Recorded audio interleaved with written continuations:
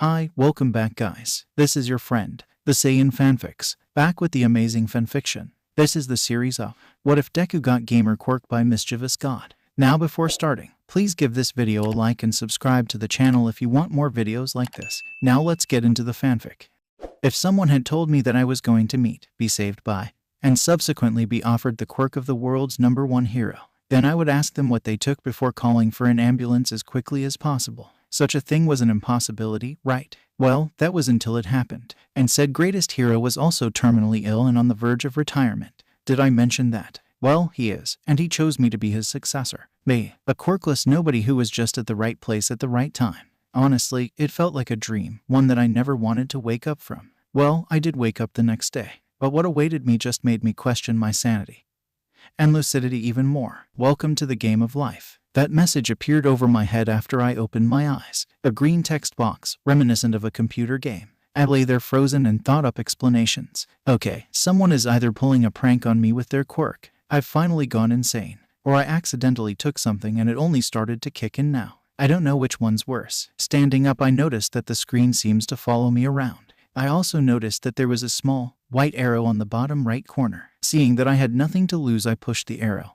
And to my surprise, I made contact with a glass-like surface and the text changed. Greetings, my name is Isobai, and I'm what you might call a god. Why am I here, you may ask? Well, I've grown bored and decided to mess with you mortals for a bit. How? By giving one of you an unreasonable power, of course. Even though it was just text on a screen, I could have sworn that I heard a mischievous voice while I read it, along with a burst of almost never-ending laughter. Whatever this was, it was way too elaborate to be a prank, and I'm reasonably sure that even the most powerful of drugs couldn't pull this off. Correct. Now don't interrupt me again. Here's the gist of the situation. I'm giving you a quirk to call your own. It's called Psych. Name it yourself. It's your quirk now, so I'll leave it to you. The only thing I'm going to give you is the instruction manual. That was the only warning I got before a massive 1,000-page book smashed into my face, which somehow weighed nothing. I'm starting to believe him, as crazy as it sounds. Speaking of which, why am I not freaking out right now? It was starting to worry me, to be honest. I was a jumpy guy on the best of days. This has not been my best day, to say the least, yet I'm perfectly calm. Just read the manual. I made it super comprehensive, so don't be like one of those idiots that just jump right into a game without doing the tutorial. Fair enough. I did as I was asked and looked through the first page of the way too light book. This Isobai guy really likes his jokes, I guess, explains the name. The book wasn't a book after all. It was just a holocase with a modern holographic tablet inside. It actually looked even more advanced than any of the newest models I've seen so far. When I turned it on, a globe-like logo was made before it turned into a basic screen which read as such: Congratulations, Izuku Midoriya. Your life has now become a game, both for yourself and for those watching at home. Audience applause. This obviously comes with some pretty cool advantages, including but not limited to the following. Gamer's body. The user's body now acts like that of an RPG character. Don't believe me? Would you kindly look at the top left side of your vision? I did so, almost involuntarily, and a red health bar was there waiting for me. Under it sat the numbers 100/100. At least I was healthy, physically anyway. I went back to the tablet, which immediately changed to show the next advantage as it said, Gamer's mind. All negative mental status effects are lowered. The player can still feel emotions. Positive emotions have no reduction applied. Neutral emotions likewise. Negative emotions are only felt at 30% intensity. Okay, that explained it. That was pretty incredible for an entry-level ability. I should get up now. All Might asked me to come by rather early and I shouldn't keep him waiting. After getting dressed, writing a note for when mom wakes up, and eating a quick breakfast, I ran towards Dagaba Beach at a jogging pace. Ping. Movement skill tree unlocked. Skill already leveled up. Starting level 14. Increases running speed by 7% cost. 2 SPS. A green stamina bar appeared just under my health bar. It started at 200 and it was slowly depleting as I ran. It was a pretty basic skill, but hopefully I can level it up some more and gain a better bonus. About halfway to my destination, a thought occurred. I wonder. I picked up the pace and started sprinting, going about twice as fast as I used to. Ping. Sprinting skill unlocked. Sprinting skill already leveled up. Starting level 20. Increases sprinting speed by 10% cost. 4 SPS. Why is my sprint skill at a higher level than my running skill? My mind flashed back to most of my life and I found my answer. Fucking Deku. D-I-I-I-E-E. Right, stupid question. With these two skills combined, I was able to run a good deal faster than I used to. However, with the stamina drain being what it was, I would run out of SP in under a minute.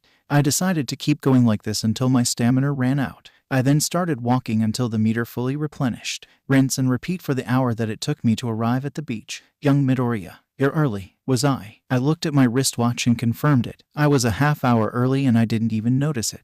Was I too focused on leveling my skills? I realized pretty early on that the messages I was receiving from the game system were entirely internal. It wasn't tied to my hearing or sight, but my mind itself. So whenever I wanted to see something, all I had to do was think about it.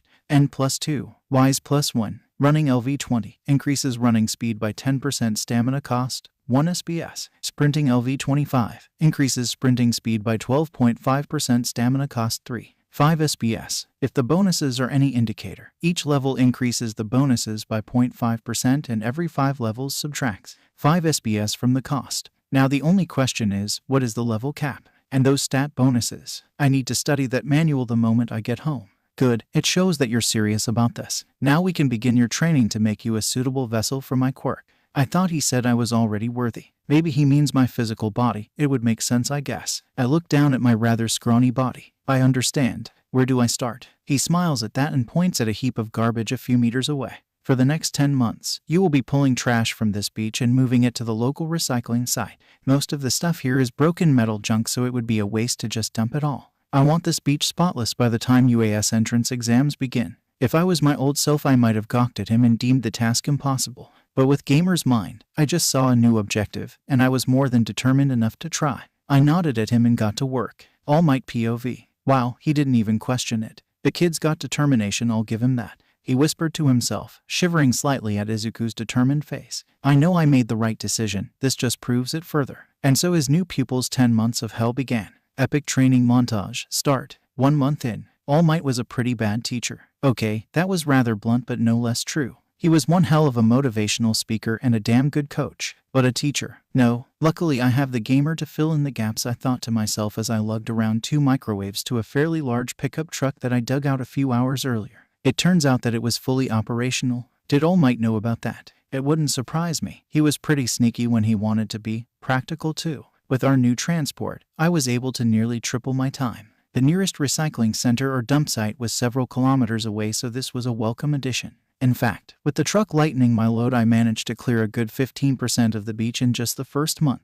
All Might was noticeably impressed. And also a little suspicious, but that would come later. Anyway, back to the gamer. I managed to finally read the manual. The thing was a huge repository of information, and the game itself was massive in scope. Most of the progression seemed to rely on skills. There was an uncountable number of them. If you could think of an action, ability, or talent, it was probably a skill. Speaking of which, I had the following. Running LV Max, increases running speed by 15%, cost, none. Sprinting LV Max, increases sprinting speed by 25%, cost, 1 SPS. Free running LV 30, the player is no longer bothered by rough terrain. Increases movement speed by 10%, cost, 5 SPS. Controlled breathing LV Max, increases stamina regeneration by 100%, current region, 60 SPM. Acrobatics LV 10, grants 1 AGI per level. The player can treat vertical terrain as regular terrain with a 75% movement penalty. Unarmed combat LV Max unlocks the fighting skill tree, grants 1 STR per level. Player deals 30% bonus damage with unarmed attacks. Boxing LV 20 grants 1 AGI and 1 STR per level.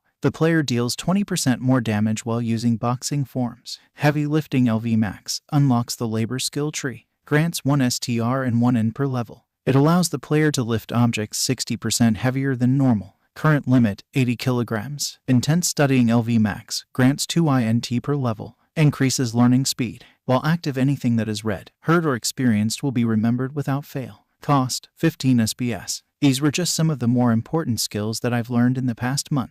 If you were wondering about the level cap, each skill had a rarity. Running, for example, had a rarity of common. This meant that its level cap was only 30. Sprinting, on the other hand, was an uncommon skill. Its level cap was 50. The rarities went universal, common, uncommon, rare, and epic, with level caps of 10, 30, 50, 70, and 90 respectively. I had a sneaking suspicion that there was a 6th rarity, and its cap was 100, but I had no way to prove it. A good portion of the manual was level capped. Unless I had the prerequisite level, skills, or talents, I couldn't access it. What was my level, you may ask? Well, character sheet, Izuku Midoriya. Title, Apprentice Hero. Level, 17. Age 14. Height 166 centimeters. Weight 65 kilograms. Stats STR 117. AGI 41. End 62. INT 112. Wise 12. Cha 30. Points 16. I had no idea why my wisdom was so low, or why my charisma was so high, but I couldn't complain about the results I was getting from training. In just a short month I had already gotten 10 times stronger. It was insane. Although my most important skill would have to be this one. The only epic level skill in my collection, Analyze LV32, grants 1 int per level. It allows the player to analyze any object and receive information on it based on skill level. Current information, object name, object quality, object stats. Analyze does not work on objects 20 levels higher than the player. Cost, none. It was insanely useful for a variety of reasons. At first, the information that it gave me was vague at best, and it only applied to inanimate objects. After leveling it up, however, I've been able to analyze living things too, including myself. Any damage that I received from overworking myself, any opening in my guard, any misstep. I'm aware of all of them so long as I'm paying attention. This skill single-handedly accelerated my training to new heights, so much so that All Might even pull me aside one day during training. Young Midoriya, your rate of growth has been nothing short of phenomenal. Not only have you taken to your training like a fish to water, but you've improved exponentially in both your technique and your analytical abilities. Are you sure you didn't have a quirk? His praise was welcome, but he was right. This would look suspicious to anyone, so I decided to come clean. At least partially. All Might, I think you might be onto something. You're right, this growth rate is unnatural, and I have no idea how it's happening. Maybe I should see a doctor. Not an outright lie. I just mince the words a bit. Maybe All Might will know someone that can look into this gamer ability further. All Might deflated into his true form and gave me a serious look. Good idea. It seems to be a beneficial change if anything, but it would be best to make sure of that rather than continue blindly. Meet me here again on Saturday and I'll introduce you to a friend of mine. If anyone can make sense of this, it's her. Hopefully, you're just a late bloomer. I agreed to it, of course. The only thing I really knew about the gamer is how to use some of its features, and the name of the person or god that gave it to me. And if mythology has taught me anything, it's to not trust a god when they give you something for free. At least he was pretty upfront about the reason. Who knew my life would spiral this far out of control? I'm officially All Might's apprentice, and apparently the new source of entertainment to some random god and an audience if the manual was to be believed. Your days. I can't believe I'm actually here. Was the thought repeating itself in my head as I walked with All Might towards his friend's workplace? Did I mention that said friend was Recovery Girl, and that she worked at the place that I've always dreamed of attending? Well, she is, and she does, and it's only because of Gamer's mind that I'm not a stuttering mess of pants-pissing fear. Turns out that when your negative emotions are suppressed, the positive ones come out much easier. So instead of crumpling up into a ball of anxiety, I was smiling like a loon the whole time. You're taking this a lot better than I thought you would. I guess all that training did you some good in more ways than just the physical. At least All Might wasn't suspicious about my sudden personality shift. It made sense since we've only really known each other for a month. One less problem to deal with. All Might Sensei, before we meet Recovery Girl, I should ask, does she know about One for All? I asked. All Might froze at that and facepalmed. Stupid. Anyway, yes, she does know. She's one of a handful of people that do. The only other person in this school that knows is the principal, so don't go spreading it around, he said in a sheepish and slightly worried tone. He really is just a big goofball when you get to know him. At least it's endearing. Apparently, Gamer's mind treated hero worship as a negative emotion, so I've had a bit of time to get used to All Might without the emotional baggage attached. I still highly respect the man, and I still like him as a person, of course. That hasn't changed, but I think it's become far more genuine now that the rose-tinted glasses have fallen aside. We arrived at the nurse's office shortly after entering the school. It was located right at the front of the main building for the sake of simplicity. I guess with all the injuries that the hero course students get, it makes sense to have the infirmary in an easily accessed location. She hadn't been what I was expecting. Toshinori-chan, what brings you here? Her head turned to me before a look of understanding appeared on her face. Ah, so he's the one, isn't he? A little scrawny. I suppose you want me to take a look at the boy. She deduced it so easily. Even All Might was a bit taken aback by this. Cough, yes, please. You see, young Midoriya here has had a recent change happen to him. For the last month or so I've been training him in preparation to receive One for All, and in that time he has shown a startling level of improvement. In fact, here is what he looked like before we started training. It should help get my point across. He showed her his phone, which had a picture of me from about a month ago. God, I was a stick figure back then. The difference was clear, even with me wearing baggy clothing. Okay, Sonny, if you're taking steroids, say it now. I promise I won't be mad. Recovery Girl said with a straight face. My eyes widened before I denied it. What? No, that's not it. I think I'm just a late bloomer. I haven't taken any drugs or anything like that. And it's not just my muscle growth either. I've been learning things faster, and even my senses have improved too fast to be normal. That's why I came here. I was met with a few chuckles from the elderly woman who just looked amused. I know, kid, don't worry. Steroid users always have signs, especially the ones that create these kinds of results. You haven't shown any of these signs, and I know that Toshinori is a better judge of character than that. She reassured me with a smile. What's happened to you is strange, though. I can run some blood tests to see if I can find anything until the results are in. You'll just have to pray that it's nothing overly serious. I agreed to it, even if I already knew what the ability did. Making sure that it showed up in my DNA was important after all. Quirks are physical abilities, and that Asobi guy said that he was giving me a quirk, not some magic power, so it has to be biological in some way. Time skip 1 month. It's been a whole month and we've still had no word from Recovery Girl. The results should be ready very soon. Recovery Girl apparently saw several unique things that she wished to examine closer, so the analysis had to take a bit longer. While I was waiting for my results, All Might and I continued our training, although we had to make a few changes to compensate for my ludicrous growth rate. Among those changes was what I like to call resistance training. And no, not the usual kind. I had to do this kind of training myself or risk coming off as insane. I could apparently gain resistance to various types of damage. I found this out after taking a rather nasty fall from a tall pile of garbage and hitting a microwave before All Might could catch me. I gained the resist blunt force skill and unlocked the resistance skill tree, since skills are leveled through use, and my regeneration rate reached inhuman levels as a side effect of having the gamer. I knew what I had to do. I swear I'm not a masochist. I just wanted to survive anything that may come my way. And with how common fire-type quirks are, you can see where I went with that. Speaking of that regeneration rate, it was absolutely broken.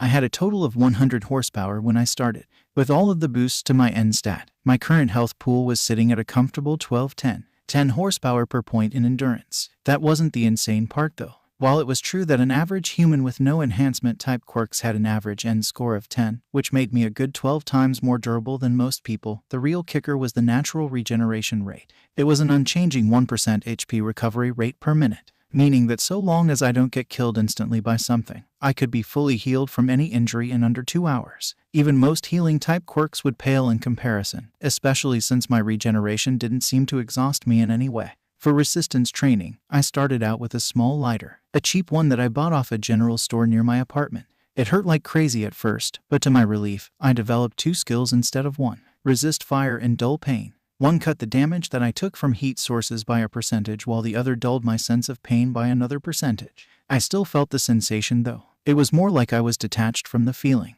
almost like being hurt in a video game. You noticed that your avatar was in pain, but you wouldn't actually be hurt. I had to take the training slowly at first, but since the skills also gave me boosts to my endurance, it meant that my regeneration rate would also go up with the larger health pool. As for my general training progress, it wasn't as explosive as it was in the first month, but it was still nothing to sneeze at. My stats all exploded after I started pushing myself to the limit. Pretty much every skill gave me small boosts to my stats, so they went up naturally. These were the results of another grueling month of non-stop shonen anime level training. Izuku Midoriya, level 25. Title, Apprentice Hero. HP, 1210. SP, 2420. STR, 150. AGI, 220. End, 121. INT, 140. Wise, 40. Cha, 70. Points, 24. I managed to change up the stat sheet a little to make it easier to read, along with taking out any unnecessary information.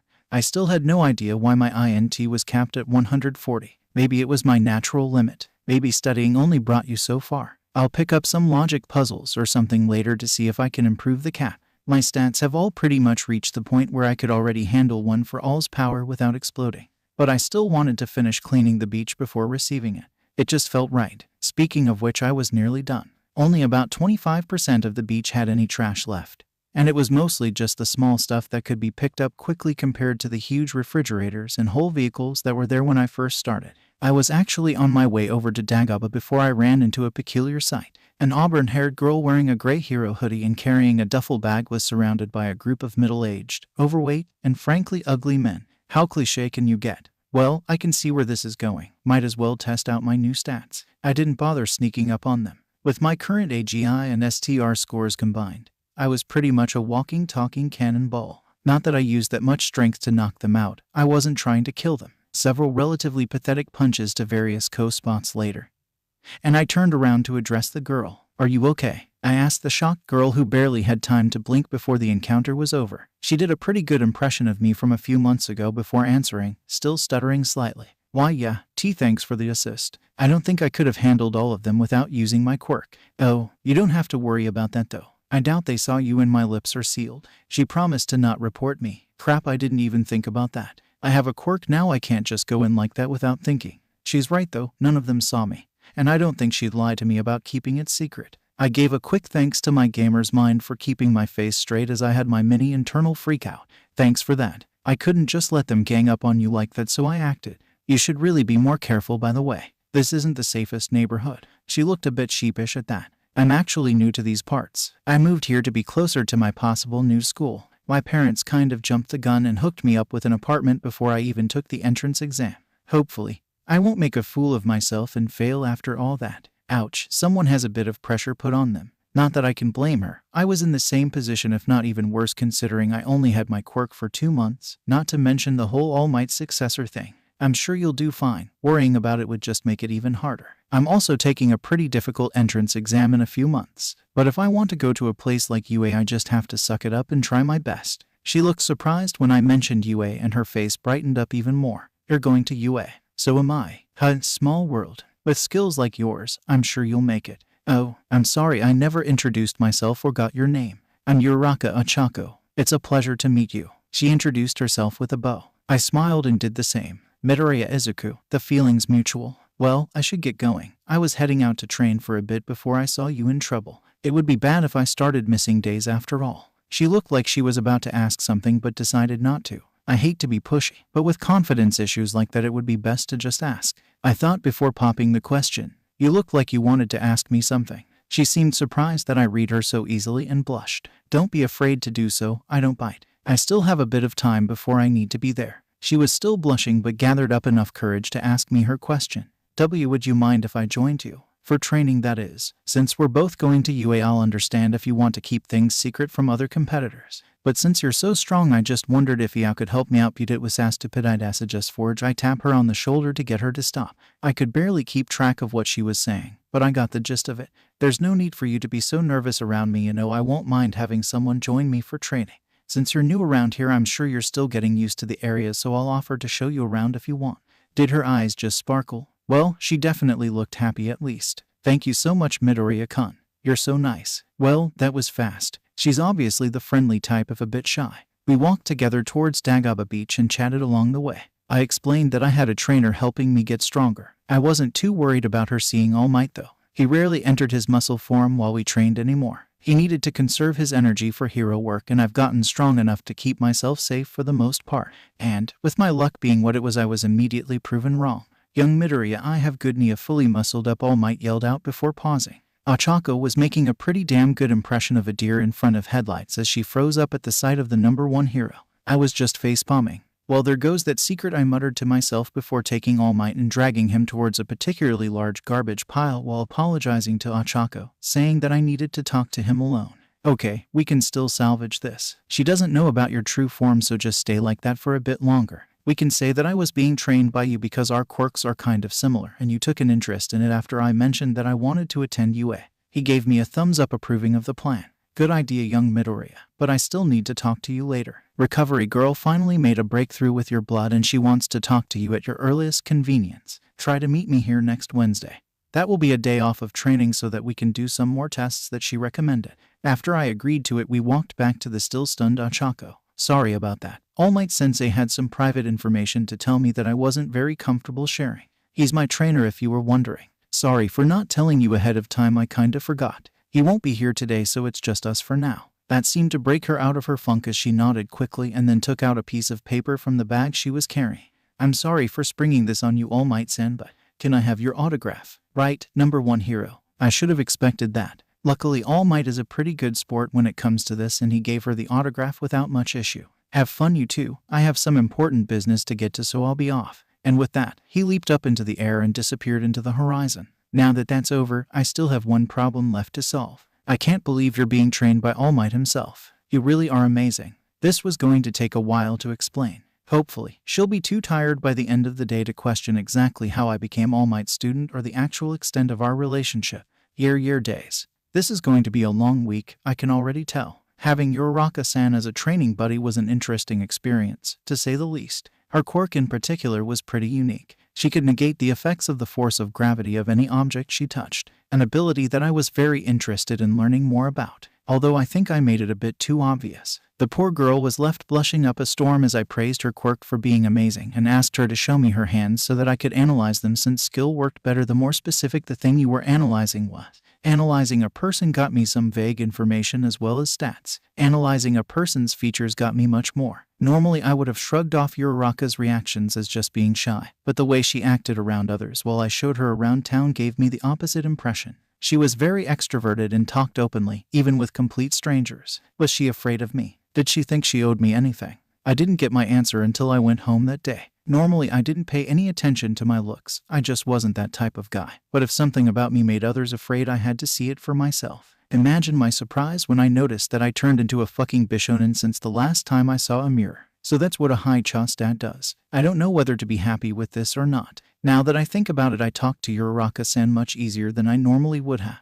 My anxiety was suppressed by Gamer's mind, but that shouldn't make me any better at talking to people. Maybe it was another aspect of cha. Charisma isn't just someone's physical appearance after all. I just wonder how Mom hasn't noticed this yet. Or maybe she has and just assumed the same thing that All Might did and chalked it up to me being a late bloomer. She wasn't the only one that reacted strangely to my recent change though.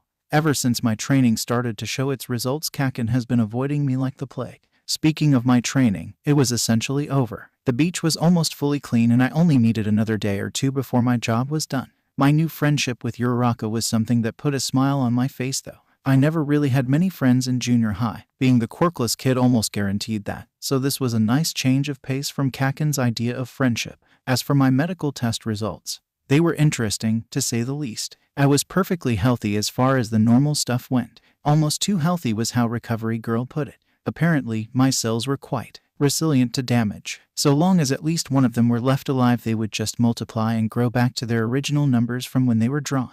Needless to say, they were brimming with questions when I told them about my regeneration. One thing was obvious though. Whatever my quirk was, it was definitely powerful. I think I'd rather keep it like that. Something tells me that telling them that a random god handed me a quirk that made my life into a game wasn't going to end well. My life was getting complicated fast. That was for sure. Hopefully, the one for all training that I'll do later will take my mind off of it. The UA exams are only 6 months away, so I really should get to studying for those. With my new INT stats, I was pretty much at the top of my class, so I had no problems with my grades.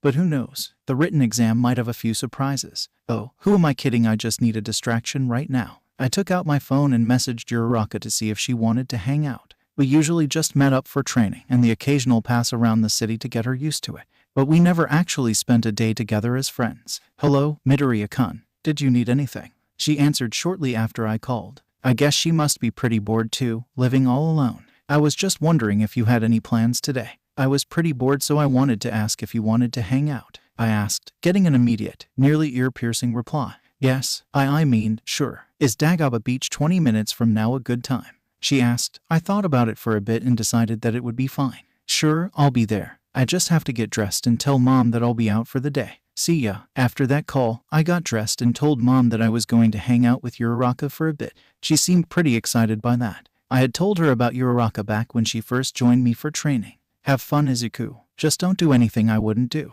I caught the meaning behind her words but chose to ignore them. Uraraka and I weren't like that. And to my relief, Gamer's mind also lowered my sense of embarrassment, something I was very grateful for. As I made my way toward the beach, I took a moment to reflect on the past few months of hard work that made the beach visible in the first place. Before I started cleaning the place up, it was basically just a landfill, with piles of trash so high that they blocked out the horizon. Now, it actually looked rather clean, with only a few stray bottles and the occasional piece of cardboard laying around. It filled me with a great deal of pride knowing that I was the one that cleaned the place up, single-handedly. It brought a smile to my face as I kept walking almost on autopilot, only noticing that I reached my destination when an energetic voice broke me out of my trance. Midoriya-kun, I am here, called out a smiling Uraraka doing what I could only guess was an All Might impression. I smiled back at her and quickened my pace again. That was a poor decision considering that she had her eyes closed and ran right into me. I was sturdy enough to stand my ground, but she was another story. Hey, she yelped out before she stopped falling. I managed to catch her before she hit the ground. The consequence of this being that I now had my arm around her waist and my face was inches away from hers. Are you okay? You really shouldn't run with your eyes closed like that. I teased lightly as her blush deepened to new levels before I let her go. She stayed there frozen for a bit before realizing that she's still only inches away from me. Sorry Midoriya-kun. I was just really excited to see you. That's just unfair. I can't be mad at such an adorable reason. I wasn't really mad, to begin with, but that's beside the point. Don't worry about it. Do you have any suggestions on what to do?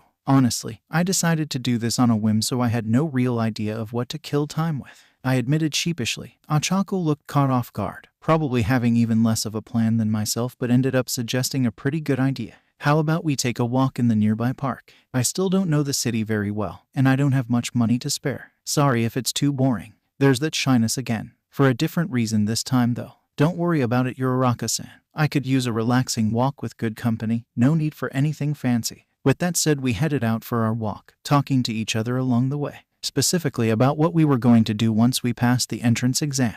I don't know really. If I do pass, I just hope that we'll be in the same class. It would be great to have a familiar face to talk to, she said excitedly. I shake my head a bit. There's no if about it. I'm sure you'll pass the exam just fine. You've come a long way since we started training. Ever since she joined me as a training partner, I had been teaching her how to box. The fighting style didn't really mesh well with her quirk, but it did teach her how to fight competently. Her footwork in particular has seriously improved. She wasn't really able to beat me in a fight though. Our stat differences were simply too high. Thankfully, she also kept any questions about All Might to a minimum, limited to some general information questions that didn't have anything to do with why I was being trained by him. If you say so, Midoriya-kun. I still can't help but worry though. Oh well, she'll see what I mean after we take the exams. We continued to walk for a bit, enjoying each other's company before we ran into a familiar face. Or at least, familiar to me. Deku, the hell are you doing here? Well, there's a voice I haven't heard in a while. Misutafu's resident explosives expert and my former best friend.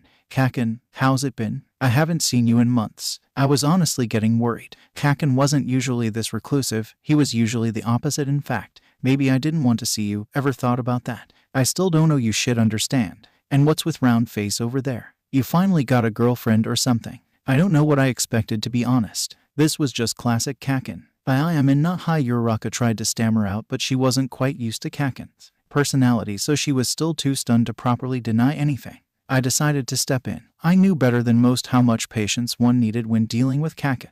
Whatever you say, Kaken. As for your earlier question, Uraraka-san and I were just hanging out for a bit. I tried to explain. Not that it would matter with Kaken's personality. The explosive boy hissed at my reply. Whatever, I noticed that you've been training lately. Don't think that it will make any difference. A quirkless nobody like you still has no chance at getting into UA, let alone beating me, he boasted, much to the relative newcomer's confusion. Quirkless? What? Uraraka said, taken aback by Kaken's seemingly random insult and blatant lie, though she was too shocked by the explosive quirk user's personality to get a word in on the conversation. I could still salvage this. I'm not quirkless anymore, Kaken. You've been avoiding me for a while, so I can see why you would think I was. Turns out I was a late bloomer. He didn't take that very well, which was expected. This was Kaken I was talking to. Bullshit. Do you really think I would believe that crap? Great, this isn't going to end well. I should probably give him some time to calm down.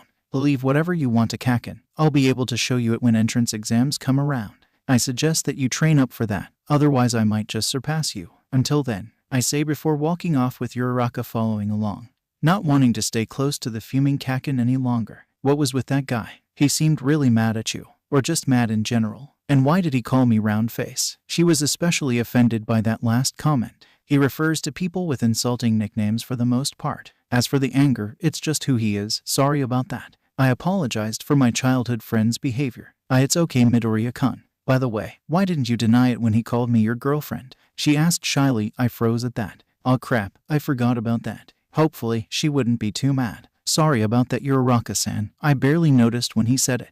I apologize if it made you feel uncomfortable. I apologized quickly, hoping to get off lightly. Oh, not at all. It's fine, really. I was just surprised is all. It's not like I'm anywhere in your league or anything, she said shyly, looking down at the floor. Now that wasn't right at all. I knew she had confidence issues sometimes, but this was a bit much. Don't talk like that, Ochako-san. You're more than good enough. If anything, I'm the one that doesn't deserve to be with someone as nice as you. I reassured her before freezing. It was right then that my INTCH stat kicked in. Did we just confess to each other? Oh God, we did. I'm not prepared for this. Did she realize this too? I looked towards her and she was practically steaming from her ears. Year days. I just wanted to have a normal day, hanging out with a friend for a bit. Instead, I ended up meeting an old friend, challenging him to outdo each other in the upcoming exams, and somehow getting a girlfriend. Why does my life need to be so complicated? 1 week after the Bakugou incident, All Might and I arrived at Dagaba Beach a few hours early that day. The beach itself was completely unrecognizable. It now had pristine, nearly white sand rivaling the greatest beaches in the world.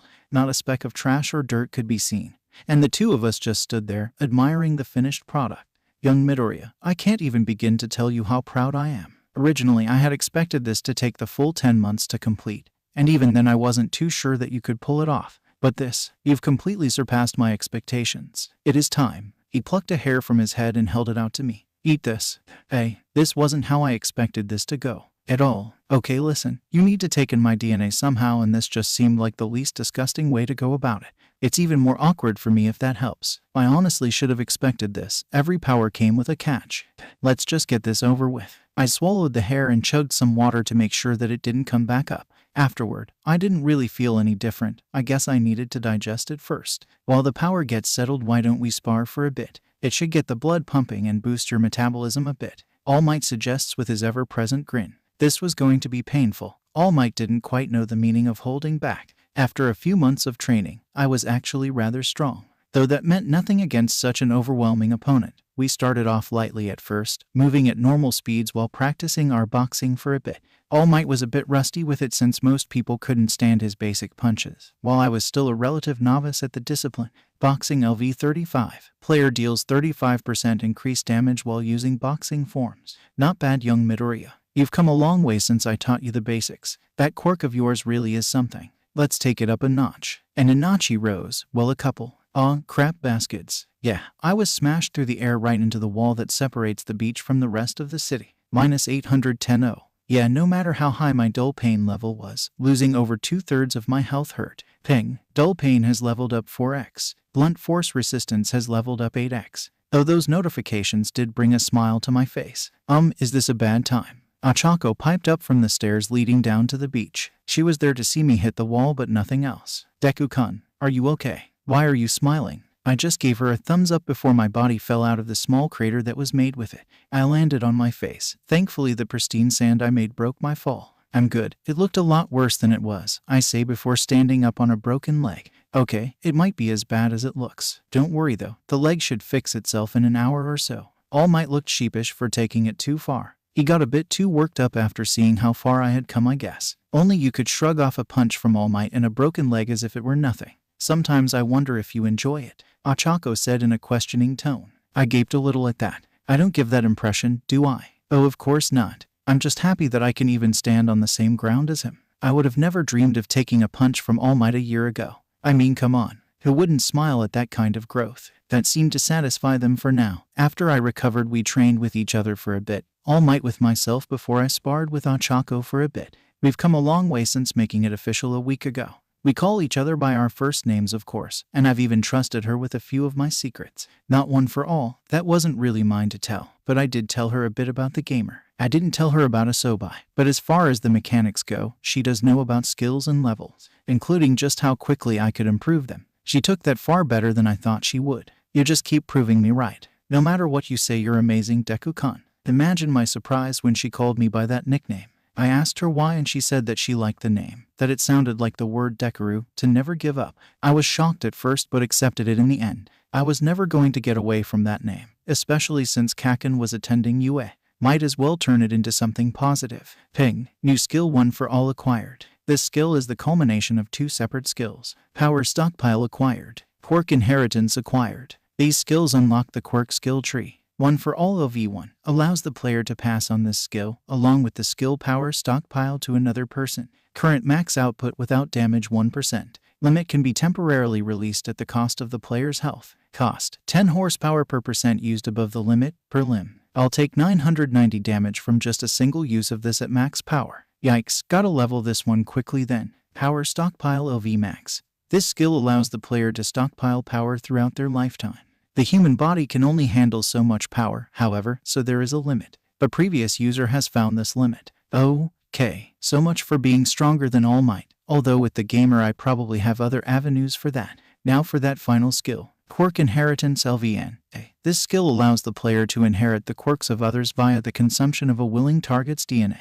However, this is limited to the number of times one for all has been passed on. Current limit, 8 quirks. I needed to talk to All Might about this later. But for now, I should tell him that it was time to test the waters a bit. All Might Sensei, I have an idea but it might not end well. I just want to let you know beforehand that it might injure me. I gave him a wink and pointed at my arm to let him know what I meant. Sure, that's the reason I'm here. Feel free to experiment a bit. He gave me the green light. Nodding, I approached the ocean and mentally prepared myself. I cocked back my fist and internally screamed, Detroit Smash, Son Goku, eat your heart out. A large trench was carved into the ocean which stretched for miles. More than a few fish were freaked out by the sudden disturbance. And my arms broken. Great. Ping. Blunt force resistance has leveled up 2x. Dull pain has leveled up 2x. One for all has leveled up. Even with the intense pain I couldn't help but grin with everything I had. Especially with the last notification. Special move skill tree unlocked. Detroit Smash unlocked. Detroit Smash uses 100% of the energy and power stockpile. Deals 100% bonus damage when yelled out in a straight line, decreasing by 10% per 10 meters cross.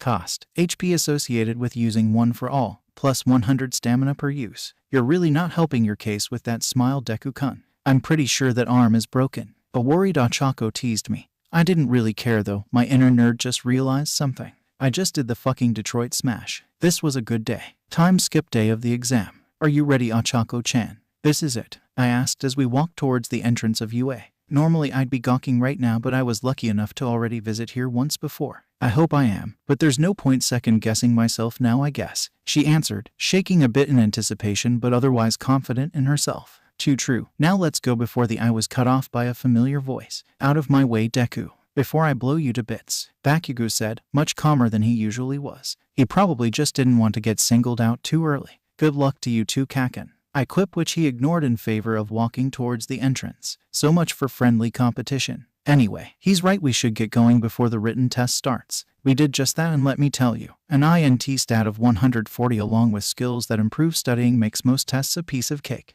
Oh, hey Kaken, guess they ordered these seats by middle school. He just grunts in response as Present Mike shows up to explain the practical portion. Robots, huh? Nothing too bad. I could probably take them on without needing to use one for all. In other news, Kaken seemed pretty pissed that we weren't sharing the same arena. It was all going relatively smoothly until one kid raised his hand and asked about the 0-point robot that was yet to be explained.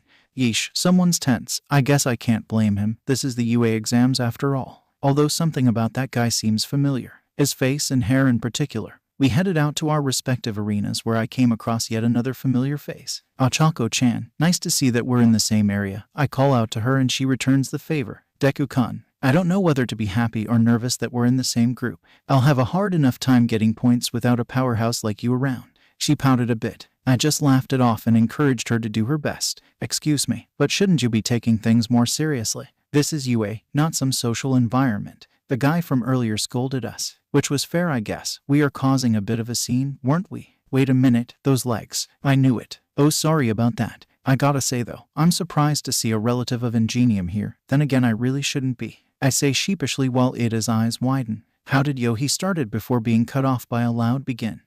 No countdown. Makes sense, I guess, if they were going for realism. I bolted from my spot, heading towards the now open city, with my speed being what it was. And with the head start that I had, I reached the first enemy villain before anyone else. It was a basic, green-colored robot with what appeared to be missile silos on its back. It moved on treads and had a large white 3 painted on it. I should probably aim for the center. The silos almost act as a perfect funnel for a hard kick. Turns out that was the correct decision. The missiles shot out but were way too slow. I dodged them easily enough and landed a full-powered kick at the center of the machine. Surprisingly enough, the metal was fairly weak and it crumbled under my foot. Power attack skill unlocked. Not bad for a common skill. I guess they can't exactly waste money making these things particularly smart. This city alone must cost millions. I thought as I moved on to the next villain. I noticed that the others were finally catching up with me. The Ida especially. Oh well, just gotta focus on the villains for now. The 1-point villains had very simple weak points. Take off the head and the rest goes with it. Said head had a neck made of open joints and fragile bolts. Too easy. The 2 pointers were equally simple, but I needed something with a bit more oomph to pierce their armor. I scavenged a piece of a 1-pointer and used it as a makeshift shield, axe to cut off the 2 pointers' heads and tails. Scavenge skill unlocked. Unlocks the rogue skill tree. Shield proficiency skill unlocked. Unlocks the weapons skill tree. Blunt weapon proficiency skill unlocked. Oh my, I'll have to look over those later. I have to focus for now. I picked up the tail of a nearby 2-pointer to use as another makeshift weapon.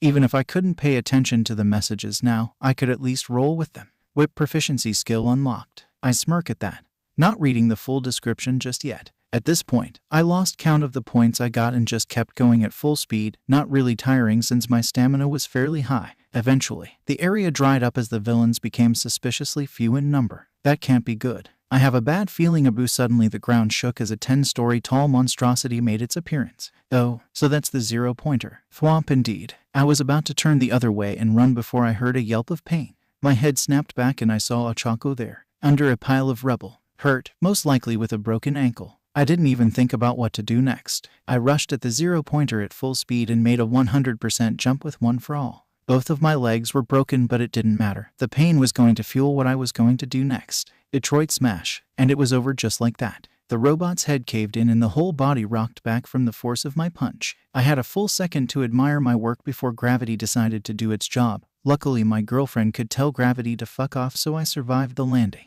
I gave a thumbs up to Ochako as she released me from her quirk. Thanks for the save. I'm so buying you Machai after this. She pants for a bit before answering, a sick look on her face. And no problem, Deku BL rag. Were those rainbows? Or was I just delusional from the pain? Either way, I couldn't help but smile at her at that moment. Oh my, you were hurt this badly by your own quirk. Oh well, it was a rather impressive feat that you accomplished, so it isn't that surprising that you overdid it. Here, recovery girl kissed my forehead, healing me almost instantly, while consequently dropping my stamina down to 1 point. That wasn't too bad though. So long as it wasn't less than 0, I could remain standing. And since my running skills were maxed out, I could do so indefinitely. I stood up right away and thanked her for the healing. Ochako-chan is also injured, I blurted out. She nodded and did the same for her, fixing her sprained ankle instantly. Now you two should get going. The results should be ready within a few weeks. We agreed and headed off towards the exit, leaving behind a slightly stunned crowd that was still looking at the destroyed 0-pointer. I wanted to properly thank and speak with Recovery Girl for a bit, but that might have been too suspicious. Sigh, I hope 35 points are enough to pass. I tried to get more, but I couldn't stop myself from helping out some of the other contestants who bit off more than they could chew. Ochako spoke up about her worries as we walked towards the train station to head home. I'm sure you'll be fine. I'm not even sure how many points I got, to be honest. I just tried my best and never looked back. Besides, you should never be sorry for helping others. You did the right thing, Ochako-chan. She smiled, a bit relieved at my reassurance. Speaking of helping others, you really saved me back there, Deku-kun. That special move of yours is really something else. The way I spun it was that my quirk allowed me to surpass my limits, but only for a moment.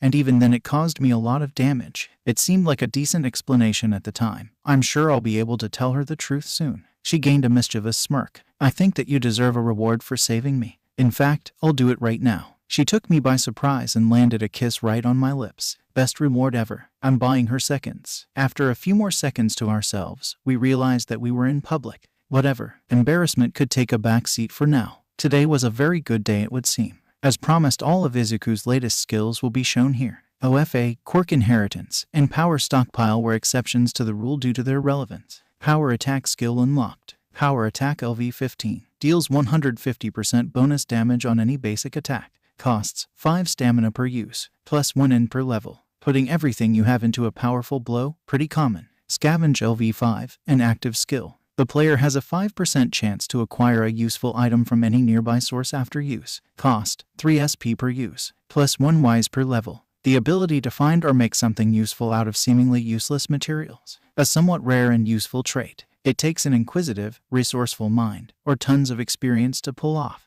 Izuku has 2 of these traits at least. Shield Proficiency LV1. Using a shield caused the damage to be halved. The other half is transferred to the shield's durability. Plus 1 N per level. People give shield users a hard time. It's totally a weapon. Blunt Weapon Proficiency LV7. Plus 7% damage while wielding blunt weapons. Plus 1 SDR per level.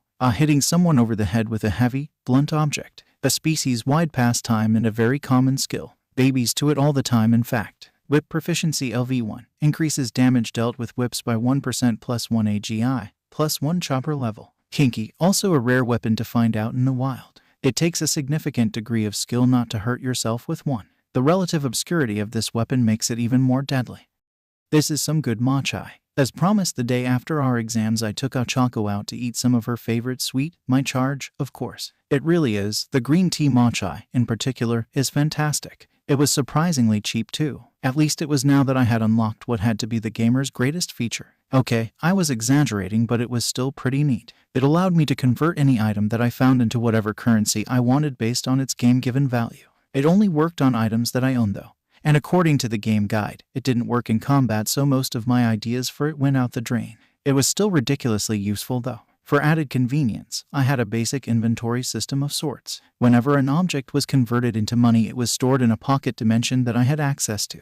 This also helped me keep track of fractions since some things weren't even worth 1 yen. Basically, it encouraged me to clean up the streets in a very literal way. I was more than happy to do it too. While the monetary rewards were about on par with a basic part-time job, I was mostly doing it for the sake of following All Might's lessons anyway. The money was just a nice bonus. Apparently, it was tax-free too, so I did feel a little guilty, but to be fair, I was also doing a public service, so it evens out, I think. I hope we get placed in the same class, Deku-kun. It would make the first few days much easier. True enough, although I don't think either of us will have much trouble making friends. Ochako is too sociable and kind to have any real problems, and I was literally 9 times more charismatic than the average person. I'm not sure how the game quantifies that, but it hasn't been wrong so far. We should be fine. I doubt we would have much trouble integrating with everyone else. Plus, they're in the same boat as us. The only real complication I can see happening is if we were in the same class as Kaken. She froze up a bit at that. Yeah, I couldn't blame her. Us being in the same class would be awkward, to say the least. I don't know if I'm comfortable letting you pay for all of this, Deku-kun.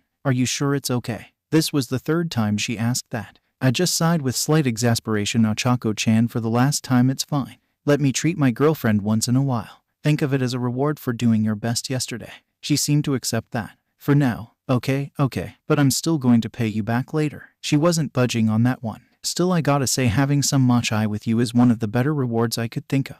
Yue really doesn't pull any punches. Those robots nearly got me a few times back there, she exclaimed while holding her stomach a bit. I guess the heavy metal enemies made her go over her limit. Hey, you guys took the entrance exam too? A voice came from the table behind me. I looked back and locked eyes with a red-haired boy and a girl with yellow eyes, black sclere, pink hair, and skin. It was pretty crazy, huh? Those robots were pretty tough, but my horn buddy and I handled them. I'm Ashido Mina, by the way, and this is Kirishima Ijiru. She introduced herself and her friend. She's the energetic type, I can tell. Hello, I'm Uraka Ochako, and he's Midoriya Izuku. Nice to meet you. Leave it to Ochako to make a good impression. They seemed to take this well and asked if they could join us. Ochako was fine with it, so it was okay with me. This wasn't really a date either, so they weren't interrupting anything. Turns out that we got along rather well. Kirishima was the general manly man for the most part. He was extroverted and open about what he thought. He was also rather earnest and helpful, spending a good deal of his time helping the other examinees when they bit more off than they could chew.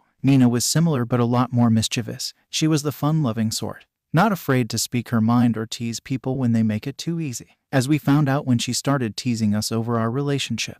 But thanks to Gamer's Mind and my high cha, I was able to hold my own. Speaking of stats, I was curious. Analyze. Ashido Mina. Age, 15. Level, 22. Height, 159 centimeters. Weight, like a feather, you bastard. 3 sizes. I might tell you if you're a good boy. Stats, HP, 300. SP, 600. STR, 14. AGI, 25. End, 30. INT, 13. Wise, 9. Sha, 26. Highest level skills. Acid Quirk LV 25. Acid Splash LV 10. Acid Slide LV 15. Interesting. She has a strong quirk, but her physical statistics are nothing to scoff at either. But, is the game being snarky? And why is its sense of humor so juvenile? Oh well, it's helped me enough, I can let this slide. Kirishima, on the other hand, had the polar opposite stat sheet. Kirishima Ijiru. Age, 15. Level 24. Height, 170 centimeters. Weight, rock. Stats, STR, 30. AGI, 15.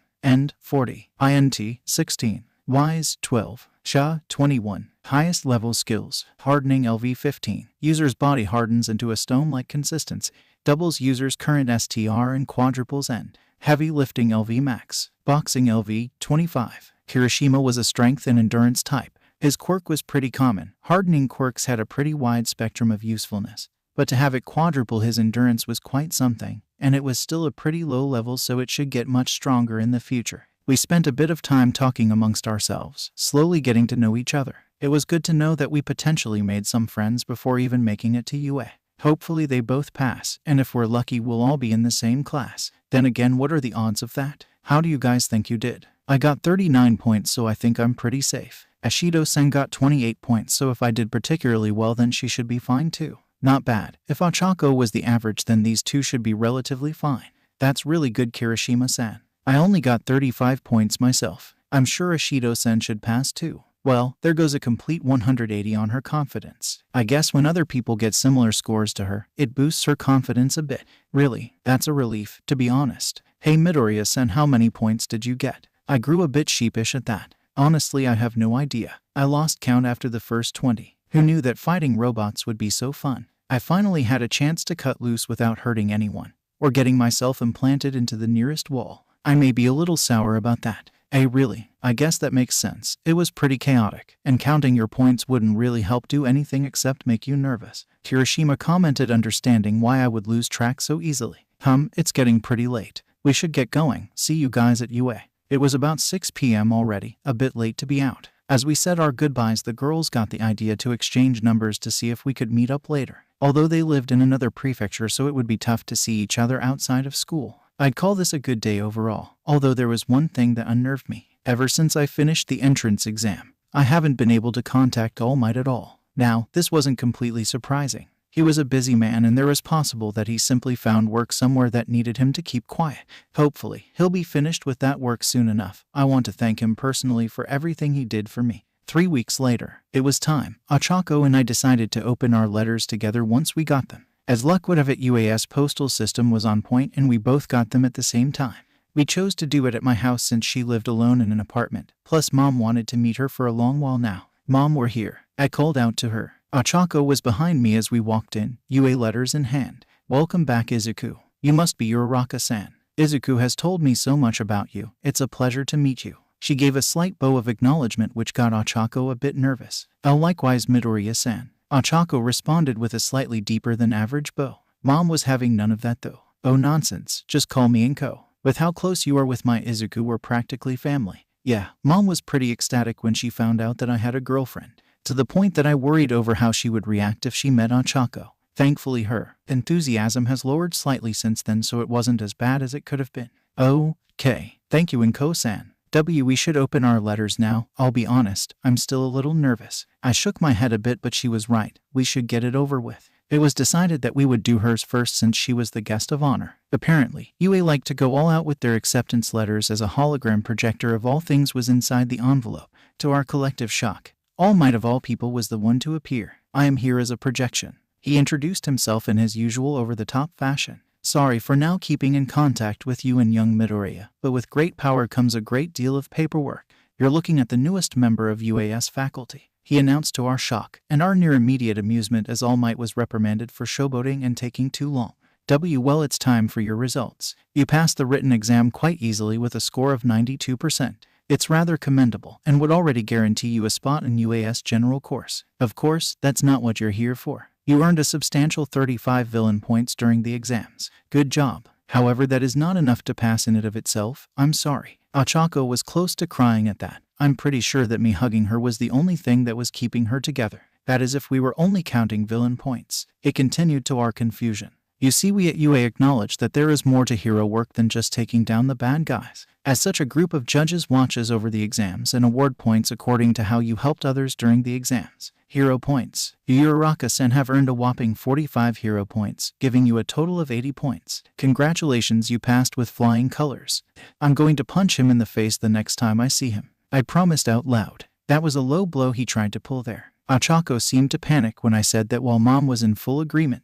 You don't just make a girl nearly cry and get away with it. Well, if I pass, that just means that you definitely got in Deku-kun. Let's open your letter next, she said, trying to defuse the situation. You're right. She let out a sigh of relief. If he did the same thing with my letter, I'll punch him twice. And she immediately grew paler at that. I opened my letter and another projector slid out. I am here as a projection. The introduction followed the same pattern as the last one. The only difference was my score, which honestly surprised me. You aced the written exam. In fact, you tied for first place along with one of your future classmates. I'll let you figure out who. To my slight embarrassment, Mom burst into tears when she realized that I had the top score in such a prestigious school, while Ochako kissed me on the cheek in congratulations. But of course you're here for the hero course. You've earned a whopping 60 villain points. Now that alone would be enough to earn you a spot in the hero course. However, there he explained the hero point system again. Okay, so I'll only punch him once. I might even use 50% instead of a full-powered one. I'll even give a fair warning before I do. That stunt you pulled with the 0-pointer stunned the judges so much that they gave you the highest score possible. An additional 60 hero points, giving you a total of 120 points. Congratulations, young man, you even managed to beat my old record. The projector shut off at his laughter as I sat there stunned. I knew you could do it, Deku-kun. I was glomped by my girlfriend, which managed to break me out of my trance. My mom wasn't so lucky though. And my baby B-boy BB broke all M-Mite's record. I am so proud. Okay, I'll lower his sentencing to a low percentage smash. Mom is too happy for me to stay mad at him. Wait, I just realized. I got first place, which means that I beat Kaken's score. He's going to be beyond pissed at me. And knowing my luck, he's probably in my class. Year days. Damn it, brain, why must you end it on such a sour note? It was finally spring, which meant two things. The cherry blossoms were in full bloom and school was coming back into full swing. It was the day before school started that I decided to meet with All Might at Dagaba Beach, the place where it all started. And as a man of my word, I gave him fair warning. All Might Sensei, your little joke made Ochako-chan cry. I hope you know that you deserve this, I say with a dangerous smile as I charge my right fist with 50% of One for All. My control was all over the place though, so it could have been 35% to 75% for all I knew. I was able to use higher percentages at will, given that I pay up with HP. But my actual control was crap. His eyes widened and he bulked up in preparation as my fist was planted into his jaw, with added force from the jump that I needed to take to reach his face. Minus 440%, not bad. My control was getting better. All Might took the hit like a champ, only slightly bleeding from the mouth, but that was normal. Holy shit, did that kid just punch All Might? Is he bleeding? Crap. I didn't notice the couple that was hanging out at the gazebo. Run, young Midoriya. Run like the wind. And we did, effectively giving any anti-quirk use laws the middle finger. Oh well, most people didn't care if you just used your quirk for transportation so long as it wasn't a volatile one like Kaken.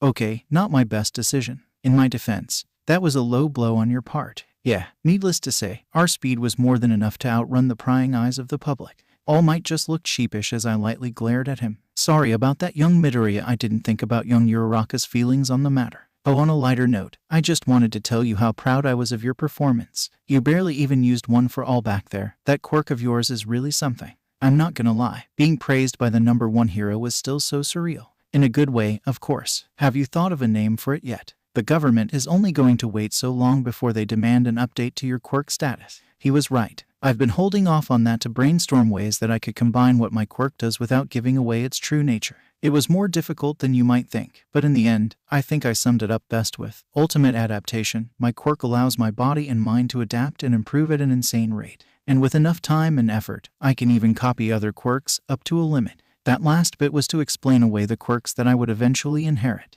It was quite a powerful quirk, but hopefully, it shouldn't get too much attention. Yes, that's a great name, I must say. And a pretty intimidating description. Definitely top tier HAHAHA. Classic All Might. I guess he practices whenever possible so that he doesn't mess up on screen. After a quick heart-to-heart, we went our separate ways, knowing that we'd see each other in 2 days' time, since tomorrow was just a half day for orientation, and to meet the faculty. Little did I know that I was going to be doing something a bit more tiring than that. Next day, a classroom. This is it. Class 1A. Thank goodness we ended up in the same class, Deku-kun. Now we just have to check to see if Mina-san or Kirishima-kun are there. So did I, but I wasn't holding my breath. I mean, there were 40 students and 2 hero course classes. The odds of all 4 of them being in the same class were in the single digits. Ochako opens the door and immediately gets glomped by the pink terror. Ochako-chan, Midoriya-kun. I knew we'd be in the same class, probability be damned. Well, that was certainly nice. I gave Kirishima a fist bump as we walked up to each other. We were about to catch up before a new voice jumped in. Hello, my name is Ida Tenya from Sumi Academy. You're Midoriya-san, right? I would like to apologize to you for misjudging you during the entrance exam. It's obvious that you knew the true nature of the exam. As a student, you're clearly superior to me, he said while making exaggerated arm motions.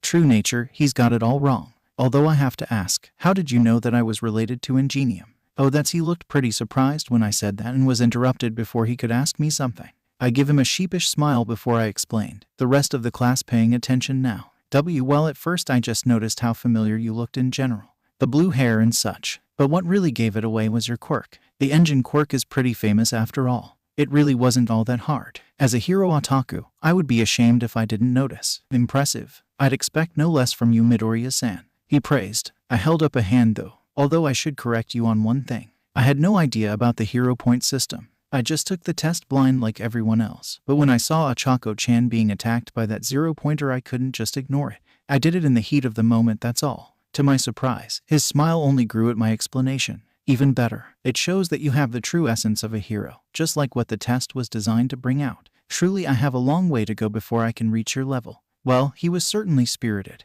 Although I can't say that I wanted all of this attention on me so early. If you're just here to socialize, then leave. A dry voice came from behind me. I turned around to see some kind of caterpillar man lying down outside of the door. This is the hero course, he said, interrupting himself as he drank a nutritional jelly in one go. It took you all 5 seconds to quiet down. Not bad, but not ideal. I'm your homeroom teacher, Aizawa Shota. Quickly put these on and head out to the grounds. Our teacher. That means he's a pro, but I don't recognize him. Regardless, he seems like a man who values efficiency, so I don't waste any time doing as he said. The rest of the class followed shortly after. We arrived at the school's testing grounds and were met by our sister class, 1B. Amongst their ranks was a certain blonde. Deku, so you did pass. Whatever, it doesn't mean anything, I'll still crush you. Good old Kaken was in 1B, and it seems that he has a score to settle. Their teacher, the hero Vlad King, just looked exasperated. How many times do I have to tell you, Bakugou? Calm down. The blood hero scolds before turning to Aizawa. So what was so important that you wanted us to skip orientation of all things? This better be good, Aizawa-san. He sounded ticked off, probably a traditionalist. Aizawa didn't seem to care though. Today we will have a quirk apprehension test to see where everyone stands. To do this, we will be doing a few basic physical tests that you should all be familiar with. However, as the test implies, you will all be able to use your quirks. Vlad-san, would you please send one of your students to demonstrate? Vlad grumbled a bit but complied, sending Kaken in for the softball throw. So long as you stay in that circle, you can do whatever you want to achieve the maximum score possible, Aizawa explained as Kaken grinned. He cocked back his arm and propelled the thing into the air. Die. Classic Kaken. Aizawa pulled out a cellular device that showed his score, 705.2 meters. They were all surprised by the power behind Kaken's blast. A few even saw the exercise as a fun game, which seemed to piss Aizawa off. Fun, huh? How about this then? However, gets the lowest score in my class will be deemed hopeless and expelled immediately. That certainly stopped everyone cold. What the hell? But that's not fair at all, we just got here. A boy with a headband from our class spoke up in outrage. But yet again Aizawa was unmoved. Fair. Natural disasters, highway pileups, villain attacks. None of these things are fair, yet they happen all the time. Heroes exist to overcome and mitigate this unfairness. If you all want to reach the top, then you should get used to hardships early on. This is the UAS Hero course. Welcome to your first day. He wasn't wrong, the world was unfair. There's no doubt about that, but this was just. Regardless of how I felt about it, we all had to step up for the exam without exception. The students of Class 1B were impressive, and without the pressure of expulsion on their shoulders, they were a lot more relaxed as they went through the tests. We went through the tests by seating order. Class B first, followed by Class A, since Vlad was only there as a favor to Aizawa and got first dibs. The first test was a simple 50-meter dash. Most of the students of 1B had fairly normal scores since their quirks weren't speed-based. There were a few notable ones though. Katsuki Bakugou, 4.13 seconds. Hantashiro, 5.31 seconds. Mashiro Ajiru, 5.49 seconds. There were a few others that made it in under 6 seconds, but not many. Our class followed shortly after. We were a bit more speed-oriented for the most part. Ada, Asui, and I in particular had above-average scores. Suyu Asui, 5.58 seconds. Tenya Ada, 3.04 seconds. He claimed that his top speed was close to double of what he scores. With Analyze, I could attest to that. Izuku Midoriya, 1.6 seconds. I was surprised at my score, to be honest. I guess AGI doesn't represent pure speed. If it did, then a score of 220-ish like I had would make me move 22 times faster than the average human, or about 500-ish kilometers per hour. Midoriya-sen, you've beaten me yet again. And in a contest of speed, I must work harder. Okay, I'm flattered and all, but he really needs to ease up a bit. The hell was that, Deku? You've only had your quirk for a year. What utter bullshit is that? Confusion and jealousy. Two things I would never think Kaken could express, let alone at the same time. Too bad that his yelling caught the attention of everyone else. I didn't want that little nugget of info to leak. No way. Under a year and he's already that fast? How? One of the Class B students asked from the slowly growing crowd. All I could do was rub the back of my neck sheepishly. My quirk is a special case. It's an adaptation-type quirk that lets me learn and adapt to things much faster than normal. That's why I got so strong, but I've reached some diminishing returns lately, so my future growth won't be as explosive. Pardon the pun, Kaken. Yeah, Kaken didn't like puns, go figure. That's enough. We've wasted enough time as is. If you want to socialize, do it after class. Aizawa spoke up, saving me from a veritable tsunami of questions that were no doubt on people's lips. The next test was for grip strength. Again, the results were pretty average across the board. Class B was the more strength-oriented class. They had plenty of power-type quirks including Kendo, Monoma, Bondo, Sadu, and Shoji. Most of them cracked the 300-kilo mark, while Shoji impressed everyone with his score of 540 kilograms using 3 arms. I was also pretty interested in Monoma. Copy quirks aren't very common, although I was a little afraid of what would happen if he copied the gamer. Or would one for all override it? What about when I finally inherit other people's quirks? Will he get all of them, or will it be random? I was so focused on questioning the logistics of copy quirks that I didn't notice my own score. Unluckily, Kirishima did it for me. Wholly over 700 kilos. I knew you were manly, but not that manly. Tetsu joined in shortly after. It looks like Kirishima found a kindred spirit. This is going to be my whole day, isn't it? Don't get me wrong, I like being praised as much as the next guy, but after a while, it just becomes embarrassing to have everyone look at you like the second coming of All Might or something. Oh, wait. Year days, I guess I'll have to get used to this. To my surprise, someone actually managed to beat my score. While Yaoyorozu-sen managed to get 1,000 kilos. She created an industrial clamp and just used that. I'm not even mad, that's impressive. If anything, I was happy that someone managed to beat my score. It got some of the attention off of me. I should thank her later. And that name, it seems oddly familiar. The third test was the standing long jump. The scores for this one were hit or miss. Either the person got a perfectly average score or they jumped the sand entirely. The ones that made it all the way were myself, Ochako, Yaoyorozu, Ida, Todoroki, Shizaki, Isui, Kaken, Monoma, Takage, Minta, Shoji, Takoyami, Aoyama, and Shiro. The fourth test was also pretty basic. Only Minta and Monoma managed to get a good score, bouncing off their respective purple balls for victory. Komori tried something similar with her mushrooms, but it didn't work quite the same way. I was also close behind, but this isn't the kind of speed that I was used to. The fifth event was what most people were waiting for after witnessing Kaken's energetic example. Since he already went, he was exempt from participating. His classmates were no slouches though. Takage in particular, and Monoma by extension, blew the rest of Class B out of the water. Considering the fact that she could fly with her quirk, all she had to do was levitate the ball up as far as she wanted while staying in the circle. Aizawa showed their scores. 15 kilometers, they had to stop there since any higher, and their flesh might start to boil from the low-pressure environment. As for Class A, we had a bit of an unfair advantage. Momo, for one, created a military-grade grenade launcher and blasted the ball nearly 3 kilometers into the air. Koda asked a small flock of pigeons to carry the thing as high as they could, about 2 kilometers. And Ochako was our star student in this one, seeing as she scored an infinity. Yeah, it really wasn't a fair comparison. It was my turn to give it a try when Aizawa addressed me. Midoriya, during the entrance exam, you demonstrated a power that far exceeds what you have shown today. There better be a good reason why you're holding back. Oh, so he noticed. Let's see if that story All Might and I came up with will cut it. I can use that power, yes, but it will leave me injured afterward. While my quirk does give me a decent regeneration rate, it would still take a while to heal my arm. Actually, I just thought of something that might make a good compromise, I said with a smile on my face. Ochako noticed and facepalmed, knowing what I was about to do. Deku-kun, this isn't helping your case, you know. I just shrugged and entered the throwing circle. I should probably give some context to this for the sake of the other students. My quirk is made for adaptation and learning.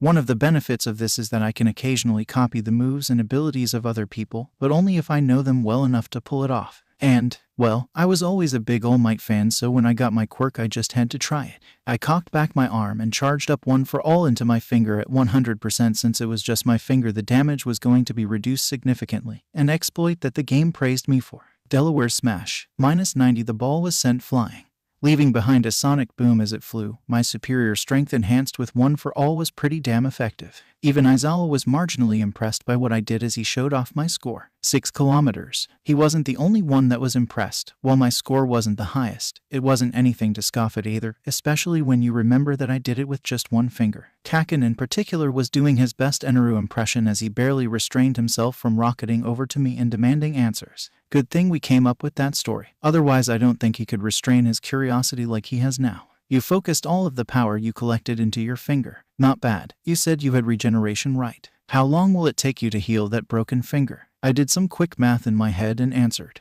about 3 minutes. He nodded and the tests went on. I wasn't deemed injured enough to need recovery, girl, since my natural healing would take care of it anyway. In fact, by the time the next test was over, I was already healed. The seated toe touch wasn't exactly difficult, although some people were more flexible than others. The sit-up test was equally simple. I won easily enough. With my max levels in basic exercises, I had effectively infinite stamina for most physical exams. Kaken tried to keep up, but that just wasn't realistic. As for the long-distance run, someone actually tied with me. Yaoyorozu created a solar-powered scooter and just kept going along with me. Eventually, we just conversed with each other for 5 minutes until Aizawa realized that neither of us was going to stop in the foreseeable future. The scores have been averaged out for the sake of convenience. Oh, and about that expulsion, I lied. He lied that time. Thankfully, with my cha and wise stat, I was getting pretty good at telling lies. It wasn't perfect, but it helped against people that weren't trying too hard to hide something.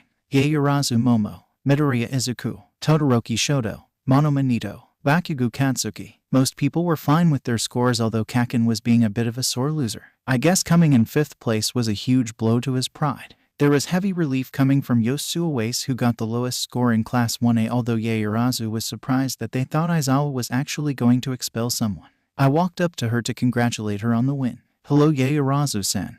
That was a great showing you had. That quirk of yours is amazingly versatile. She smiled and returned the compliment. Thank you. I can say the same about yours, Midoriya-san. It took me years to learn how to use my quirk at my level, yet you achieved such impressive results in under one. It's rather inspiring. Something tells me that we were going to get along just fine.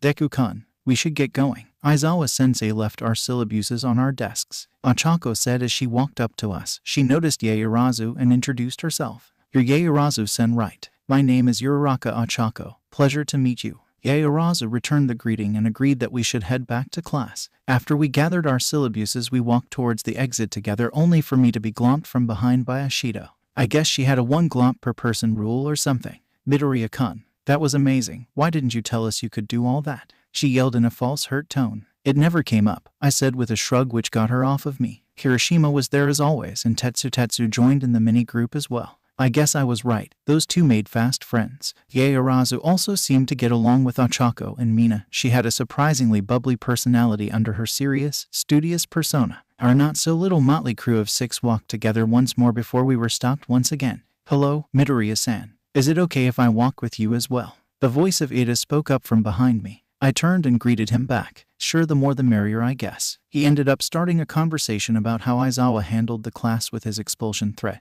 and how it was both igneous and unbecoming of a teacher. Yaoyorozu again said how she realized it from the start, saying that no teacher would really expel someone on the first day. I hate to break it to you, Yaoyorozu-sen, but he wasn't lying.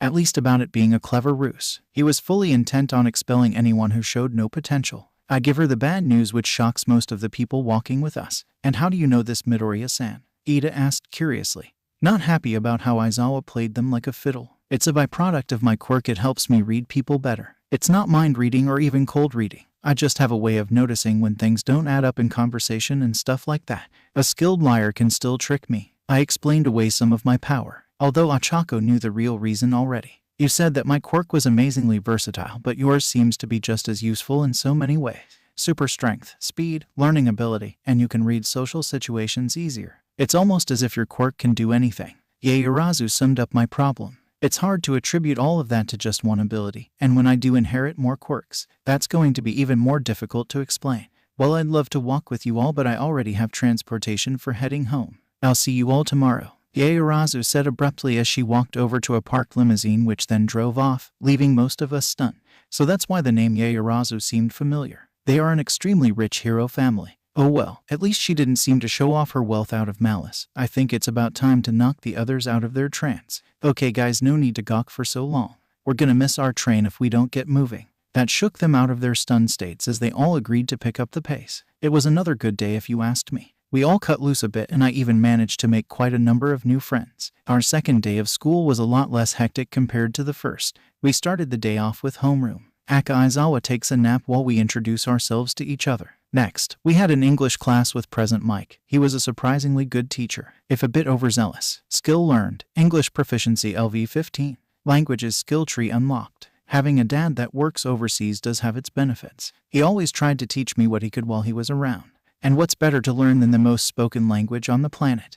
Next up we had modern literature with Cementos, although the name for the class was a bit of a misnomer. It dealt with literature written shortly before Quirk started to appear. The modern era, which was followed by the Quirk era, which was then followed by the hero era, so these stories were all a good 150 plus years old. Plus one wise for taking in the wisdom of the past. Who knew the gamer was philosophical? Anyway, our third period was modern hero art history. Yes, it is a mouthful, and yes, it was probably intentional. Historians are pranksters like that. To our surprise, we had Midnight of all people teaching that. I wasn't too bad at it though, having a few years worth of amateur sketching to fall back on. Plus the gamer helped me out with the more complicated stuff. Skill learned, drawing LV 20. The art skill tree unlocked. Skill learned, painting LV 5. Decently useful skills for a hero. They also improved my cha by a small amount, so I couldn't complain. Next up was mathematics with ectoplasm. I was already way ahead of this class since I spent a good deal of the training time last year studying up. In fact, my basic math skills were already maxed out, so the class was a breeze. We ate lunch afterward. The food got a unanimous delicious. From everyone who ate it courtesy of the cook hero, Lunch Rush. Truly, he is the highest tier of hero. As our stomachs were filled, a conversation sparked. The topic, our next teacher. Can you guys believe that All Might of all people is going to be teaching hero studies at UA? When I saw him on the projector, I could barely focus on what he said. Hiroshima started it off while hyping himself up for our last period of the day. I know what you mean. Having the top hero be our teacher is an honor that can't be understated. Ada agreed, trying to keep things formal with the admittedly large group of friends that were all sitting at the same table. Well, it does sort of make sense. All Might is getting older nowadays, and this was the place where he learned. It's not too surprising that he chose to come back to teach the next generation. I cover for him a bit. It wasn't technically wrong either. How do you know how old All Might is? That isn't exactly public information, Hiroshima asked, looking at me a bit weirdly. Crap, I gotta salvage this. He made his debut in America right after graduating from UA. That was 30 years ago. Assuming that he graduated at the age of 18 like most people do, it would make him 48 years old now. Our table went silent for a bit until Kaken summed up what I said with a single word. N-E-R-D-D-D. Sigh, I can't really deny that. But to be fair, Kaken was just as much of an All Might nerd as I was. I hate to agree with Bakugou-sen, but he's not wrong. You really take fanboying to a new level, Deku-kun. Bachako played along, knowing that I didn't want to reveal my connection to All Might. The others still looked curious though. What's the story between you and Bakugou-sen, by the way? It's like you two know each other, along with Ochako-san. Mina asked, looking curious as well. I never did tell them about how we all met before. Kaken and I knew each other since we were kids. We actually used to be best friends, but ever since he got his quirk, he grew cocky and became a bully to those weaker than him. Since I grew up quirkless, you can imagine who his favorite target was. That's where the name Deku comes from. It means useless. Not that the name really bothered me now. A special someone turned it into something positive. Then why do you let Ochako-sen call you that? Is what she told us about you being into that sort of stuff true? Mina said the last part with a fake gasp. I just choked on my drink. Oh, cough, Ochako-chan, what have you been telling them? She gave me a sheepish look and a blush before looking away. I know she started calling me that because she thought it sounded like Dekaroo. The word for you can do it. I liked that meaning and decided to keep it. With our lunch finished, we headed over to our last period of the day, hero studies. All Might was late for his first day. Knowing him, he's probably preparing himself to make a grand IAM. Coming through the door like a normal person. Yeah, his cheesy nature easily captivated most of the students there. Ochako and I, not so much. We've gotten used to it after the first few months, and now it was just normal. Hero basic training. The class that molds you into heroes. It also provides tons of credits. I sure hope it does, considering that it takes up 2 or more class periods every day. No time to dally. Today's activity is battle training. Already, I guess he wants to check out how everyone is currently. Then again, shouldn't we be doing basic safety training and scenario drills first? Normally yes, but I firmly believe that practical experience trumps theory any day. Other lessons will be taught throughout the year, but I want to get a firm baseline on all of your skills first. Crap, did I say that out loud? I thought I broke that habit years ago. No, you still mutter all the time. We just stopped trying to stop you after the 100th time. Ochako nodded her head in agreement at that. Wait a second. Did they just reveal our relationship for a gag? Oh, will you look at the time? Please get dressed everyone, your hero costumes have finally been made. You can find them in these containers labeled by seating order. Meet me at ground beta and forget everything that was just said. And he booked it to ground beta, leaving everyone stunned and confused. I just picked up my costume and sped off to the changing rooms to avoid any questions. I know I can't avoid this forever, but by a sobai I'm gonna try. On the plus side, my AGI score helps me get dressed faster, so that's a thing. I'll be the first to admit that my hero costume wasn't very impressive. Well, in a way it was. My mother, an amateur with no experience, made it and it was completely functional and rather cheap. Of course, I was going to wear it. This suit represents my mother's love. Although I could do without the rabbit ears. Child me wasn't the smartest. I know I wanted to make it look like All Might, but still. Oh great, he's laughing at the sight of them. Was it that obvious? I think it's cute, Deku-kun. You are kind of like a rabbit. You're really fast, you're pretty shy, and I've never seen you get tired either. Achako said as she arrived with a few other students. Oh god, why? Was my only thought when I noticed the skin-tight bodysuit. Hers wasn't the only one though, I wasn't that lucky. Mina thought it was a good idea to wear something that wouldn't look out of place in a 1970s disco party. Inagi, Tsunotori, Komori, and Shizaki at least had some restraint. And by restraint I mean that their costumes weren't skin-tight. And finally, there was Yayo. Has stopped working. Please consult the user's manual for technical support. Gamer's mind temporarily disabled for the sake of hilarity. Calm down, Deku. You have a girlfriend, damn it. Keep eye contact. Eye contact. The cause of my current mental breakdown was currently heading my way with a questioning look on her face. Midoriya-kun, I'm sorry if this might come off as rude or pushy, but what is your relationship with All Might Sensei? Crap, I knew she would pick up on that and have the courage to ask. It's complicated. I guess you could say he made me who I am today. No, that was way too vague. They're going to get the wrong idea. Oh my, I understand. Please forgive my rudeness. No. I think that's enough comedy for one chapter. Now that everyone's here, we should get on with the battle training.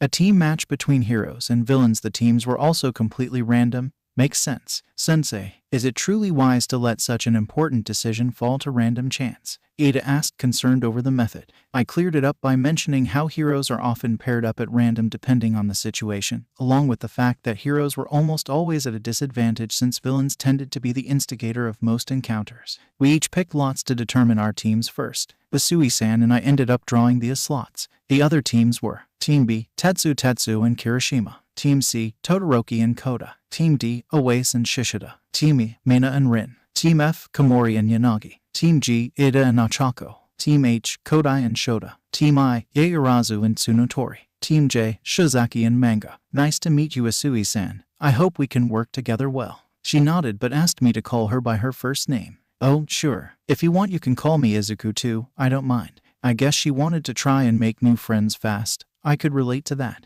Now for the matchups. There are 10 slots in this box. The one I pick up with my right hand are villains while the left are heroes. He pulled 2 slots from the box. Hero Team B, Villain Team D. This could be interesting, but Team D was at a bit of a disadvantage. Normally Oase's melding quirk would make short work of most people, preventing them from moving under most circumstances. However, with Kirishima and Tetsu, he just keeps charging at us like a mad dog. The disbelieving yell of Shishida came from All Might's earpiece, so loud that he had to take it out for a moment. Poor guy. He had a pretty good plan laid out from the start. Oase would use his quirk to halt the inevitable Leroy Jenkins maneuver from the 2 hardening users while using his enhanced bestial strength and speed to capture both would-be heroes. Yeah, it's going to take a bit more than some concrete or metal restraints to stop these two, even if they were bonded at the molecular level. At most it's just weighing them down and making their punches heavier as a consequence. Shishida tried his best to combat the 2 juggernauts, but his strength also had limits. If it was just one of them, then maybe, but their defensive quirks made any attacks ineffective. And with the extra weight behind their punches from their restraints, it ended up leading to their victory. I guess charging into battle like a madman does have its uses sometimes. I wonder how All Might's gonna spin this one. Teaching his students to throw caution to the wind would be counterproductive. That, children, is why you should never be too sure about a plan. No plan survives first contact with the enemy and all that. Sometimes your opponents will simply use overwhelming force and shock tactics to succeed. A decent number of heroes and villains overthink things sometimes, and it can lead to things like this happening. Smooth, I'll give him that. Then again, the plan was solid. The materials on hand just limited their performance. Oase should look into getting sturdier materials for his metal blocks. That being said, the 2 heroes had an equal impact on the battle, so I can't rightfully give the position of MVP to either.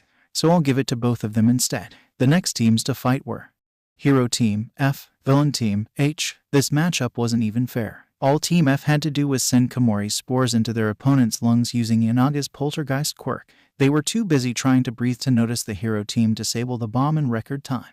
The good news was that the mushrooms could disappear at will, so there were no long-term complications. That's one scary combo. I mean good job, hero team. That was an excellent use of each other's talent. Full marks. However, please note that while asphyxiation is an effective combat tactic, it is also a dangerous one. Please use it sparingly. I guess even All Might was a little freaked out by the imagery that mushrooms in the lungs conjure.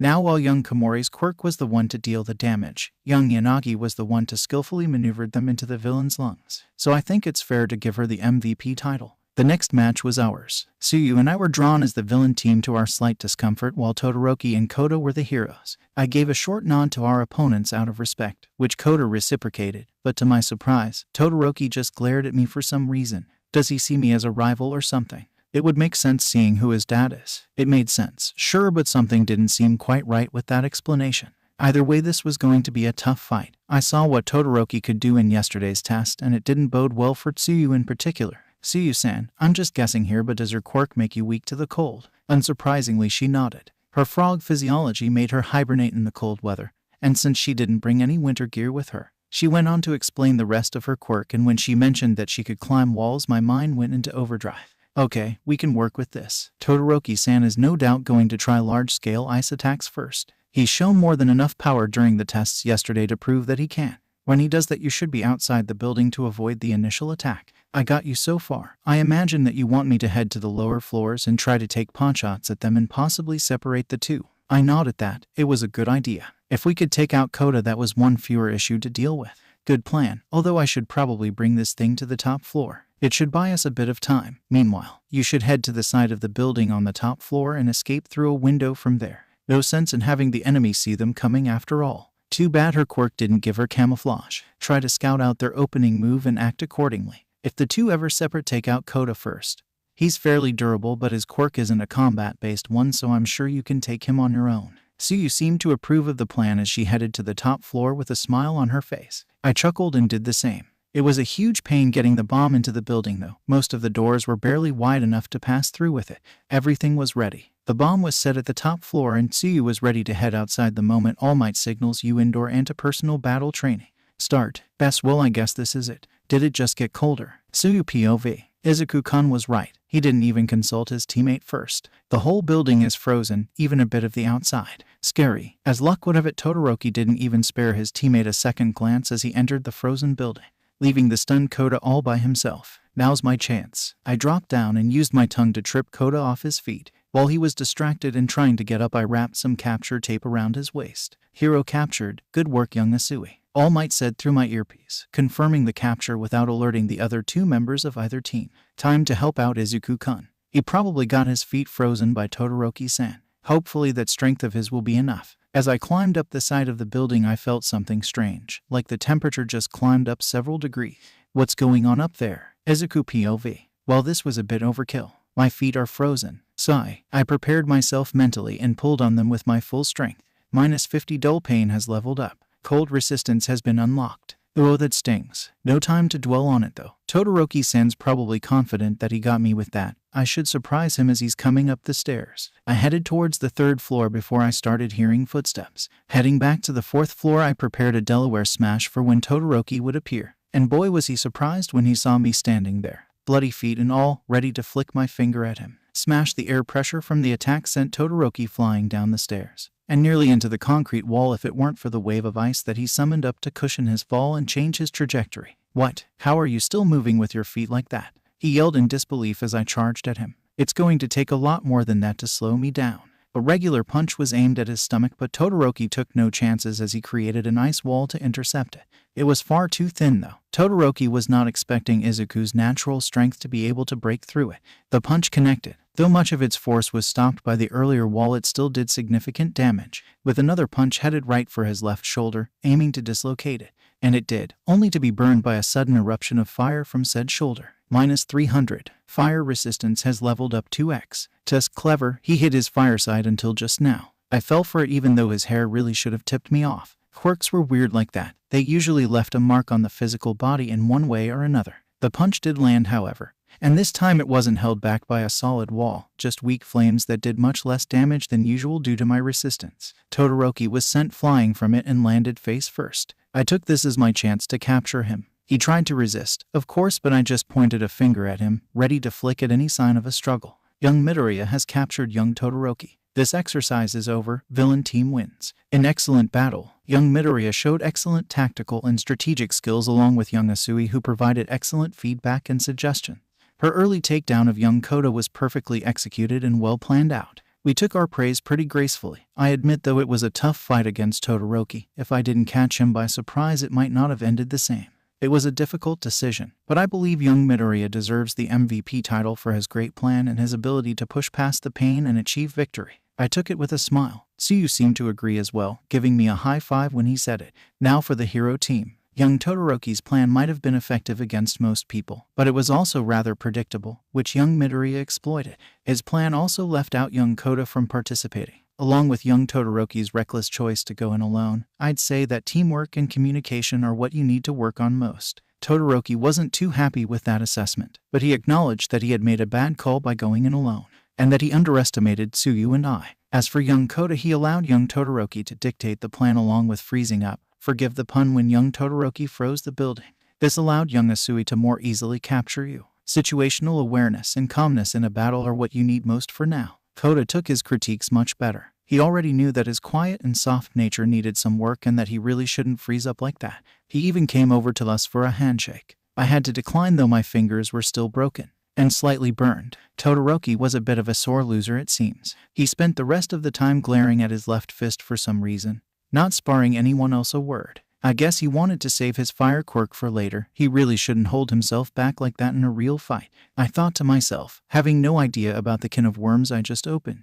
After our last fight, the mood had grown a bit antsy. I guess it was a bit brutal compared to the earlier ones. Anyway, the next two teams to fight were Hero Team I, Villain Team J. This was going to be a tough one. It could go either way. Honestly, both teams have a great deal of versatility in their arsenals. I was going through scenarios in my head when someone tapped my shoulder, which shook me out of my thoughts. Hey Midoriya-san, that was an awesome fight, but are your feet okay? Komori asked me with a concerned look on her face. She has really pretty eyes. Wait, no. I blush a bit and answer before I get different kinds of strange looks. Why, yeah, they're fine. I heal really fast, remember. I play it off, but she asked me if it hurt when I did that. Yeah, but only for a few minutes. I just power through it for the most part. Why were Kirishima's eyes glowing? Tetsu too. Weird. You must be really tough. I don't think I could do that so casually. Away spoke up with growing respect in his eyes. Shizaki also added her 2 cents, although she was a bit more formal in comparison. To overcome such pain in the face of one's duty is a great virtue. I have much to learn from you, Midoriya-san. She was a rather spiritual person, specifically a Christian, which made it rather awkward for me to speak to her considering that I had a god sponsoring me. Begin. I got distracted and didn't pay attention to the setup. It looks like Ochako went for the optimal strategy after all. All that quirk training and strategy sessions with All Might and I paid off, it seems. Ochako POV. This is a magnificent plan, Uraraka-san. How did you come up with it? Ada asked me while I floated the bomb high up into the air right as the battle started, preventing the other team from noticing. Honestly, I just asked myself, what would Deku-kun do in this situation? And I got this. We used to spend a lot of time working on strategies and tactics that incorporated our quirks, and this was one of his favorites. Zero gravity is tricky to fight against without flight or teleportation. Midoriya-sen, he really is something else. Strong, fast, intelligent, and he has a charisma that not many can match. I've chosen a good rival. I smile at him and then got serious. Right, this is just the first step of the plan, but it won't work for long if we get found out. Yaorazu-sen could probably create something to bring it back down even if I don't get taken out, so distracting them is a must. With Ida's speed, he could find the enemy easily and pick them off, or at least distract them for a good long while. Villains had the advantage with this exercise. After all, time was on their side. Third-person POV monitor room. This isn't going to end well for the hero team. Yaorazu-sen is smart, but Ochako-chan has a pretty good plan too. Even if the heroes do realize what's going on, they might not have enough time left to recover the bomb, and that's assuming that Yaorazu-san can create something that could reach it and bring it back down to Earth without destroying it. Besides, if things go poorly, then Ochako-chan could just drop the damn thing and for Cedar went and wahaved Tsuno Toritori Haba. So fast. Does he have a second quirk or something? was the collective thought amongst our hero's classmates. Even All Might, who was used to this by now, could barely keep up. "Quiet, young Midoriya, you're missing the action," their instructor said, having enough of his successor's nonsense. "All right, sorry I got carried away." The fight was as Izuku imagined, a long and drawn-out one. On purpose, of course. Ida spent most of his time harassing the enemy team and being a general distraction, while Ochako tried to place weightless traps at various positions to trip up the hero team as well. In the end, Ida was captured by a well-thought-out net trap made by Yaoyorozu, but he was only one villain. Ochako made the executive decision to stay out of sight for the rest of the test, which wasn't too hard considering that they only had a minute or two before time was up. Time's up. Villain team wins. The battle ended right after. Yaoyorozu looked a bit disappointed in herself, but Ochako quickly lifted her spirits when she came out of her hiding place. After Ida was set free, they all headed back to the monitor room. "You all did great work, but there can only be one winning team." Young Uraraka made an ingenious plan with how she raised the bomb into the air using her quirk. It was a catch-22 scenario in a way, something that he'll have to change if they ever did this exercise again. If young Uraraka was captured and forced to release the bomb, then it would fall and explode anyway, ending the match in a draw. That, along with her plan to use young Ida for hit-and-run tactics along with her rather impressive weightless traps, has earned her the MPV spot. Nobody could really deny this. She was instrumental in her team's victory and played a big role even towards the end. Izuku gave her a congratulatory hug and Ida a handshake for the win. Now for the villain team, young Yaoyorozu did well utilizing her quirk to minimize the damage from young Uraraka's gravity traps and young Ida's constant attacks, while young Tsunotori acted calmly while using her quirk to keep young Ida on his toes. That, along with young Yaoyorozu's use of a net to capture young Ida, has earned you quite a few points even if your team technically lost. Good job all around. Izuku POV. I headed over to the hero team to see how they were holding up. We were moving the scenario to another building, so it was going to take a few minutes for the next team to be ready. "Hey Yaoyorozu-san, Tsunotori-san, you two did great." Yaoyorozu met my gaze with a light smile, but Tsunotori just hunkered down a bit.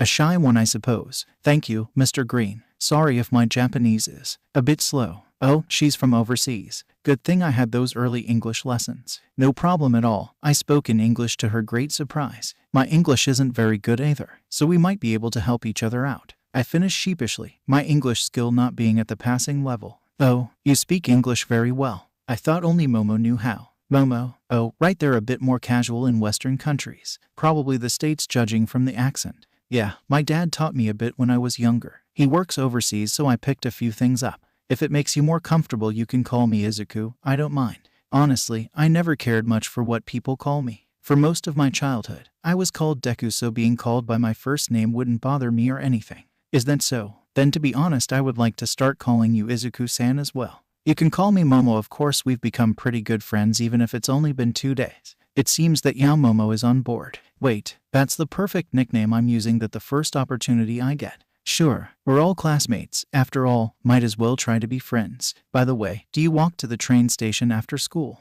If so, you can come with us. We usually walk together with some other friends," I offered, getting an enthusiastic nod from. And so we ended that day with a new addition to our not-so-little group of friends. We hadn't quite expected what the next day would bring, however, although considering who one of our teachers were, we really should have.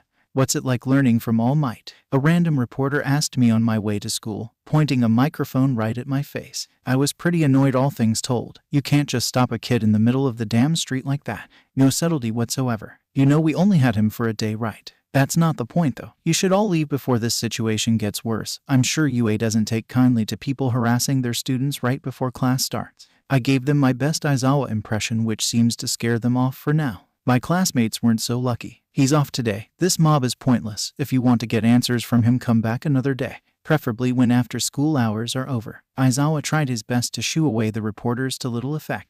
Logic didn't seem to work against them. I looked around to make sure that the coast was clear and let off a Delaware smash into the air, which let off a loud boom before I quickly ran towards the UA gates. That air pressure, was that All Might? I yelled out, getting the attention of the reporters who flocked away towards the source of the sound.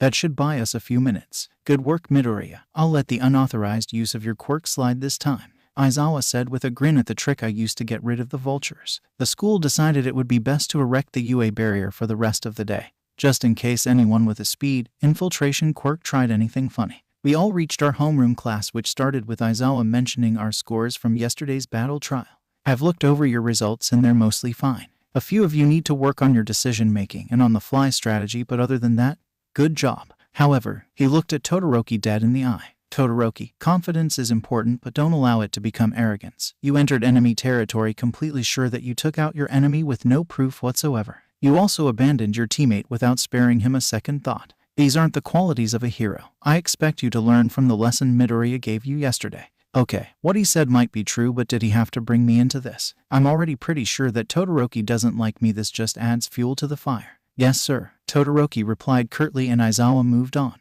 Now on to homeroom business. Sorry for the sudden announcement, but today you'll pick a class president.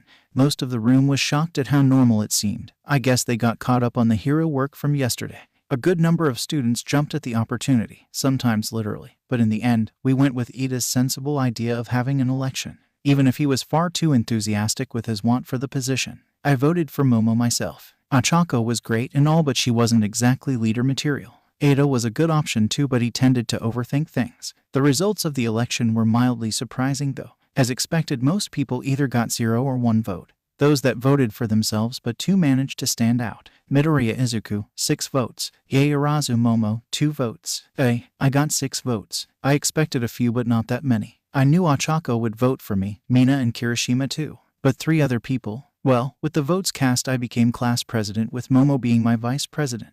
She looked a little disappointed at first, but fell into the position easily enough. After we went through our basic classes, hero training was only held every other day, so this time lunch came around a bit faster. We also got to meet our teachers for the 2 other mundane subjects, chemistry with Power Loader and history with Snipe.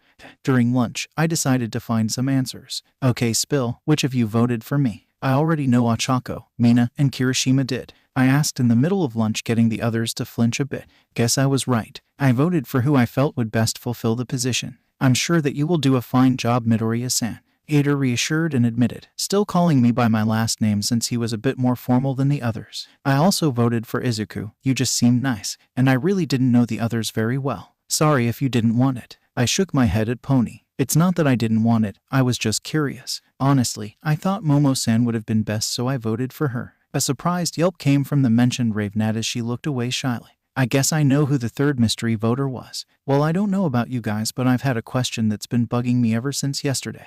Aw crap, I know that tone. Mina's not gonna let me get away scot-free with this one. How do you and All Might Sensei know each other? Yesterday he talked about you as if he knew you for a while. Think fast, Deku. Will you see VRE? Security level 3 has been breached. All students please evacuate in an orderly fashion. Safe, or not very, I guess. What's security level 3? Ida seemed to have the same question and asked an upperclassman. He said that it meant the UA barrier had been crossed and that there were intruders in the school. I noticed how everyone was panicking and helped up the others at the table for a bit, pointing at the growing pileup to express my point. Luckily, I was able to make my way towards a window to see that it was just a bunch of media vultures who had the balls to trespass on UA property. There was going to be hell to pay, to be sure, but for now, I had to find a way to calm everybody down.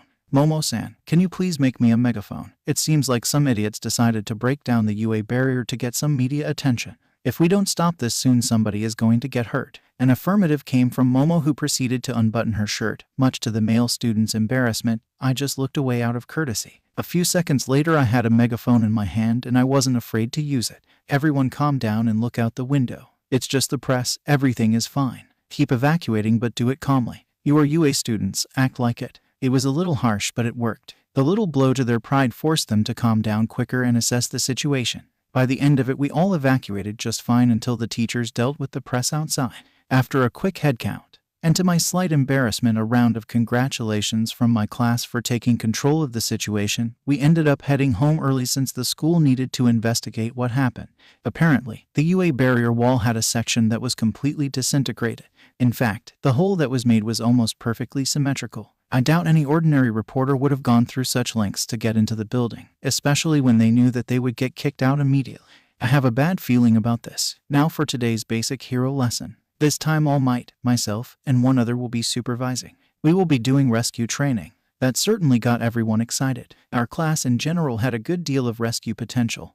We were no slouches when it came to raw power, but with members like Ochako, Shizaki, Momo, Tsuyu, or even Ryuko, we were the de facto rescue class. Hey, I'm not done yet. Aizawa glared at his rambunctious class. It's up to you whether or not you want to bring your costumes. The training spot is a bit remote, so we'll be going by bus. That is all. We all took our costumes with us, for style if nothing else. Then again, while my costume wasn't cutting edge or anything, it did have some decent utility to it. You know, the basic stuff. Rubbing alcohol, water bottles, rubber gloves, pepper spray, thermite powder. What? You don't carry thermite around in your pockets? I guess your life is easier than mine then. Midoriya-san, what order shall we sit in on the bus? If you need assistance in handling that, I have already prepared a comprehensive plan on how to most efficiently. I raise a hand and give him an awkward smile. Ida-kun, it's fine. It's not the traditional type of bus, so everyone can sit wherever. Thanks for the effort, though I know you meant well. Ada is diligent beyond belief, but sometimes he does a bit too much. We all stepped into the bus and went on our way. While I was there, I sat next to my partner for the battle trial, Tsuyu,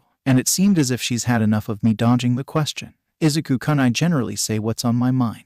You've gotten lucky so far, but it will be a while before we reach our training spot. What is your relationship with All Might? I take a deep breath and get it over with. I've had a bit of time to think about it, and so my story wasn't completely on the fly. I met him about a year ago, right after the school year started. Do you guys remember the sludge villain incident that happened around the same time? Most nodded. All Might was involved, so it almost automatically went viral. Even more so since he was in his casual clothes. Kaken, the guy with the explosion quirk from Class B, was captured by that villain. We were childhood friends, you could say, so when I saw him like that, I couldn't just let it happen. So I ran in without thinking. Keep in mind, this was before I unlocked my quirk. Hell, I was pretty scrawny back then too. It was completely reckless, but All Might was impressed with me. Aizawa heard that part and rolled his eyes. He told me that all great heroes share something in common. When they came under stress, their bodies moved on their own without thinking. That was the day when he started training me. Most people expected that, but their eyes still widened a bit. It's not every day when you that your classmate was personally trained by the #1 hero. He was actually the one to help me unlock my quirk. You see, it needed a certain prerequisite physical condition before it would activate. After about a month of training, I realized that I was gaining muscle and even learning things much faster than what was normal. That's when I got myself checked out and realized that I did, in fact, have a quirk. It was easily the happiest day of my life up to that point. I finished telling my story with a bright smile. I was truly blessed many times over. Somewhat literally, if Isobai was what he claimed to be. Wow, I knew it must have been something big, but I never thought you would have been his student. What, are you supposed to be his successor or something? I know Shota meant it as a joke, but I couldn't help but freeze up at that. Something that the more perceptive students picked up on. Thankfully, they kept that little tidbit to themselves. Sorry for basically forcing you to tell us about it, Izuku-kun. But you gotta admit, a secret like that would get anyone interested. See, you apologized for prying, but I told everyone that it was fine. It wouldn't have been hidden forever, and I didn't mind my classmates knowing. I also went on to talk about how I met Ochako and how she knew about All Might. Even Aizawa got a bit of a chuckle out of that. Leave it to All Might to hold a secret for a grand total of 1 month. Little did he know. We arrived shortly after I finished my story, heavily embarrassing Ochako with stories of how she started off her own training. I regret nothing. Realistically, I taught her more than All Might did, so as her sensei and boyfriend I had the right to tease her a bit. No, I'm not still mad about her giving up my secret over a gag, not at all. When we arrived, I could barely believe my eyes. The building was, no, massive wouldn't do it justice. It was effectively the size of a small town that was domed over. Each side of the building held self-contained areas that must have been used for survival training. There was a lake, a ruined city, and if my eyes weren't tricking me, a permanently on fire city. The funding for this school is ridiculous. Floods, landslides, conflagrations, any disaster or accident you can imagine. I built this facility myself. I call it the Unforeseen Simulation Joint, or the USJ for short. A vaguely familiar voice introduced us to this place's name. The Space Hero, 13. He's my favorite, so that's where I heard it from. 13 was more or less to Ochako what All Might was to me. Now before we start, I have 1 or 2 points. Or 3. Or 4. I can't tell if they're doing this on purpose or not. Either way, it's pretty entertaining. As many of you may know, my quirk is called Black Hole. It sucks up anything that gets too close to it, crushing and turning it to dust. I mostly use it to clear up debris and such. However, it can easily be used to kill. Oh, so this was that talk. It was an important one, no doubt, and having a pro tell us it just made it all the more real. After his small speech, Aizawa decided to get on with things. However, he was cut off by a black mist that appeared right at the edge of his peripheral vision. Huddle up and don't move. These are real villains. My mind was working on overdrive at that point. I managed to identify the 3 biggest threats at least. Thank God for Analyze. That villain with the black mist. He's a warper, isn't he? And a powerful one. How else would he sneak in so many people into UA? Then there's the hand villain. He was the first to walk out of that mist, maybe the ringleader. And that one with his brain out. It's reminding me of All Might for some reason. Yeah, that definitely spooked me to hell before I saw that its end was just from a shock absorption quirk. Not ideal, but it can still be beaten. If it weren't for its ridiculous strength and speed, Todoroki might have been able to deal with that thing on his own.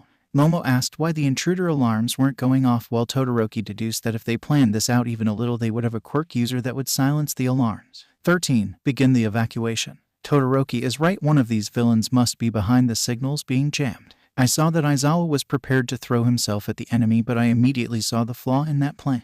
Aizawa-sensei, wait. If you go in right now, it's all over. Most of those villains look like small fry, but that warper is a real issue. We can't afford to let him use his quirk freely. He looked back at me with surprise but nods. Good job, Midoriya. I was about to make a rookie mistake, thanks for that. He scolded himself before giving his new orders. I'll keep my eye on the mist villain. 13. You and the students make a break for the exits. We're going to need backup for this, and the students' safety is our top priority. While it was a good plan, it wasn't meant to be. Some of the mooks managed to take potshots at Aizawa, which forced him to look away from the mist villain. That small window was all he needed. You're a smart brat, but I won't allow you to leave. Greetings, we are the League of Villains. Forgive our audacity, but today we've come to this bastion of heroism to end the life of the symbol of peace. That was all I needed to hear. No need to hold back against this one either. I launched myself at full speed, while using One for All at its current maximum output without breaking my arms and legs, about 15%. It took me countless broken bones and ripped tendons to attain this level of control, and I was about to use it to its maximum. 15% Detroit Smash. Of course, I aimed for the shiny metal bracer that the villain wore on his neck. It was a fairly obvious physical feature compared to the vague misty body below the neck he tried to dodge, but even with my regular speed I could give cars a run for their money. At 15% I bet I could probably match Ingenium's speed. I kept an eye on the villain's stats as I attacked, and I wasn't too surprised when I saw that I knocked out a good 80% of his health in one hit. This Kurogiri fellow wasn't very end heavy. Most of his points went into Cha and INT. Got him. Quick, make a run for it. I yelled, pointing at the exit. It took a few seconds for the others to pick their jaws off the floor, but they managed it in the end. Too bad I never checked to see if Kurogiri was truly unconscious. "Begone," was heard from under me. I tried to give him another quick jab, but my vision went dark before I was able. The next thing I knew, I was falling from the sky towards the rocky ground of what I could only assume was the mountainous zone. -30, I guess. Good thing I trained up my blunt force resistance. I took the time to look around, and my eye immediately caught two more students standing on a plateau above me. "Izuku-kun, are you okay? It looked like you took a bad fall," Momo asked from above me. I just gave a thumbs up before widening my eyes as a villain came up behind them. "Behind you." Not wasting any time, I jumped up towards them with One for All pumping through my limbs. I was fast enough to reach the villain before he could do anything and landed a straight punch to his stomach. I might have overdone it with the power a bit since his health went down to less than 10. "See, thanks for that, Izuku-kun. We didn't hear him sneak up on us." The second student trapped here. Pony thanked me for the assist. I couldn't really focus on that though. There were at least 30 of the villains I saw earlier, all trying to box us in. Nearly half of the villains I saw at the plaza. I guess that Warper considers me a threat. He should have brought twice as many. Maybe then they'd actually stall me. These guys weren't going to be a problem. Their levels were in the high teens and their stats were abysmal. Momo and Pony could probably handle them all with a little difficulty, and someone like Todoroki could take them all out before they knew what hit them. Speaking of which, Momo-san tried to make some binoculars to scope out the other zones. I can handle these wannabe villains. I wasted no time and aimed to incapacitate, or more likely cripple. I would normally hold back a bit more, but I couldn't get the image of that Namu out of my head. If it was left alone to rampage, I mostly aimed for the legs, breaking kneecaps and crushing their feet, etc., anything to take them out of the fight. Those that had ranged quirks were targeted first, of course, and had their arms taken out of commission for good measure. The rest soon fell without any ranged backup to support them. It wasn't really a fight, more like a slaughter. I found some of the others. Izuku-ku. Momo turned around and noticed the carnage that happened right behind her. I found Asui-san, Rin-san, and Manga-san on the ship of the flood zone. I don't think the villains know our quirks, otherwise they would have never sent Asui-san and Manga-san there in particular. That thought process was proven to be correct when a shout of Pika Pika could be heard from the flood zone, completely electrifying the surrounding lake. Pretty sure any villain that was in that lake is dead now. I won't bring it up. Momo also mentioned how the landslide zone was completely frozen over. Todoroki-san doesn't disappoint. I doubt any of these guys, barring the ringleaders, could pose much of a threat to him. I think I also saw vines growing across the ruined city zone, so Shizaki-san is most likely there. The other two zones are covered, so I can't see anything with those. Ida-san, Ochako-san, and Mina-san are all at the entrance with 13 Sensei trying to fight off the warp villain, but they look like they're at a standstill. Aizawa is currently fighting some villains in the main plaza and doing well against them. This was going better than I expected. Time for a plan. I'll head for the ruins to provide support to Shizaki-san and anyone else there. Momo-san, Pony-san, I want both of you to try to head towards the exit as fast as possible. Try to attack the warper from long range if you can. I damaged him pretty badly, so one good hit should be able to take him out. With the quick strategy in effect, I bolted towards the ruined city at top speed. It was too bad that I had to alternate between limbs to use one for all. How did All Might do it? It was almost as if he never turned it off. I'm a fucking idiot. I channeled one for all through my whole body at 15% and just left it there. Not 2 seconds later, I got a notification. Skill learned. Full Cowling LV1. This skill allows the user to channel one for all across their whole body continuously. Cost, 50 SBS. Yeesh, that stamina drain was intense. Considering that there are no damage multipliers, leveling this skill would most likely decrease its cost. Better use it to the fullest. Now's not the time to half-ass things. I followed the vines to their origin point and saw 3 familiar faces. Shizaki was there, of course, along with Yanagi and Kirishima. There are only 15 villains here. A good many of them were tied up by Shizaki's vines, while the rest were picked off by Yanaga's many rocks, or they were just straight up punched into unconsciousness by the human rock.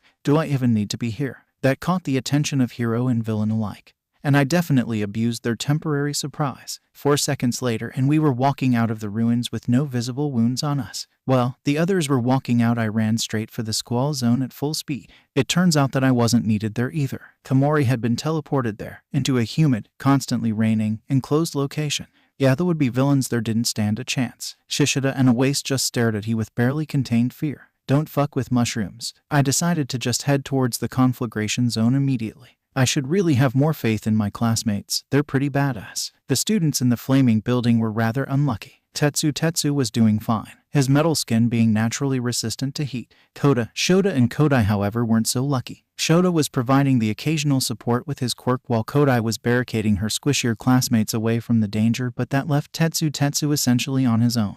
This time I didn't bother to raise my voice. The roaring flames were enough to cover my footsteps as I knocked out the villain wannabes before they even realized I was there. With their numbers thinning out so quickly, I was relatively sure that the only ones left were in the middle of the plaza. Speaking of which, I really should head out towards there. Aizawa was strong, but if that Namu decided to make its move, he wouldn't stand much of a chance. Good thing I decided to come in when I did too. Shigaraki was seconds away from getting into close combat with Aizawa, which would not end well. Aizawa-sensei duck. He jolted at my voice but did as asked. Good thing too, since I was midway through a flying kick heading right for Shigaraki's head. I felt my foot connect, but not on my original target. I did 0 damage. Shock absorption is really something else. I don't have much time to contemplate as Namu tries to grab my arm. I wasn't about to let that happen, so I push away as fast as I could, taking Aizawa with me. Whatever that thing is, it felt like I was hitting vulcanized rubber. Physical attacks aren't going to work. I have no idea why his brain is exposed though. It seems a little too obvious for a weakness. Aizawa took a look at their new opponent and came up with the same conclusion I did. You there? You're that kid that attacked Kurogiri. Not bad. But do you really think that you can take on all of the villains I brought along? So he's a talker. Good, maybe I can fish for information. Other villains? You mean the ones that were sent to each zone, currently lying unconscious? His eyes widen at that, but he relaxes soon after, almost as if he'd expected that. Kids these days really are amazing. Those idiots were just a bunch of riff-raff we found on the street. But to take them all out so quickly. Namu, kill him. I could barely even see that thing move. It was easily comparable to All Might in speed, and it was only my months of training with the man that let me raise my guard in time.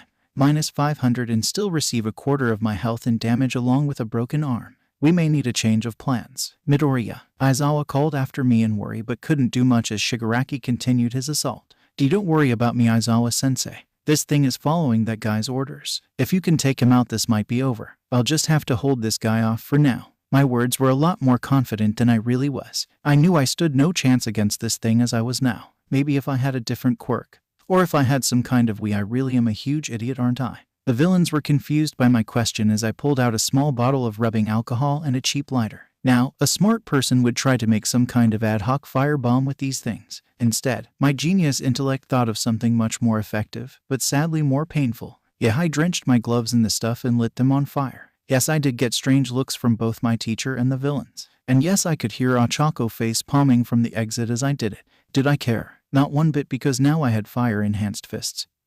And all it cost me was 5 HPS. Round 2, 4th gear reject. Was that an old reference? Yes. Did I care? Nope, I was too busy psyching myself up for the hardest fight of my life. Thankfully the fire worked. My punches finally started to do some damage, even more so when I just grabbed Namu instead of using quick jabs. Although I will say that I was genuinely spooked when I noticed all of the damage that I did regenerate within seconds. Is this what it's like to fight me? If so, then I feel bad for my future opponents, having all your hard work be reduced to zero like that. It was aggravating, to say the least. I was so annoyed in fact that I barely noticed when a wave of ice rushed past me and froze half of Namu's body solid. Todoroki, that beautiful bastard. Wait, why does he look so pissed off? He was glaring at me, or more specifically my hands. Wonder who right. Before you ask, no, I don't have a fire quirk. I just doused my gloves in alcohol and lit them on fire. I explained as if it wasn't completely insane. The look on his face was totally worth it though. Right, the nigh unstoppable monster was still behind me. And never mind, just freeze the guy completely quick. My tone makes him hesitate for a bit, which was Namu's cue to break out. It lost its left arm and leg in the process. But it still stood up as if nothing happened. I couldn't have that. It's now or never. This guy is too dangerous to hold back against. I charge a full-powered thrust right at its exposed brain, using my arm as a spear in hopes of cheating the shock absorption quirk. Kyoto Smash, -1000. My arm was broken, but thankfully my gamble paid off. The Namu's brain was visibly deformed by the attack. A large gaping hole was formed in the left hemisphere while the rest appeared squished together. To my shock, the brain itself looked to be regenerating, albeit at a much slower pace. But for now, Namu was taken out of the fight. NOMU. Damn it. Kurogiri, get over here, we're leaving. Not on my watch. I charged at Shigaraki with everything I had, but my speed couldn't quite keep up with the warper. The two leaders of this raid had escaped and left Namu behind. Damn it, I can't remain idle anymore. I wasn't even a week into my life at UA and things have already gotten complicated. These guys came out of nowhere and taught me a valuable lesson. I was still weak, and if this Namu was as disposable as I think it was, then that meant I needed to get stronger. Fast. Midoriya. Todoroki, now isn't the time to stand around doing nothing.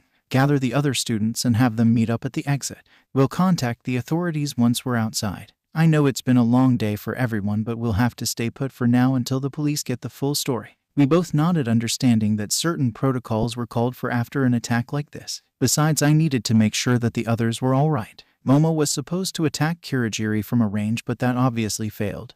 Hopefully, nothing too bad happened. But before all of that, hey Todoroki-san, can you do me a solid and give me some ice for my burns? I was met with silence as he walked away, not once turning around in fear of contracting my crazy. 2 hours after the USJ incident. My boy, I can't begin to express how proud of you I am. But that doesn't change the fact that you're completely insane, were All Might's first words when I explained why I had 4th-degree burns. Aw, come on All Might sensei, you know better than I do that sanity is overrated. We both gave our deepest belly laughs, which only served to freak out everyone around us, which included my whole class, a few policemen, the UA staff, and All Might's close friend Tsukachi. Excuse me, I hate to interrupt, but we need to ask you some questions about what happened. This is easily the largest breach of security in UAS history, so we'd like to know all we can. Tsukachi asked politely with Principal Nezu in tow. I nodded in acceptance, but asked to contact my mom first. She must be worried sick since all she'd have heard was that there was an attack. My baby Izuku. What happened? I just heard over the news that UA was attacked. I tried calling, but nobody answered, and it just can't no more. Please still me verthingasak.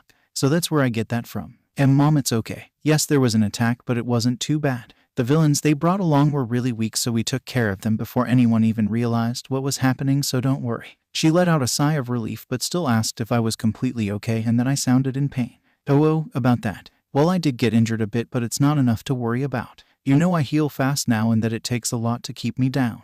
I play off my burns until later. If I told her now, she'd probably have a heart attack on the spot. After a few more minutes of trying to calm her down and promising that I'll be home soon after answering a few questions, I ended the call and walked with Tsukachi and the others to a private room. The questioning was pretty basic. Apparently, Tsukachi's quirk made him a human lie detector, so the atmosphere was pretty relaxed considering that lying was impossible.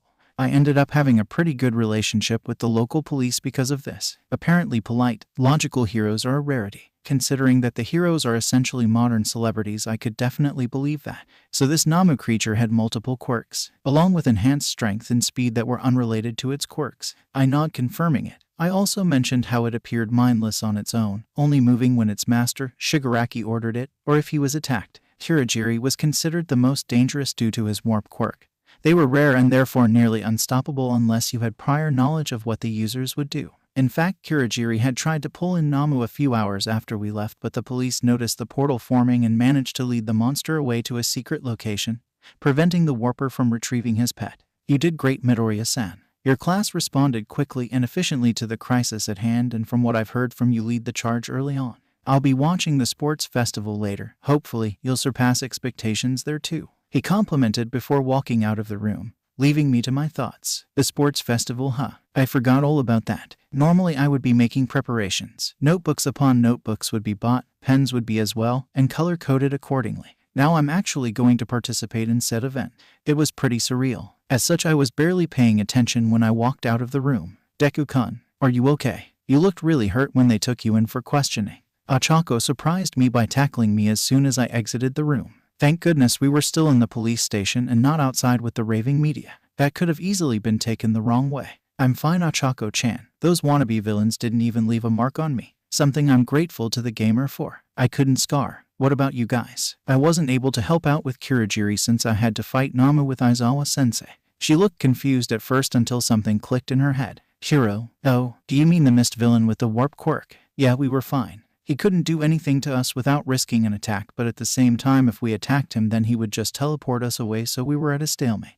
I guess getting punched in the throat took away a bit of his battle prowess. Good. I took a bottle of water from my hero costume and started sipping. I've been talking for the last 3 hours after all. After a few sips, I asked her something I've been thinking about for a while now. That's great to hear. Are the others here too, or did they leave? I was in there for quite a bit. I wouldn't be surprised if most of them left.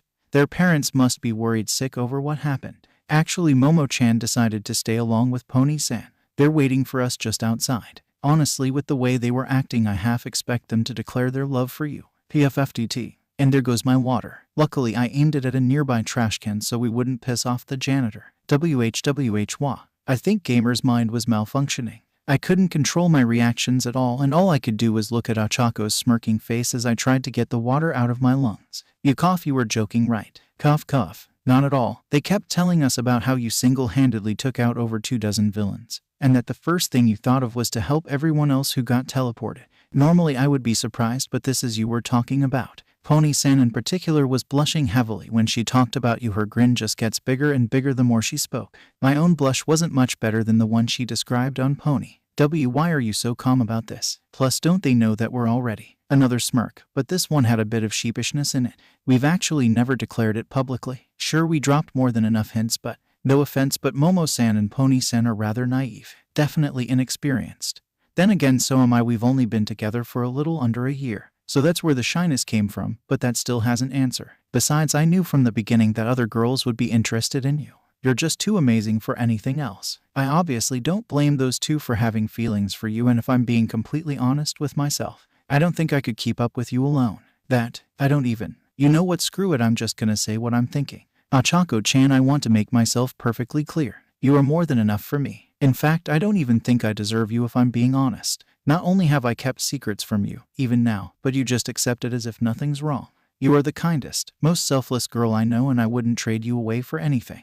I'll leave whatever comes next to you. Just know that I'll support your decision no matter what. Apparently, Ochako has had enough with my rambling and decided to shut me up herself. I can't say I'm complaining about her method of doing so. You know, you're not disproving my point, right? What guy would turn down a chance to have 3 girls at once? Don't worry too much about it. It's not like I don't find them attractive too. Oh.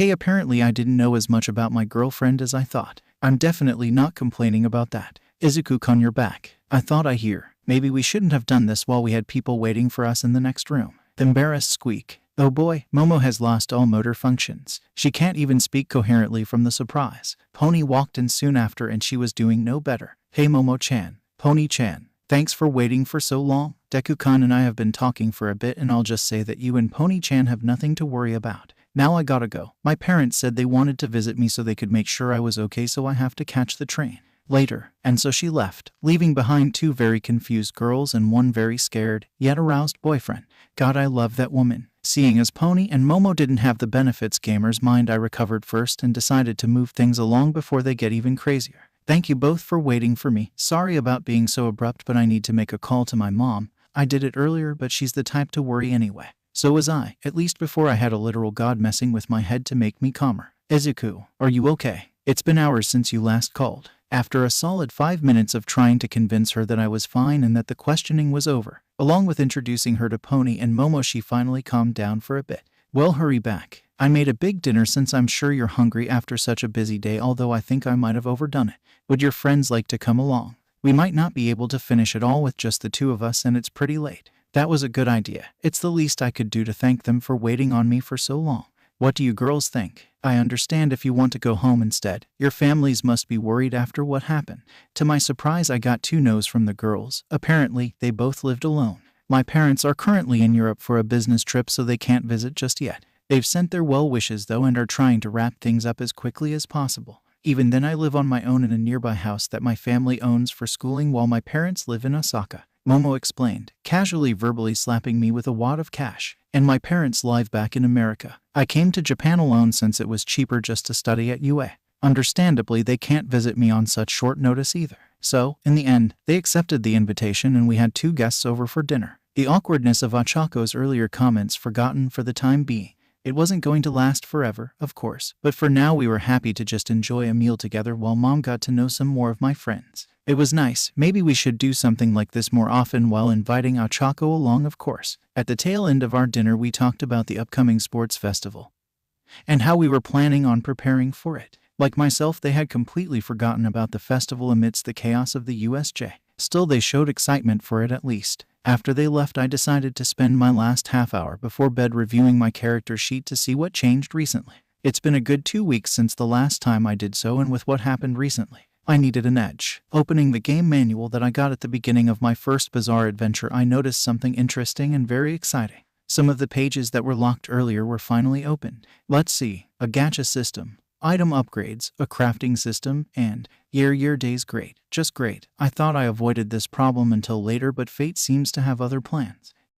Okay, I think I'll save that cursed mode for last. Let's deal with that gacha system first. If it's anything like the mobile game versions, I shouldn't expect much. And I was mostly correct. It was a fairly basic system. I pull once a day and then RNG takes care of the rest. They even had the chance for each rarity spawning. Each pull guarantees me a universal item. Afterward, there is an 80% chance of a common item dropping.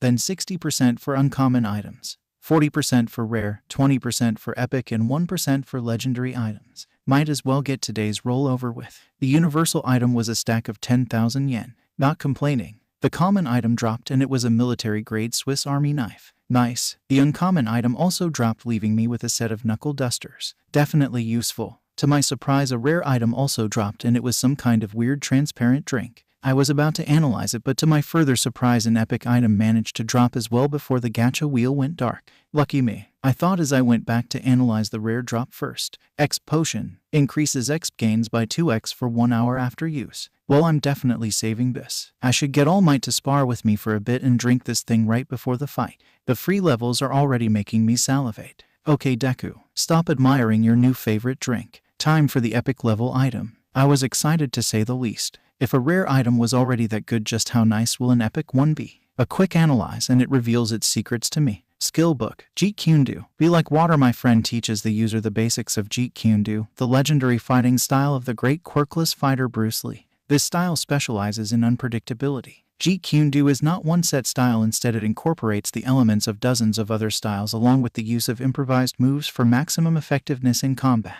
Perfect for an agile build, a fighting style. And a fairly recent one at that. That name, Bruce Lee, sounds familiar. I'll look him up later. Maybe I can find some study material for the skill. Before that, I should check out the rest of the new features. Next up is the item upgrade feature. Have you ever had a problem that you just couldn't solve on your own? Have you tried throwing money at it until it fixes itself? Well, now you can. This feature allows you to literally throw money at an object until it prestiges and becomes more powerful. Ever wanted to beat a Namu into unconsciousness with a plunger? Now you can, provided you throw a few million in our direction. It was pretty self-explanatory. I could use yen or any other currency to upgrade my gear, making it stronger, more durable, lighter, etc. It was pretty simple, so I moved on to the crafting system. Remember how you tend to pick up hundreds of pieces of trash and just chuck them into your inventory? Now they have a purpose. Build things according to your INT-wise and skill level. INT provides you with blueprints for possible weapons. Wise increases the stats of any weapon thought up by the user, and the crafting skill is the player's actual ability to create things with their bare hands. Skill acquired. Crafting LV1 allows the player to craft different items using the crafting system. +1 AGI and +1 INT per level. Lifts the INT level cap. Finally, that level cap on my INT was getting really annoying. But this crafting system, it's not bad, but I'm gonna need to power level this thing for it to be useful. Maybe the support course students could help me with this after the festival. Regardless, it's time for me to look into what I know will be the biggest headache amongst the gamer's features. Dating simulator mode. Sigh, let's get this over with. This mode acts as a reputation menu. I just called it a dating simulator to mess with you. All of your relationships, positive and negative, can be found here. Particularly strong positive relationships can bring along specific benefits, while negative relationships bring on negative repercussions. In addition, groups of people will be labeled as one. However, individual members may be rated separately under certain circumstances.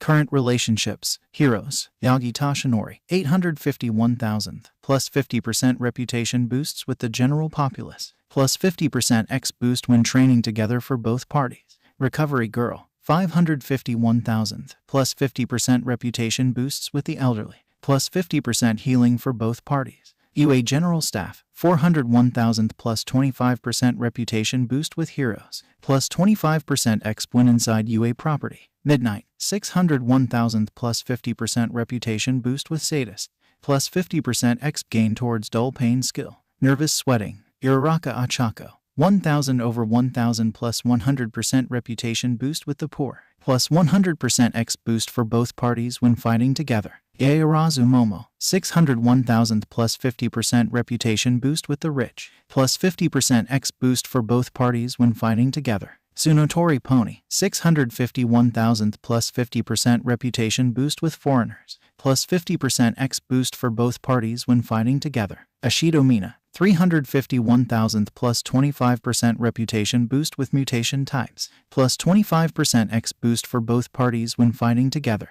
Kirishima Ijiro, 351,000 plus 25% reputation boost with transformation types, plus 25% X boost for both parties when fighting together. Todoroki Shoto, 51,000 no boosts. Any score between -100 to 100 is considered neutral. Class 1A, 501,000 plus 50% reputation boost with UA hero students, plus 50% X boost when training with Class 1A. Excited Sweating, Bakugou Katsuki, -50 divided by 1,000. Class 1B, -100 divided by 1,000. UA Support Class, 101,000. Pro Hero Community, 201,000 plus 25% reputation boost with Pro Heroes. Neutrals, General Population, 151,000 plus 25% reputation boost with the general public. UA Regular Students, 201,000 plus 25% reputation boost with all UA students.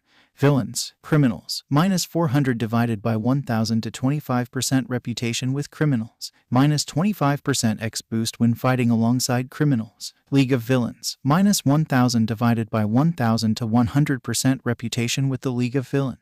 You will be targeted personally. Max reputations cannot be raised or lowered barring extenuating circumstances. Sounds about right. Although I gotta say I'm surprised with how respected I am with people I haven't even met. I guess being a UA hero student means something to most people. Honestly, I was just happy that this wasn't some kind of harem builder or something equally ridiculous. This was actually incredibly useful. Crap, midnight already. Oh well, good thing that school is off tomorrow. I'll look up that Bruce Lee man later to see what I can learn from old footage of him. Then maybe I can. I went on to plan further while trying my absolute best not to think about what happened earlier today. Next day, waking up to a knock on my door was weird for me. Mom usually wakes up after I do and we rarely got visitors, so this could only be a few people. Then again, I might have just slept in. I hear Mom's voice along with a few other familiar ones. I stood up, got dressed and entered the living room to see 6 familiar faces.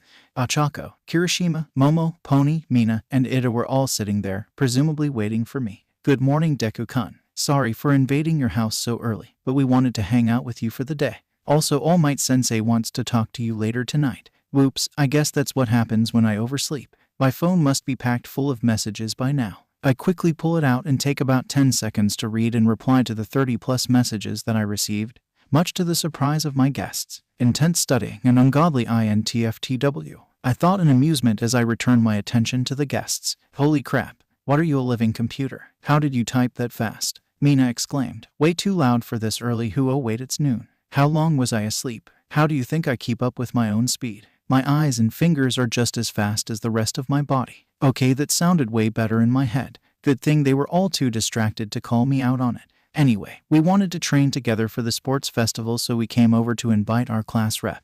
What do you say, Midoriya-san? Ada asked on behalf of the group. I thought about it for a bit and ended up accepting. I needed to train anyway, and with my new X boosts, group training just became much more appealing to me. Sure, school's out today though, so we can't exactly go there. Follow me. We can use our old training spot at Dagaba Beach. They looked at each other in confusion before accepting. That's right, I never told them about Dagaba, did I? We jogged our way there to warm up while those who haven't been there before asked Ochako and I questions about Dagaba Beach. This was the place where Ochako-chan and I trained under All Might Sensei. Sigh, it really takes me back. That got them excited. I guess they wanted to see the place where I got so strong so fast. We picked up the pace and managed to reach the beach in only half an hour, although some of us were a bit out of breath from the run. Phew, good run. So this is the place. It looks amazing. The sand is almost pure white, Hiroshima exclaimed as he looked over our training area. The girls were also enjoying the view, eyes sparkling from the crystal clear water. That's enough sightseeing for now. I know it's beautiful, but we're burning daylight right now. I call out, catching everyone's attention. I think we're all fairly warmed up after our short run, so let's get down to business. They turn to me and get ready. I nod and begin explaining my game plan. I've watched the sports festival for the last several years, and from what I've seen, they always start the games with a contest of speed to thin out the herd. So I think it would be best for us to work on some agility training along with our dodging abilities, since messing with other contestants is usually allowed. The amount of students that were hit with projectiles in the preliminary rounds were insane. Understood. Do you have a specific method that we'll be using, Midoriya-san? You seem to be experienced with speed training since you're already faster than me. I nod and asked Momo if she could make us some balls. Volleyballs specifically, since they were fairly small, light, and for the obvious reason of us being on a beach. We'll use these volleyballs provided by Momo-chan for our training. Each of us will take turns as the runner while the other 6 people focus on hitting the runner with the volleyballs. Each of us will take 3 turns as runners in total. Runners receive points for each time they get hit. The runner with the lowest point total is the winner. I came up with our training regimen on the fly. The fact that it was a fun game was coincidence, I swear. Regardless, everyone took it rather well. We ended up having a good deal of fun as well as some serious training, considering that we allowed quirks to be used for throwing and dodging. Especially when you add mechanical ball throwers and Delaware smash balls into the equation, courtesy of Momo and myself. Hiroshima was much more used to taking hits rather than dodging, so this was a good change of pace for him. Ada's pure speed wasn't very useful for quick turns, so he had to adjust to the training quickly if he wanted to do well. Mina was well-rounder. He throws had some extra range to them since she covered the balls in a sticky acid, while her natural athleticism and acid skating made her quite mobile. Pony was a surprisingly strong player, with her 4-legged mode providing extra speed and her horns giving her throws some extra power and control. Momo, as mentioned earlier, just made a mechanical ball thrower and aimed at herself, while her natural athleticism helped her dodge pretty well. Ochako was a bit of a curvy ball. Making the balls weightless gave her thrown the 3rd highest speed out of everyone, and having the ability to float for short periods of time gave her more options when dodging. Her training with me earlier in the year certainly helped her reaction times as well. I dominated this game. And no, I wasn't just bragging. The only people who even came close to hitting me were Ochako and Pony. Ochako because she knew me for long enough to know my evasion tricks, and Pony because she could freely maneuver her balls much more than the others. Momo's machines were fast for most people, but they were nothing compared to All Might's fists or even Namu. The results were as follows: Kirishima Ijiro, 18, Ida Tenya, 14, Tsunotori Pony, 12, Yaoyorozu Momo, 9, Ashido Mina, 8, Iraraka Ochako, 4, Midoriya Izuku, 0. Good work, everyone. That was pretty fun. A few more days of this and we should get the hang of it. We should also do some occasional light sparring, since the final event is always some kind of one-on-one contest. Getting agreements from everyone, I had to excuse myself, saying that Class 1B's representative asked me to meet with her. Apparently they wanted to speak to me about what happened at the USJ, as well as something about inter-class relationships. Whatever that's about. Maybe it has something to do with the -100 reputation I have with Class B. At first I thought it was just a bleed-over effect from Kaken, but maybe it goes deeper than that. Either way, as the Class 1A rep, I should probably nip this issue in the bud before it ends badly for my class as a whole. I found myself walking through the halls of an empty UA while asking myself why Class B's rep would want to see me in particular. Sigh, so much for a day off. Oh well, I guess this is what I signed up for when I became class rep. Wait, I didn't sign up for anything. I exclaimed to no one. Sign up for what? A voice came from up ahead. A few seconds later, and an orange-haired, green-eyed girl appeared. Hey, Midoriya-san, right? My name is Kendo Itsuka, the Class B rep. Thanks for meeting me on such short notice and on our day off too. She bowed in apology after introducing herself. It's fine. I gotta say I'm curious about why you called me here, I asked, hoping for a quick answer. I really wanted to watch those Bruce Lee videos later. I did a little research on the train ride here and I have to say I was more than impressed by the ancient fighter. Well, it's mostly just to apologize in advance for some of the guys in our class. They've been pretty jealous lately and have been ranting about Class 1A being glory hogs. Most of them are good people, but that Monoma guy just loves to rile them up. A new voice came from the same direction. This time it was a greenette with matching green eyes and a cheeky grin. Yo, I'm Takage Setsuna, Vice Rep of Class B. Nice to see you again, Superboy. Superboy, I can feel the copyright strikes coming already. With a quick analyze, I found out a little more about them and I could tell that Takage had a pretty casual personality. Wait, was I supposed to bring our vice rep too? Sorry, I should have asked her earlier. I apologized, not thinking about bringing Momo along.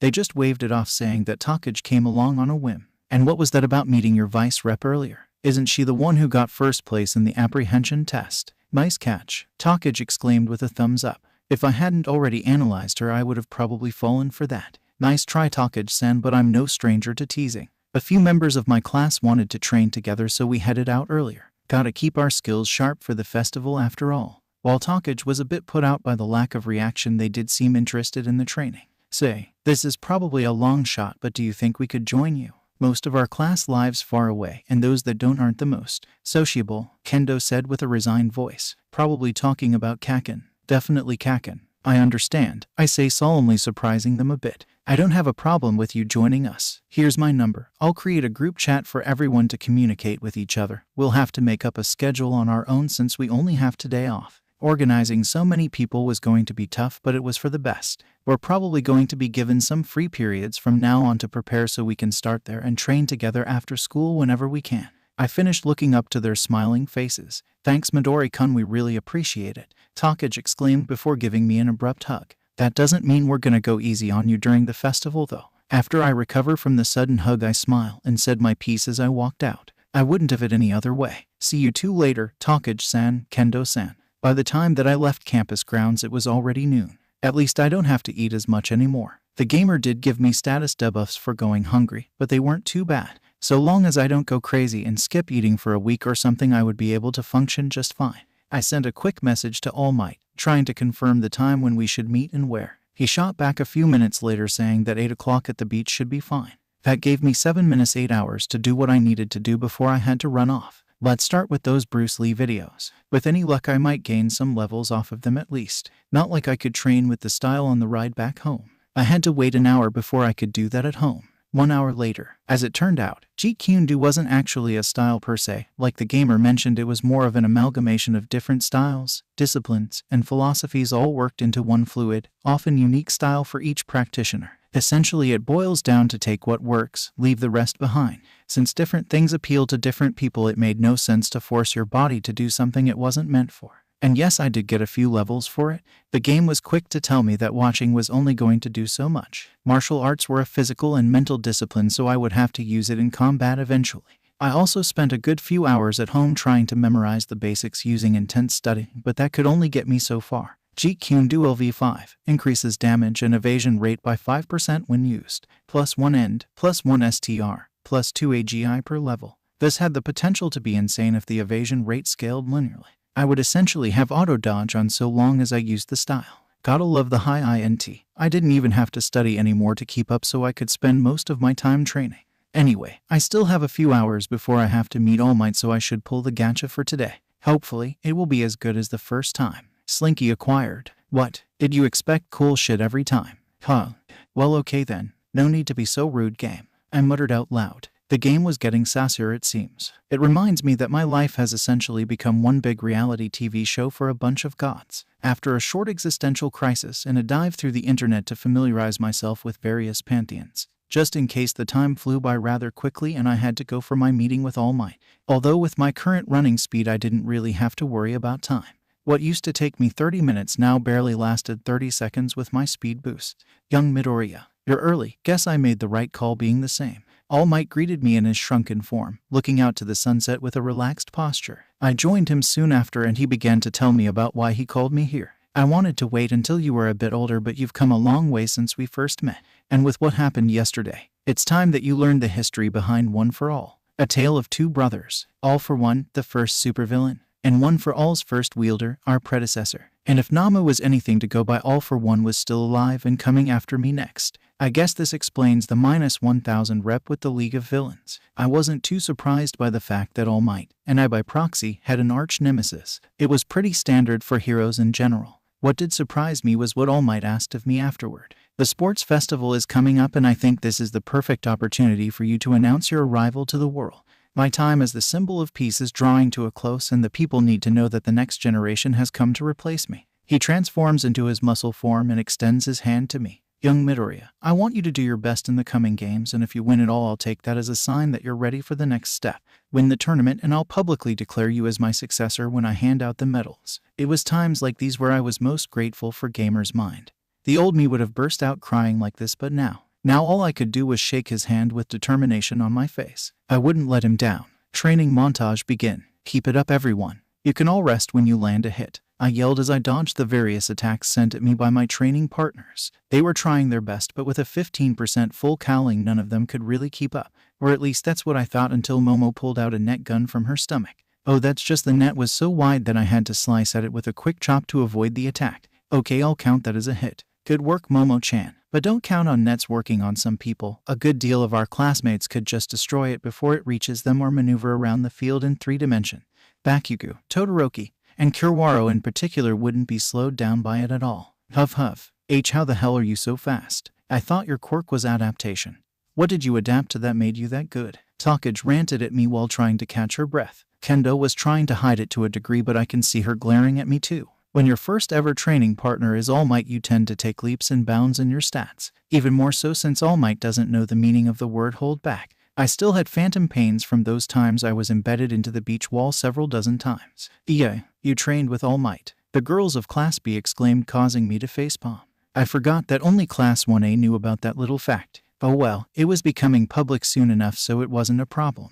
Oh, yeah, sorry. I forgot that I never told you guys. It's not really a big secret or anything. In fact, I was asked to reveal it to the public during the festival. So don't worry about keeping it a secret or anything. I apologized and assured them that I didn't mean to keep it from them. The other members of WANA started to open up more with the Class B reps after they noticed how we trained with each other. In fact, a good deal of them opted to join us for training, along with a few more 1B members who swallowed their pride or just didn't care about the class rivalry. Komori, Tsuyu, Gyro, and Kiwaro were the ones to join shortly after we started. They integrated fairly well, but like the others, they weren't too used to intense training over such long periods of time. It was nice to train people again. Ochako was fun to teach back when we met, and with these guys already having a strong base to work with, it just made it even more fun to build them up. After class ended, we trained for a good 3-4 hours in one of the training grounds. Or when we couldn't get permission, we went to the beach instead. Afterward, I pulled from the gacha system when I finally got home. So far, this is what I got. Universal items, 10,000 yen x5, butcher knife, 5,000 yen worth of silver x4, green trench coat, green swimming goggles, 13 wristwatch. Common items, Rubik's Cube, small gold plate worth 50,000 yen x2, emerald, clear diamond, smartphone, red sneakers, boxing gloves, English-Spanish dictionary, solar battery charger, bicycle. Uncommon items, Encyclopedia Britannica 11th edition, Petty Soul Gem, Katana, Grapple Gun, Young Age Limited Edition All Might Card, Platinum Ring, Smithing Skill Book, Cooking Skill Book, Evil Overlord's Guide to World Domination. Rare items, Minor Mana Potion, Common Soul Gem x2, Wrist and Ankle Weights, Resistant Seals, Paralytic Poison, Chemistry Skill Book. Epic items, Arrow Protection Amulet, Azoth Sword. Legendary items, none. The universal items were mostly very simple, a lot of money, some precious metal, a gift for Ochako, etc. The common items were a bit more varied. A puzzle game for training which I kept, some more precious metals, and gemstones, in addition, some useful clothing and gadgets even, and another gift for Ochako. Uncommon items were a little weirder. That encyclopedia was apparently very rare and Momo took an interest in it. I decided to give it to her since I wasn't going to need it, and she responded. Different from what I expected. I nearly got kissed straight in the mouth. It was only Ochako's timely interruption that stopped it, ending in her having a shit-eating grin as Momo and I blushed like crazy. Anyway, back to the uncommon items. The katana, grapple gun, platinum ring, and collectible card were all mundane. I decided to keep the ring and the grapple gun while scrapping the katana since I can't exactly use a weapon just yet. The card was given as a sort of peace offering to Kaken since I didn't want us to be at each other's throats all year. To my surprise, this actually raised my reputation with him by 200 points. I was now firmly on the positive end of neutral with him, which was something, I guess. The skill books were used immediately, both of which raised my crafting level. And I decided to keep the Evil Overlord's Guide as a joke and because it was actually a fun read. Finally, there was the Soul Gem. It was weird to say the least. Analyze told me that it had some kind of energy source in it, but I didn't have a way of utilizing it just yet. I decided to skip it for now and chucked it into my inventory. The rare items were very useful. First off was the skill book. It added an extra level to crafting, so that's nice. Next, the poison. I guess it could be useful for later. Maybe I can even develop a poison resistance skill later, but for now let's move on. 2 more soul gems that we'll get to later. A pair of weights. And with these resistance seals I can do some serious training from now on. It could even help me with keeping full cowling active permanently, just like All Might. Finally, there was the mana potion. Mana potion, this drink is rather special. Upon drinking it, the user grows a new pseudo-organ over the course of a month known as magic circuits. These will allow the user to manipulate mana, a limited resource, in order to cast magecraft. Magic. Actual magic. Well shit, I won't complain about it. Down the hatch. I drank the potion right after reading it. If I know my gaming gimmicks, then the soul gems were most likely filled with mana, so I looked into those after the circuits developed. Finally, the epic level items. These were definitely something special. First off was the amulet. Amulet of Arrow Protection. This item protects the wearer from any and all projectile attacks up to 200 uses. Strong attacks may take out multiple uses at once. Definitely a powerful item. I probably won't be able to use it in public since this stuff is obviously magic, so I'll save it for when the real danger begins to show up. Next up was the Azoth Sword. Azoth Sword amplifies and focuses magecraft. Not meant to be used as a weapon. It magnifies magecraft by a factor of 3 when used. Maximum mana capacity, 10,000 units. Another magic item. This time it was an amplifier, and 10k units. Was that good? I had no idea, and I probably wouldn't until the potion kicked in. Until then, all I could do was train harder and grind the crafting skill a bit. At the low level that it was, the most I could make was just some basic metal tools, a few cooking recipes, and some basic chemical compositions that had mild effects at best. On a brighter note, I did manage to raise my reputation with the support course students significantly since I spent plenty of time with them while borrowing some of their equipment for my extracurricular activities.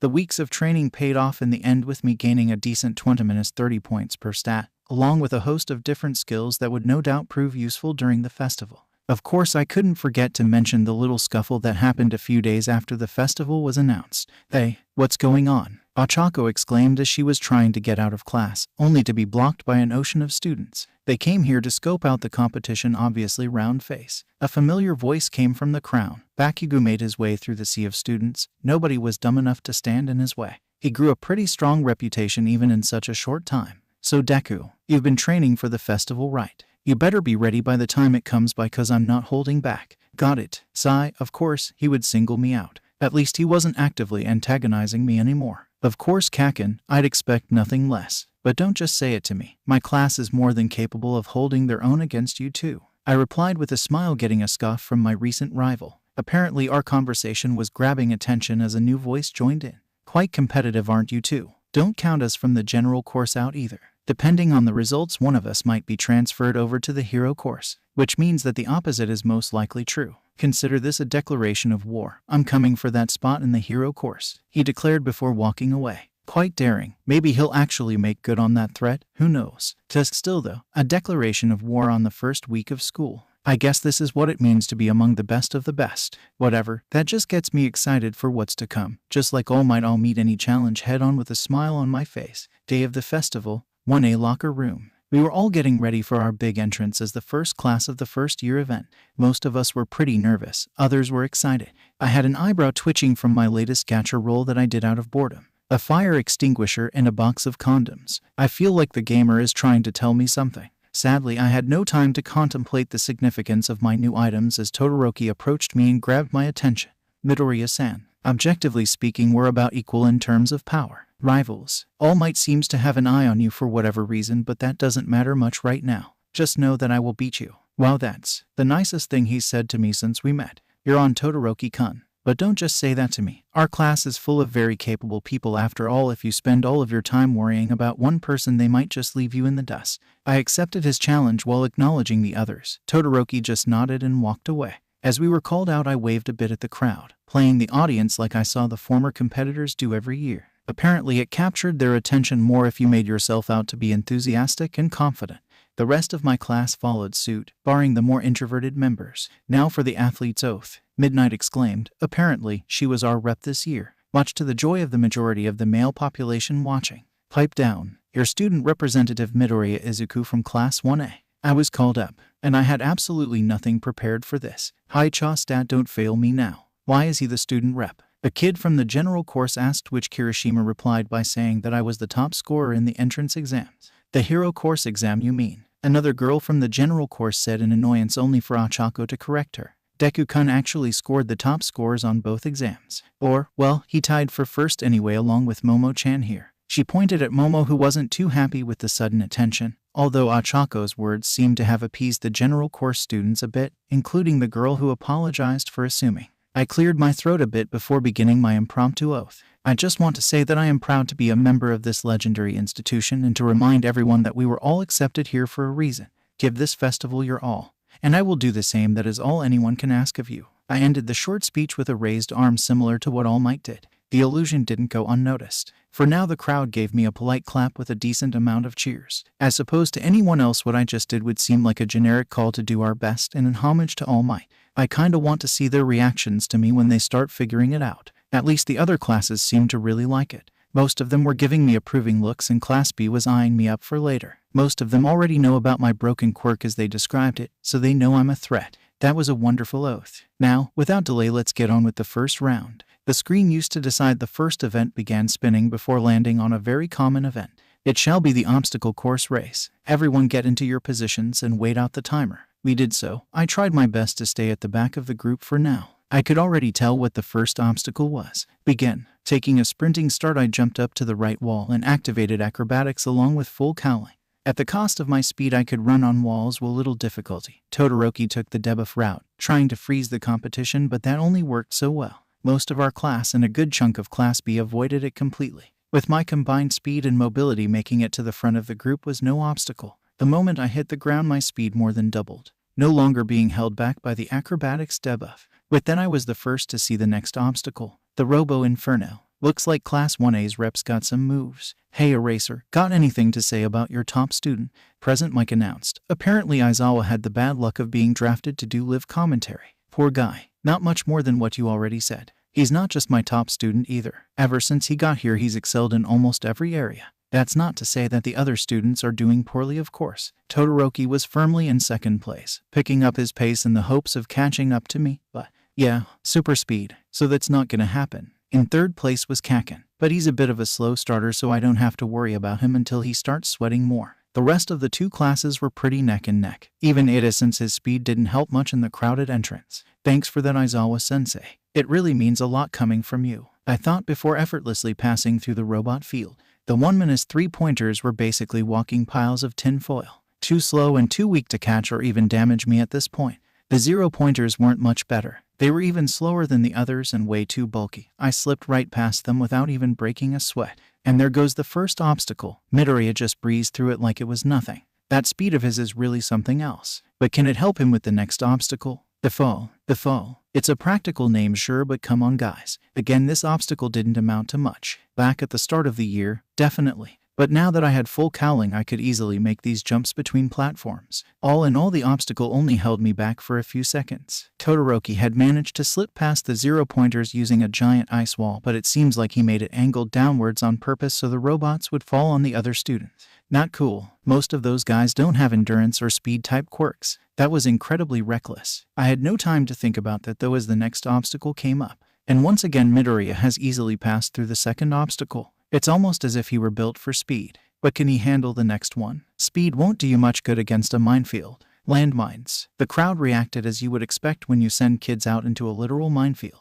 Landmines. I could hear Momo yell indignantly from way back the second obstacle, along with something about a budget. As for me, holy shit, they planted landmines. I muttered to myself in mild disbelief. Even UAS gotta have a limit, right? I then heard Aizawa's commentary about how they weren't really all that dangerous and were meant to act more like flashbangs. So they're meant to distract, impair, and overall slow down a large group of people. Good thing literally none of those things work on me. That's the thing about some of my skill descriptions. They were just vague enough to be some real bullshit in a live test. Gamer's mind was the biggest culprit. With it, I had essentially nothing to worry about when it comes to things like shock, panic, etc. Even without my intense durability, I could just power through the pain and disorientation of the mines like a champ. Speaking of durability, the mines were meant to only sting when stepped on by a basic human. No endurance quirk or anything. I was far from basic at this point. My durability mixed with speed made the mines a complete joke that I ran through in under a second. And we have our winner, folks. The seemingly unstoppable Izuku Midoriya has claimed first place by a wide margin. Hell, the other students are still in the second obstacle as we speak. I could have gone without the showboating, but I guess I did need to make a big impression. I raised another fist to the sky to keep up the All Might image before I looked back at the rest of the student. Todoroki was still in second place, but that didn't last for very long as Bakugou exploded right past him before engaging Todoroki in a light skirmish to throw him off into the mine. The others were using the final obstacle to catch up, and I could see the girls stop for a moment. I wonder what their Thio know. Achako don't. You never tested it on Explo. My thought process was cut short. A very large, very pink explosion was heard from the entrance to the third obstacle. Achako had asked Momo to make them a strong metal platform as she started to collect mines from the ground without blowing them up using her quirk. I think I corrupted her. She would have never thought of such an insane plan a few weeks ago. At least it seemed to work. With her quirk she made Momo and the metal plate weightless, meaning that she needed fewer mines to finish the job compared to someone else. She then proceeded to belly flop into the mines, which caused the previously mentioned explosion. I don't believe it, ladies and gentlemen. 2 of Class 1A's members have just rocketed past the current runner-ups without anyone noticing. Seriously, Eraser, Midoriya was crazy enough. What do you teach these kids? Mike announced in complete hysterics while Aizawa responded with his usual flat tone. Not much, to be honest. School's only been going on for less than a month, remember. I certainly didn't teach them that kind of suicidal maneuver. If I had to guess, Midoriya probably gave them that idea. He said, much to the surprise of the crowd and present Mike. Midoriya is known to socialize with them along with 4 others for the most part, and he's proven to be either completely fearless, insane, or both. Probably both. It's not much of a surprise that his closest friends took his lead. Our homeroom teacher explained further, kinda tanking my reputation with the insane comment. Wow, thanks for the vote of confidence, Aizawa-sensei. I have enough problems trying to prove my sanity as it is. The second and third place positions were given to Momo and Achako respectively. Achako had made progress in her AGI training, but Momo simply has the advantage when it comes to speed because of her long legs and athletic training from her childhood. Todoroki and Bakugou weren't far behind though. They took 4th and 5th place respectively. Bakugou in particular was not doing very well with getting 5th place again, and he was dealing with it in his own quirky way. Very quirk. I could tell that Todoroki was in genuine shock with his 4th place spot. I took that moment to walk up to him. I needed to prove a point from before. Todoroki-san, this is what I meant. Don't underestimate the rest of your class or any of the other classes for that matter. You never know when they'll bust out some hidden tricks and leave you in the dust. He glared at me for a bit but ended up accepting it. He couldn't deny that I had a point. And you too. I yelled out to the girls before bringing them into a group hug. That was incredibly dangerous and reckless, and I've never been more proud of both of you. I hugged them tighter, both worried and happy for what they pulled back there. Thanks, Deku-kun. I came up with it after I remembered how you used your Delaware smash to hover back in training. But really, Momo-chan made it all possible. Thanks for trusting me back there. Momo blushed at the praise and returned fire. Of course I trust you, Achako-chan. But that plan you came up with was genius. I didn't even think about using the mines to our advantage like that. My mind just firmly labeled them as an obstacle instead of a resource. She admitted before realizing just how we all looked after our group hug and blushed profusely. Luckily, the other contestants chose that time to show up, the first of which was the resident cyborg. 6th place. How disgraceful for a speed type. Midoriya-kun, you did an amazing job. Yaoyorozu-san and Uraraka-san also pulled off such a crazy plan. I must say I'm impressed. While he seemed to be in good spirits at least, the rest of the students slowly trickle in. Class 1B did quite well, mixing in with Warner for the most part, although there was one person from Class B who didn't make it. Minto, I think his name was. Apparently he tried to latch onto Momo with his adhesive balls, but Achako saw it coming and kicked him away. This became the catalyst for them working together on the last obstacle. 3 of the remaining members in particular caught my interest. First was the general course student who declared war on me a few weeks back. Good on him, he passed the first round. Next was a support course student named Hatsume. We met a few days ago while I visited the support course to power level crafting a bit. She was a bit eccentric, but she was nice enough. Finally, there was another general course student named Muyo Mukenmaru. He just barely made it at the 42nd spot and was currently praying to something for letting him get that far. Oh well, the fact that he got through the first round alone is impressive. I'm sure his friends and family must be proud. Great job, everyone. The top 42 students will move on to the next round. But don't worry if you didn't qualify. We still have plenty of activities to keep you entertained. Now for the next round, it shall be. The screen cycled through various events again before landing on Paintball War. The rules are as follows. The 42 remaining students shall group up into teams of no less than 2 and no greater than 4. From there, our very own Cementos will create an arena for every team to battle in. The players will be given various fake weapons covered in the team's colors. A clean hit equals an elimination. Each elimination gives a point to the one who caused it. However, there is one special rule. I don't like where this is going. The student who came in first during the last event shall fight on his own. In addition, whoever manages to take him down shall have their team win automatically. To keep things fair, Midoriya here will be allowed a 5-minute head start in the arena to prepare. That sure did it. The rest of the competition was looking at me like their next meal. The old me would have probably crumbled under the pressure, but now, I just smirked back, telling them to give me their best. I kept a close eye on the teams that formed, the most dangerous of which was Team Yellow, Team Red, and Team Black. I was Team Green, obviously, or as my competition called me, Green Light. This was going to be a rough game, or at least that's what I thought before I was told to select the weapons I wanted, limited only by what I could carry. My grin threatened to split my face as I gave them my best mad scientist laugh before storing everything I thought I needed into my inventory. Much to Midnight's shock, they knew I could replicate quirks to an extent, but not how far the ability truly went. Hikukuku, pressure-sensitive paint mines, paint grenades, paint snipers, paint pistols, and various bladed weaponry. If they wanted me, they were gonna need to work for it. 5 minutes to plan how to fight against over 40 people. I do these scenarios in my head for fun. I whispered to myself before entering the freshly made maze arena courtesy of Cementos. Welcome to the concrete jungle indeed. So good news, bad news everyone. Good news, it's 40 against 1. Bad news, it's 40 against Izuku-kun with prep time. Momo announced to the other teams, who all just stared in confusion. Well, all of them except for the leader of Team Yellow. So in other words, we're fucking screwed. That nerd is probably gonna make that place resemble last century's Vietnam. Hell, knowing him, I bet 5 minutes before the first team is eliminated. Bakugou admitted, shocking everyone who even remotely knew him. What? I know when to be realistic. Deku lives for this shit. He knew what the nerd excelled in. This didn't mean he was giving up, of course, but he knew that his team was gonna take heavy casualties before they brought the bastard down. The 5-minute grace period is over. Feel free to enter the arena and spread out at your leisure. You have 5 additional minutes to prepare yourself before the match begins. The 11 full teams entered the arena and immediately froze in place from what they saw. At the entrance sat a calm, smiling Izuku, not at all bothered by having his position known in advance. Why, hello everyone. I've prepared as best as I could, but with 5 minutes I could only do so much. I hope you can all forgive me if my traps are a little mediocre. He stayed sitting there, casually watching the nervous expressions on everybody's faces. Well, you only have 5 minutes to prepare. Or are you banking on the fact that I'm right here, in plain sight, and trapped with all of you? Are you truly willing to risk it all for the small chance that your bullet lands first, while ignoring the 10 other teams right next to you? He was playing with them. It was obvious to anyone willing to pay attention,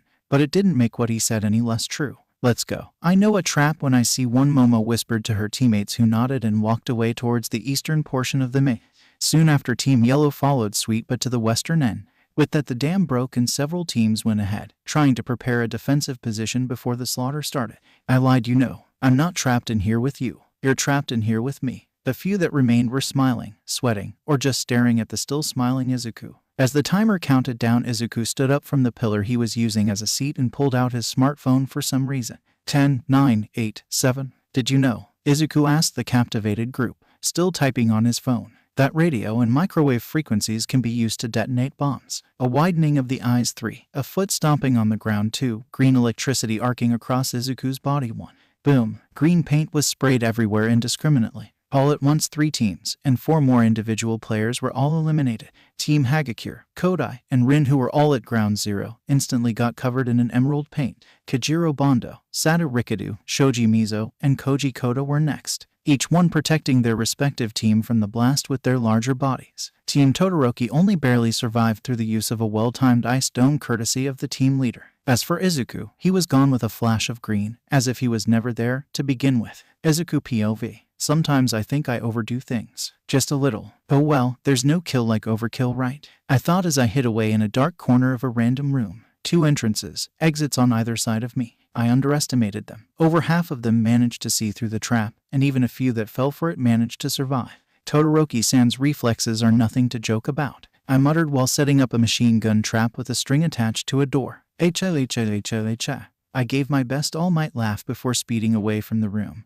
hoping that someone was dumb enough to fall for it. And if they aren't, well, I had more than that simple Home Alone trap prepared further ahead. 15 points was already halfway decent, but I needed more if I wanted to guarantee my spot in the finals. HRGK, well, that was fast. I walked back to my freshly laid trap to find nothing. Got you. A feminine voice came from behind me as a sharp pain started in my back. WA. And the pain twisted. So this is what it's like to get stabbed in the back. Not liking this one bit, I swing my elbow backward with 20% full cowling, hoping to get my attacker off of me. Crazed giggling followed as my attacker moved back, leaving the knife in my back. I turned to look at my would-be assassin and find Muyo. The hell? Wait, no, damn it, Deku, calm down and be a gamer. Analyze. Toga Himiko, LV34, the vampiric Yandir. Why, how, and when? I asked. She just giggled before looking at her right hand, still bloody from the earlier stab. I thought that after seeing the deepest parts of you this would lose its charm. But your blood is even more beautiful than your bones, Izuku-kun.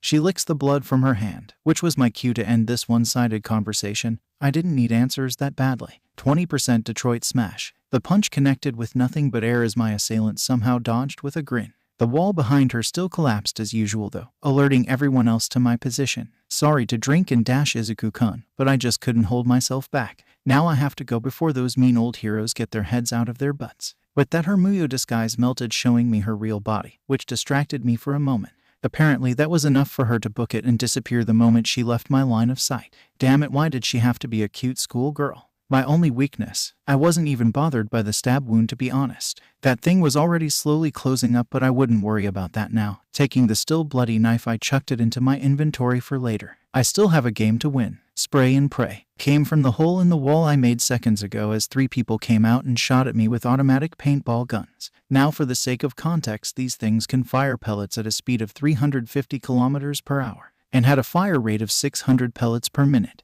which made the looks on my enemies' faces even better when I dodged every shot while simultaneously shooting each one of them with a pistol that I pulled out of my inventory. "Oh, come on," cried out the leader of Team Kaibara as his whole team was annihilated in their own ambush.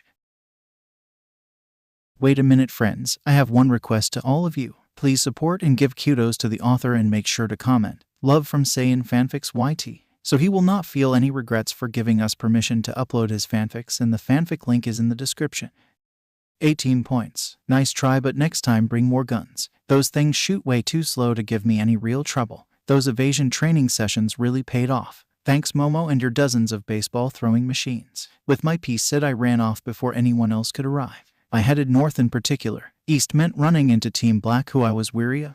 They know most of my tricks, and heading west meant that I'd run into Kaken eventually, which would not end well in an enclosed position. We'd get collapsed on in an instant. In the meantime, I looked up at the scoreboard, which was visible all throughout the arena corridors. Although the interior rooms were blocked off, half of the teams were already eliminated. The top scorers being myself at 18, Team Black at 5, and Team Yellow and Team Red were tied at 3. I was at the northernmost corridor now, an area that I trapped an extra amount due to its strategic location with 5 different entryways, exits that converged on it, along with the pillar in the middle, just like in the southern entrance where this all started.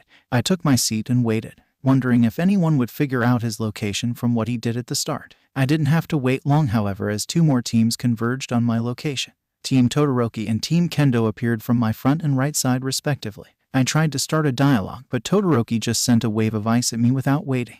Well, that's rather rude. I flicked it apart with a full-powered smash as the weight of the ice activated several pressure traps in the room. A volley of pellet fire came soon after, only to be blocked by another wall of ice and Kendo's large fists. I barely noticed when a disembodied hand approached me from the right, but the small tint of green on my peripheral, along with the fact that Takage pulled this shit during training, tickled my Deku senses. Just in time too, as a pellet whizzed right past my nose, which I took as my cue to skedaddle the hell out of there. That was way too close. I can't keep underestimating them like that. Traps can only do so much against that kind of defense. At least the pellet volley netted me 2 more points. One from Kendo's heroic shielding and another from Kirishima, who wasn't covered in ice quickly enough. I think I'm done for now. Let's see what the girls cooked up for me while I was hunting. That sounded a lot less sexist in my head. Heading east, I immediately noticed the traps that I laid in the area.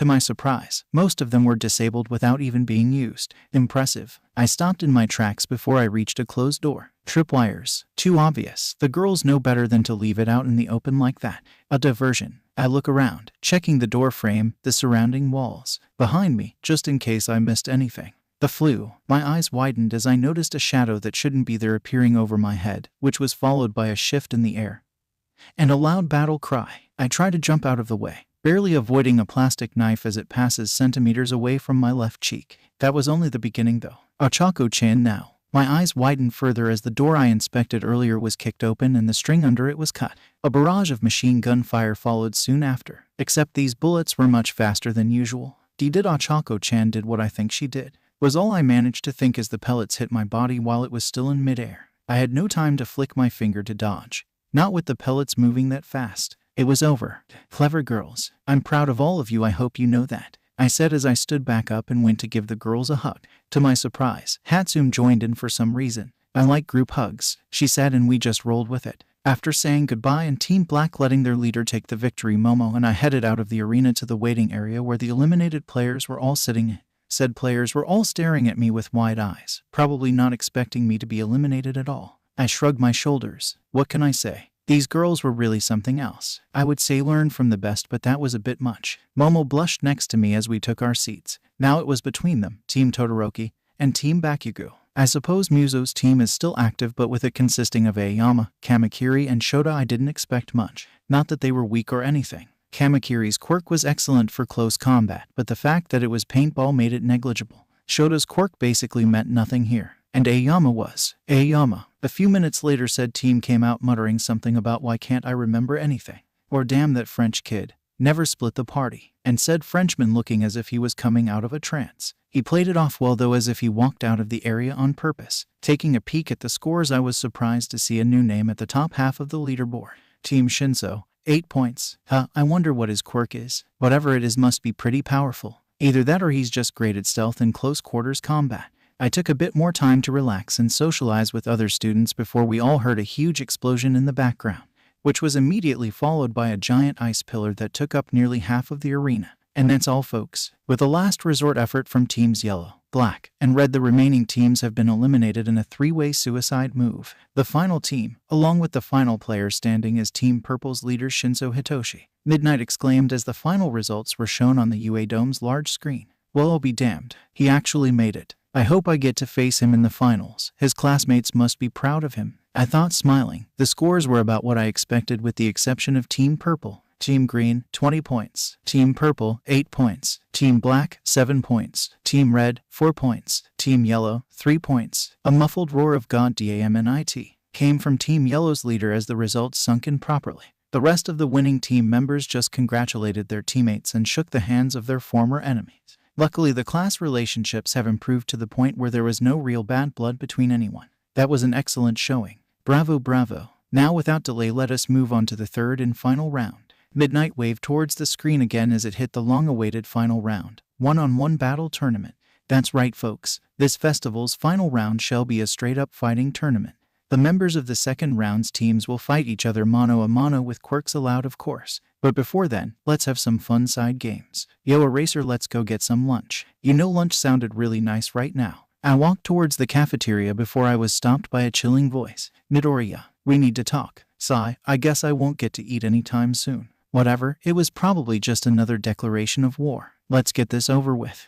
So are you gonna say anything, or are you just going to keep glaring at me? His glare narrowed even further as I sweat dropped. Oh, okay, then I'll just go then. I'm hungry, so come see me when you're ready to talk. You overwhelmed me, time and time again, even to the point where I broke my pledge. He finally spoke up, making me stop. I guess he saw that I wasn't gonna deal with the silent treatment when he was the one who said he needed to speak to me. But the way you're looking at your left arm, I'll assume you're talking about your fire quirk. You refused to use it for some reason, except when I fought you it forced you to activate it, am I right? He nods before taking a deep breath. Midoriya, do you know about quirk marriages? That was the start of Todoroki's tragic backstory. I gotta say, with a history like that, I'd classify him as the main character in a manga on the spot, if it weren't for the fact that my life is literally a game. reality TV show which I'm pretty sure was a manga at some point.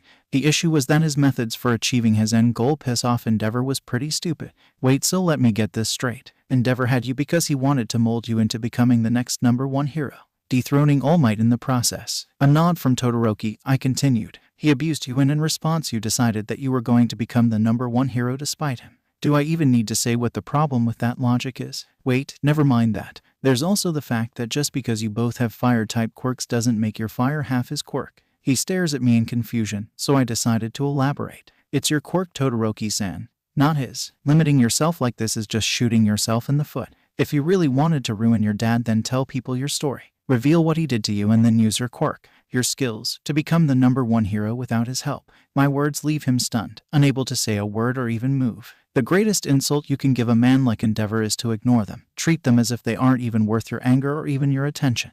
Otherwise you'll just lead yourself to ruin. Think on these words, Todoroki-san. I hope that they can help you if only a little. I walked away, leaving the fire and ice wielder to his thoughts. He needed time to digest what had just happened. The 16 winners of the last round grouped up and were told the rules of the next round. We were about to draw lots to see who would fight who. However, 2 people decided to drop out for their own reason.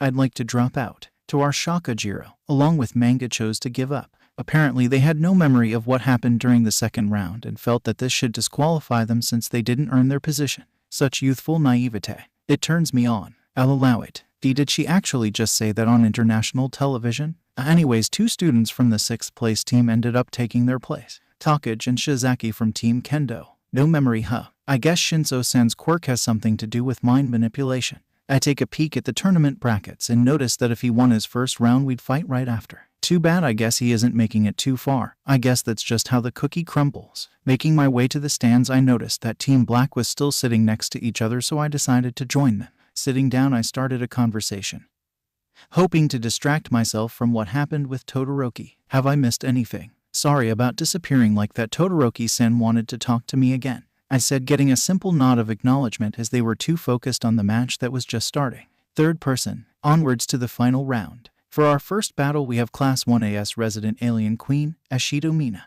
versus Class 1B's copycat student Monoma Nito. 3, 2, 1, begin. Present, Mike announced with his usual exuberance. Mina was grinning from ear to ear while Monoma just stood there patiently. A copycat, huh? Too bad. I'm not gonna let you get close enough for that to matter. Mina took the initiative by throwing small globules of acid at her opponent, not strong enough to melt through flesh, but enough to cause some serious irritation. To her surprise, Monoma dodges them with ease as he closes the distance. Of course, she knew what he was up to. She was no slouch when it came to acrobatics either, as she dodged his attempt at a grapple before spewing more acid towards his feet, minimizing its friction to what she usually used to skate around. It ended up working perfectly. Monoma, not expecting the area of effect attack, slipped off his feet and landed face first into the goo. Luckily, it wasn't particularly strong, so all he got was some stinging in his eyes, and an axe kick to the back as Mina capitalized on his position. The pain was just as blinding as the acid, as he barely noticed when he was lifted and launched out of the ring in quick succession. The winner is Ashido Mina with an impressive show of acrobatics and quirk versatility. Please vacate the arena so we can begin the next round. Mina decided to be the bigger person and offer Monoma a hand to get up. You weren't bad out there. Nice dodging at the beginning, but you should learn to watch your feet. Monoma tissed but accepted the hand anyway. At least you have the decency to offer your opponent respect. Don't think this means that our class rivalry is over just yet. He responded with a frown. Mina just her smirk up and nodded. Sure, nothing wrong with a little competition, although with monsters like Midori-kun on our side it might just be a little unfair, she said, getting Monoma to tisk again and mutter something about broken protagonist characters. Not that he was wrong. Back in the stands, Izuku POV. Mina-san's improved. Her agility has gone up by at least 50% and her acid quirk is quicker too. Monoma-san wasn't bad either. If he were up against a melee fighter he might have done much better. I muttered to myself, earning me a smack on the back from Ochako. You're doing it again, Deku-kun. But I know what you mean. Both of our classes have improved so much after just 2 weeks. All thanks to you, of course. She reprimanded and praised with a kiss on the cheek. I was quick to refute that though. I didn't do all that much. I just came up with a training method. It was you who worked so hard that made the real difference. For some reason that made Momo and Pony blush when I said that. Ochako just shook her head. And you wonder why girls keep falling for you when you keep saying things like that. Speaking of which, have you two finally made a move, or am I gonna have to do it myself? Ochako finished with a wink towards Momo and Pony, who blushed deeper. I'll take that as a no. Maybe I wasn't clear back at the police station, so I'll rephrase it. She wraps her arms around my shoulders and pulls me into her chest. Deku-kun is mine. I won't give him up. But that doesn't mean I can't share with my best friends. She gives them a meaningful stare while their brains try to reboot. One girl didn't have such problems though. Ooh, a harem. How interesting. Although with how you all act around each other, I guess I shouldn't be too surprised. She chimes in with her usual manic grin. I'll be honest, I forgot she was still there. Well, what can we say? Deku-kun is just too perfect. It would be cruel to try and monopolize him. Plus, he doesn't seem to mind the extra attention. Isn't that right, Deku-kun? She asked, knowing that I only had one response allowed to me. Yes, dear. I knew I shouldn't have let her hang out with Takage alone. Now I have to deal with a Nachako that is much too bold for my health. Was this what Masaru Oji felt when he started dating Mitsuki Oba? Good boy. She patted me on the head and I was forced to accept. I didn't even care about the weird looks that the rest of the class gave me at that point. I knew my place on the pecking order. Well, if you're sure. Okay, I'm in, but not now. We should be focused on the tournament for now. Momo made a good point, which also brought me back into a conversation I could hold my own in. The second round of which was starting now. Third-person fight POV. Next we have the second fight of the day, featuring Class 1B's most explosive member Bakugou Katsuki, along with one of its students to enter UA on recommendation, Takage Satsuna. Like announced once again, this time the atmosphere between the two combatants was noticeably livelier. Gotta say, having that recommendation thing be my defining quality is a little annoying, but whatever. Got any last words before I throw you out of the ring by the scruff of your neck? Takage taunted. Bakugou responded in the only way that anyone could expect. I'ma blow you the fuck up, Dino bitch. Sounds about right. The match started with a lot more action than the previous one. Bakugou immediately uses Blast Rush Turbo to close the distance and aims a basic explosion at Takage's stomach, which hits absolutely nothing as Takage splits herself into over a dozen pieces before regrouping behind Bakugou, where she attempts to grab him by the back of the neck and do as she promised. Too bad that Bakugou essentially had auto-counter turned on, since he immediately let off a large blast from both his hands, which forced Takage to back off, suffering a few minor burns for her trouble. Test, that quirk of yours is annoying, but the separate pieces can still be damaged, right? Try this then. Bakugou cupped his hands together and let out the strongest blast he could, aimed right below where Takage was standing. However, what he didn't notice was the fact that his opponent was currently missing a hand. He noticed this far too late as a punch came from behind him, hitting him in the head and messing with his aim. Boom! The resulting explosion covered the arena in a dust cloud. Takage winced in pain at the loss of her hand from the explosion, but it soon turned into a smirk when she realized that Bakugou was also in that explosion. Damn, that was close. But nobody should be able to stay conscious after an explosion like that, she said, still holding the stump where her hand was. It would grow back soon, but it still hurt like a bitch. What was that you were saying about staying conscious, Dino bitch? The voice came from the smoke cloud, completely catching Takage by surprise as another concussive wave hit her, followed by the heat of another explosion. This one was strong enough to send her flying and out of the ring. Tusk, that's what you get for counting me out early. Bakugou yelled as Midnight announced him the winner, a stretcher carrying the unconscious Takage out as Bakugou walked himself to the nurse's office. Back with Deku, Kaken is as brutal as ever. Takage-san did great, better than I expected to be honest, but she made the fatal mistake of underestimating him, I muttered before remembering the people who were fighting next. By the way, Pony-chan's match is after this one, right? I have some advice to use against Todoroki-san if you're interested. I'm not gonna lie though, he's a bad matchup for you. She smiled at me at first before shaking her head at my offer. Thank you, Izuku, but I need to fight this battle on my own. I know that if I followed a plan made by you I would increase my chances, but like Mr. Ajiro said, this tournament is meant to test our individual talents, so I need to win this with my own power, not yours. I really am proud of how far she's come. She was a lot shyer in the beginning. I understand. I trust you and I know that you can win this. Give it your best shot. She blushed again, kissing me on the cheek before she heads off to prepare for her match. I turned back to the other girls who, except Momo, were giving him blank looks. Do you mind repeating that to those of us in the audience who aren't fluent in English? Achako quipped, leaving me blushing at the tease. I gave everyone the gist of the conversation and noticed that everyone seemed to have a new level of respect for Pony. Fight POV. For our third round today we have our frankly adorable exchange student Tsunotori Pony, and against her is another of recommended student Class 1A's cool and collected Todoroki Shoto. Present Mike gave his introduction and the fight started soon after. As expected, Todoroki started the match with an ice wave. However, this one was much larger than normal for some reason. Pony barely had enough time to act as the ice flew closer, seemingly burying her completely. Or at least that's what Todoroki saw. Two small shadows quickly flew towards Todoroki's position, which he noticed just in time to dodge as far as he could. Good thing too, since two horns embedded themselves where he was just standing, going several centimeters into the concrete floor. Todoroki gulped before looking up and seeing a floating pony, held up by two of her horns. He was only able to look for a moment though as the horns from earlier rose up from the ground and headed towards him at speed. Choosing the simplest solution, Todoroki froze the two horns before they could reach him. But that small distraction hid the fact that Pony had shot out two more in his direction. These couldn't be remote controlled, having already reached her limit of 4 at a time, but they still aimed true. Two horns pierced through Todoroki's shoulder, causing him to scream out slightly in pain before something unexpected happened. Extremely hot flames started spewing from his left side, which left the audience and Pony temporarily stunned, so much so that she barely noticed when said flames got bigger. Wait, they weren't bigger, they were closer. The flames hit their mark and she started falling to the ground. Cementos tried to make her a slide to cushion her fall, but before he could even get up, a green blur shot out from the stands and caught Pony before she could hit the ground. Izuku POV. Minor burns to the torso, probably went unconscious from the shock of falling like that. Otherwise she looks fine. I hit the ground with a thud, not having anything to absorb the fall with. Hopefully the minor shaking didn't make Pony's condition worse. She seems fine other than some light burns. I'll take her to recovery, girl, so you should be able to start the next round after all the ice is melted. I spoke up to Midnight, who took a moment to wipe the shocked look off her face before nodding. Looking towards the stunned Todoroki, flames still out without him even realizing it, I decided to drive my point home. So you decided to use it. Good. It would have been an insult to Pony-chan's efforts if you only fought her at half strength. Just remember what I said, Todoroki-san. I'm far from the only threat to you in this tournament. He gulped before nodding and started walking with us to recovery, girl, in silence. His stab wounds a constant reminder of how he underestimated his opponent.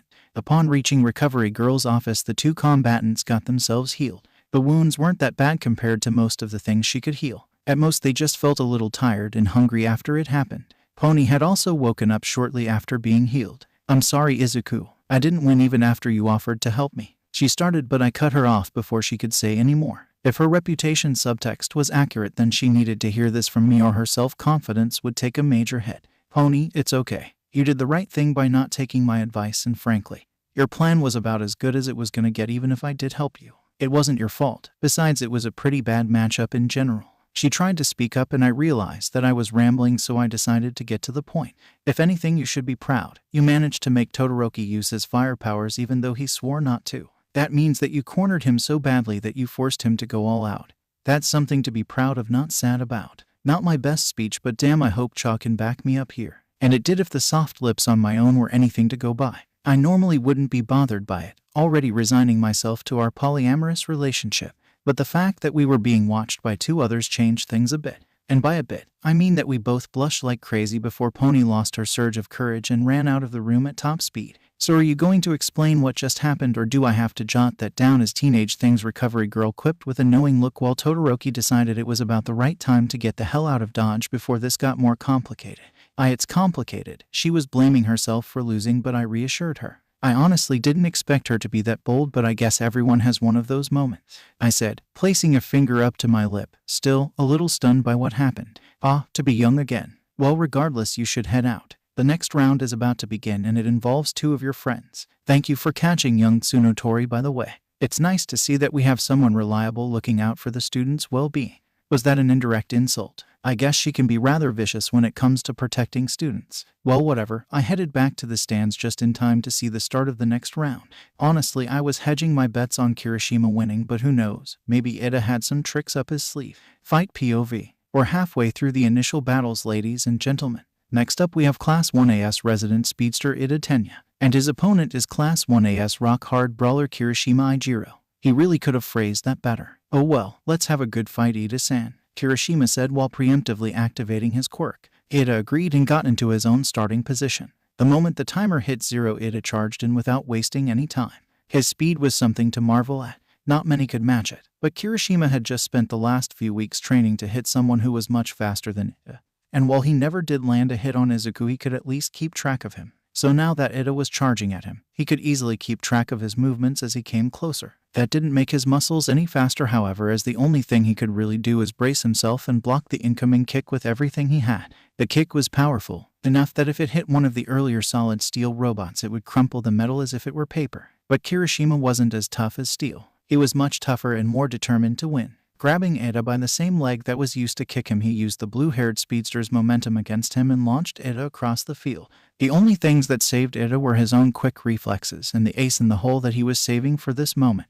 Recipro burst. He yelled as the engines in his legs gave off a jet of energy, just enough to counteract his own momentum, stopping him before he could fall out of the ring. 10 seconds. I must end this quickly, Ida thought, his mind racing and panicked by what nearly just happened. With his new burst of speed, he was comparable to a military jet barreling towards Kirishima, who surprisingly was able to see it coming, even if he physically couldn't react to it. Years of training and his own quirk adaptations were the only things preventing Ida's legs from breaking when he collided with the stone wall that was Kirishima. However, while Kirishima's quirk did provide an extreme boost to his defensive abilities, it didn't prevent Newton's laws from kicking in. For all the defensive prowess of his quirk, it didn't actually make him any heavier or denser for that matter. So when a kick packing enough force to be considered a small C4 charge hits him directly in the stomach, there isn't much stopping him from being sent flying into the stadium walls several meters away. Izuku POV. The winner of this match is Ida Tenya. That was an excellent battle of speed and durability. Please vacate the area while the next competitions make their way here. Midnight announced while UA robots picked up Kirishima before taking him to Recovery Girl. Ida decided to follow them as well, most likely to check on his opponent and commend him for the good fight. Wow, who knew Ida-kun was hiding something like that this whole time? I thought Kirishima-kun had this in the bag. Guess I should take my own advice and not underestimate our class either. Seriously, that recipro burst move of his was something else. It even matched his own speed there for a moment. I know what you mean, Deku-kun. I could barely see him move when he used that. It reminded me of what you're like when you get serious. By the way, nice going with Pony-chan, you work fast. She gave me a thumbs up as I groan. At this rate, I'll probably make enemies with the rest of the male student body. And probably the females too if rumors start circulating without me getting a word in. Year days. I have a feeling my life's gonna get a lot more complicated from now on. For some reason, Tetsu was giving me a starry-eyed look after I thought that. Wait, did I say that out loud? Oh well, not like that would lead to anything. Fight POV. The last two matches got people significantly hyped up for the next four, especially those who were paying attention during the second event. After all, the favorite to win the whole thing, a young green-haired lad, along with the only team who has stopped him so far, Team Black, were all fighting each other in the next few rounds. However, no one, absolutely nobody, was prepared for what they were witnessing now. And that folks were the patent-pending Hatsum omnidirectional hover souls, each one capable of holding up the weight of several people at once, along with the ability to hover over any terrain for a full 5 minutes before needing to recharge. The whole match between Ochako and Mei was turned into a giant advertising scheme, where Ochako tried her best to catch, immobilized, or at least touch Hatsum as she zoomed across the stadium at speeds that would make most question her sanity. And the best part is every single product I've created is completely self-charging and carbon neutral, either gathering energy from the user's own movement, solar energy, or from the wind as you fly past the competition. She continued while ignoring the panting Ochako, who was slowly getting close to her, hoping that she'd be distracted enough to catch off guard. It was not to be, however, as Hatsum was propelled away from her grasp by a hydraulic limb before she could be grabbed, which itself moved away after Ochako tried to grab the limb. And with my hydraulic attachment bars, you'll never have to worry about a sneak attack again. Its motion sensors constantly look out for hostile movements and move you away as necessary. They also react if anyone tries to grab them, as you saw earlier. And it basically went on like that for the next 5 minutes before Hatsum took pity on her former ally and surrendered. Let it be known that Hatsum did have a soft spot for former teammates. If it were someone else, the glorified ad would probably last 3 times as long. Izuku POV. On the one hand, I highly respect the level of dedication and passion that it takes to essentially hijack the world's most watched event. On the other hand, poor Ochako-chan. And if I were a betting boy, the next round is gonna be equally tragic. Next round. Well, that was certainly different. I guess we could count that as halftime entertainment.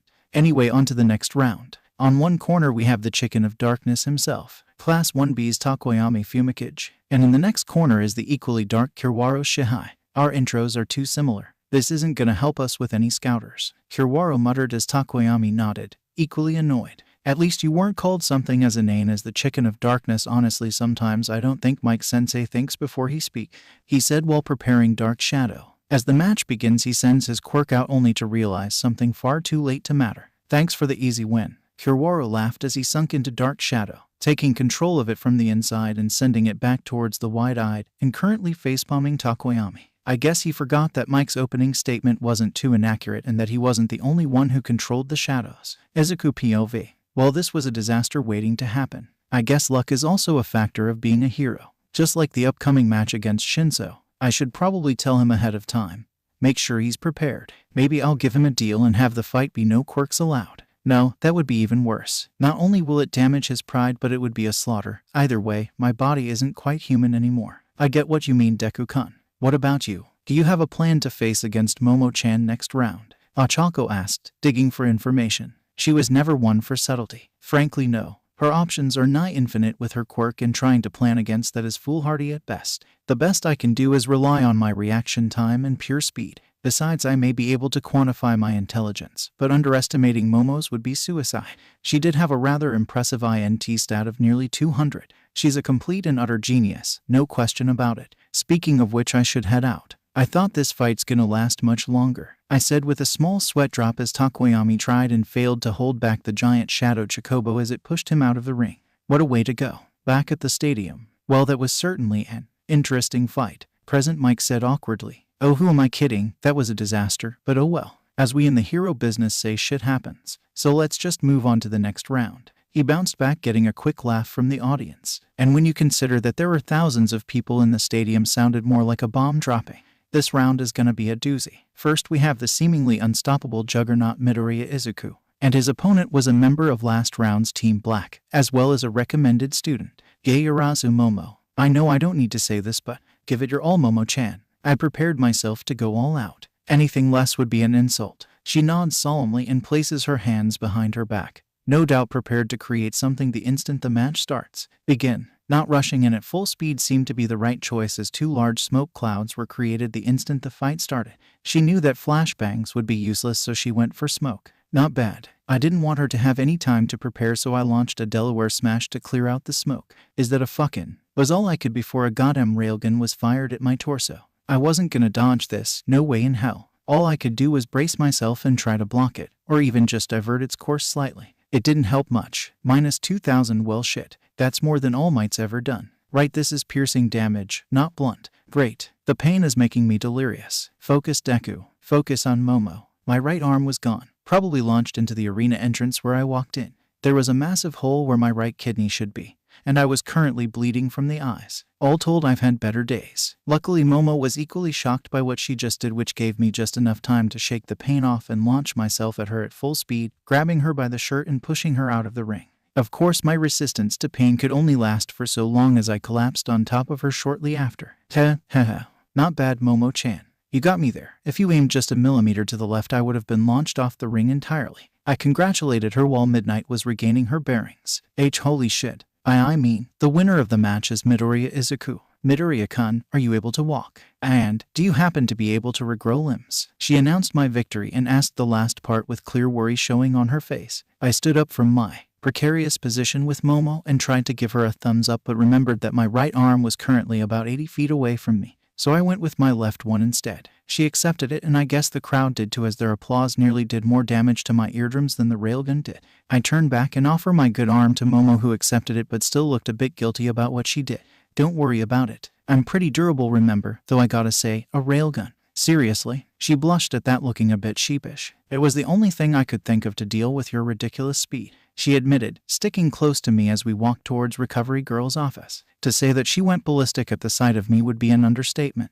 How the hell are you still conscious, let alone walking as if nothing happened? Wow, that was the first time I heard her curse. Lots and lots of willpower. And please heal me. I have more than enough stamina to supply it, so don't worry. She gives me an intense stare before doing as she was asked. The wounds closed up, my kidney regrew, and I had a new arm in a matter of seconds. The cost, 90% of my SP. That quirk is truly amazing. Maybe one day I'll be able to replicate that too. I let the idea hang in the air. Truthfully, I could do it now, but I had to bring this up slowly in fear of letting the secret out too soon. I'd certainly approve, knowing that there's someone else out there that can pick up the slack when I'm not around. You mentioned that you needed to know how a quirk operates in order to use it right. Maybe after this festival is over, I can give you some private lessons. A new healer would be invaluable after all. With that side quest set up, Momo and I headed back to the stands where a still wide-eyed class awaited for us. You told me about your regeneration, but you never said you could do that, Deku-kun. Ochako exclaimed, half worried, half excited by the nonsense that was my quirk. So how did it feel? I know that girls usually try to take your heart, but I guess a kidney is good enough, right? It was the single most painful thing I've ever experienced, I answered, not noticing the connotations to what she asked, and I've never been prouder. Even All Might hasn't hit me that hard before. Again, I got strange looks from everyone after I said that. Why? I was just proud of how my girlfriend managed to severely injure him. Oh, wait, no, it's not what it sounds like, I swear. A chorus of shures and to each their own echoed across the stands as I hung my head in defeat, knowing that nothing could truly stop them from thinking it now. Fight POV. After such an intense fight, let's see if our next fighters will be able to match it. For the final match of the tournament's first round, we have Class 1A's Shizaki Ibara versus the General Course's rising star Hitoshi Shinso. Present Mike announced, trying to put the last match behind them. The fight, if it could be called that, was a short one. Shizaki gave Shinso a short prayer before starting the match, to which he asked what sect she was from. The moment she tried to answer, it was over. Shinso had taken control and ordered her to walk off the stage. Wow, how anticlimactic. Way to kill the hype, Present Mike announced, complained from the commentator's stand. Aizawa audibly shrugged and told him to be impartial. Not all quirks are flashy or do direct damage. Maybe if UA actually listened to my bi-monthly request to change that decade-old, obsolete exam, then Shinso-san there would be in the hero course, Aizawa added, not at all annoyed. I guess Shinso would be the kind of kid that Aizawa would take a shining to. Izuku POV. A mind control quirk. Quite impressive, however, now that it's become public I doubt that he shall persist for much longer, Inagi said with her usual verbose manner of speaking, to which Ochako agreed, although not in the way that I would like. Yeah, not like he had much of a chance against Deku-kun either way. I know she was just trying to cheer me on, but that was a bit much. It's not like I planned on blowing him off the side of the arena the moment the fight started. Don't count him out just yet, Ochako-chan. Just because I'm immune to mind control doesn't mean that he can't have more tricks up his sleeve. He was from the general course after all. There's a decent chance they'd let him have some support gear to even the odds. Wait, you're immune to mind control? Ochako asked in shock after taking a few seconds to process what I said. Did I never mention that? No, you absolutely did not mention that fact. I really gotta stop muttering things out loud. Yeah, you really do. One of these days you'll let out something big, like being All Might's successor or something. Mina said as a joke, but the way I averted my eyes along with what they already knew about me kinda gave it away. You gotta be kidding me. Izuku POV. Shizaki-san looks heartbroken by the loss, and nobody seems to want to comfort her about it. I should probably go talk to her. I was brought out of my contemplation by Present Mike's usual boisterous voice. Now folks, it's time for the quarterfinals. Let's see if any of these fights can top the sheer ferocity from the last few battles. First up we have the alien queen herself, Ashido Mina, and her opponent is the blonde bomber himself, Bakugou Katsuki. The crowd was pretty hyped for this match. Both combatants had powerful quirks and were more than a little athletic. So Deku-kun, who do you think is gonna win this one? Ochako asked from behind me. The rest of Class A piled up to hear my answer, and I could even see members of Class B listening in. I guess I have a reputation now. Great. I hate to say it, but Mina-sen doesn't stand much of a chance. Kaken might not make it obvious, but he's a genius in live combat. His reaction time is the third fastest I know, and his quirk makes him an almost perfect opponent for Mina's acid. On paper it looked like a good fight, but Mina's acid was a liquid. They tend not to work too well under high temperatures and air pressure, like say an explosion. Am I hearing that right? Even Class A's resident big shot is admitting defeat before the match even starts. Honestly, I expected better fro GHK. Whatever Monoma was going to say was cut off by a chop to the back of the neck courtesy of his class rep. Sorry about that. He gets pretty passionate about our class rivalry and his mouth tends to move before his brain can catch up. I wave it off and look back at the fight that was about to start. A little teasing wasn't anything he wasn't used to. That was practically friendly compared to how his classmates acted towards him in middle school. Fight POV. Begin. Midnight called out as the two fighters immediately charged each other. One knowing that ranged attacks were useless while the other just wanted to cause some damage ASAP. Die. Guess who said that? Bakugou had his hand cocked back ready to deliver a right hook as he usually did, which would be empowered by an explosion on contact. Mina saw this coming a mile away. You don't spend weeks training with Izuku without Bakugou coming up. And one of the things that stuck is that he always started with a right hook. She did the only thing she could with the short time she had to react. She shot a potent blob of acid towards Bakugou's feet which melted through the arena. If it were anyone else they would have stepped on the pothole and most likely tripped. This was Bakugou though. He knew exactly what to do and had the resources to pull it off. Nice try, he yelled before propelling himself upwards with an explosion, completely circumventing the pothole and placing himself above Mina. One more explosion and he slammed her into the ground, hand on her neck. Give up. he said without fanfare. Mina decided that she enjoyed having her head attached to her body, so she did just that. The winner is Bakugou Katsuki with lightning-fast reflexes and brutal efficiency, Midnight announced as the crowd went wild over the high-speed takedown. There's something to be said about flashy, high-mobility quirks that people love. Izuku POV. Hey Shizaki-san, sorry about your match. I guess luck makes a fool of us all eventually. I gave her my condolences, which she accepted. She really did just need someone to tell her that it wasn't her fault. Thank you for that, Midoriya-kun. While Shinso-san's methods were rather dishonorable, I can understand why he did it. I can only wish him good luck in the coming battle, although I fear that would be mute considering that he's facing you. I was pretty sheepish at that.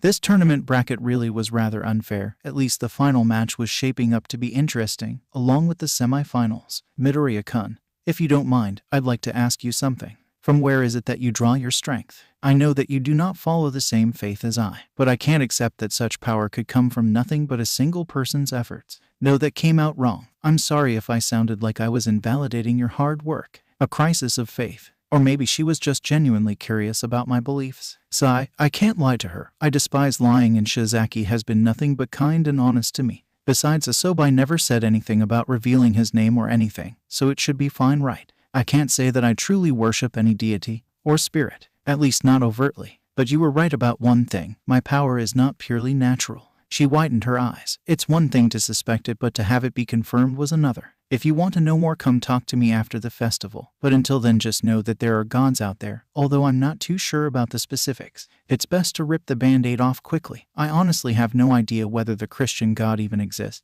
but since Asobi is real, then it's at least possible. I should analyze some holy relics in the future and see what that turns up. Maybe magic had something to do with it. This whole situation was one hell of a gamble, but one I'd gladly take if it meant that I could keep my friends happy. And I wasn't going to lie. Having confirmation on the whole divine existences thing would be nice. We parted ways soon after, and I sat back down next to Team Black to watch Ida's match against Todoroki. It went about as I expected. Ida got significantly faster over our training period, but Todoroki's ice was nearly instant. The moment he got close enough and landed a strong kick to Todoroki's torso was the moment the battle ended. Ida was encased in ice soon after, and the fight was called. We went over to try and console him, but it turned out that he had bigger things to attend to. His brother Ingenium had been attacked by a villain, and he was heading off to see if he was okay. We wished him good luck, and Momo, May, Pony, and I returned to our seats while Ochako prepared for her match against Kiwara. So, Mr. Greenlight, ready to admit defeat once again to a member of Class B. I look towards the blonde with a raised eyebrow and shake my head in a negative. There is no conceivable way that Ochako-chan will lose this match. Kiwara-san doesn't have any long-range options, and in close combat she's the second most dangerous person I know, I said without hesitation. Never underestimate the power of zero gravity, especially when its user was trained in martial arts by All Might. Let me guess, you're the first. I shake my head. I wasn't even close to number one in that. All Might. That shut him up, although he probably thought I was crazy after saying that. I didn't care. I already knew how this fight was going to end. Fight POV. Let's see if Uraraka can make up for that glorified halftime show. Her opponent won his match rather handily, but let's be honest, it wasn't much of a match either. It's Kiwara Shihai.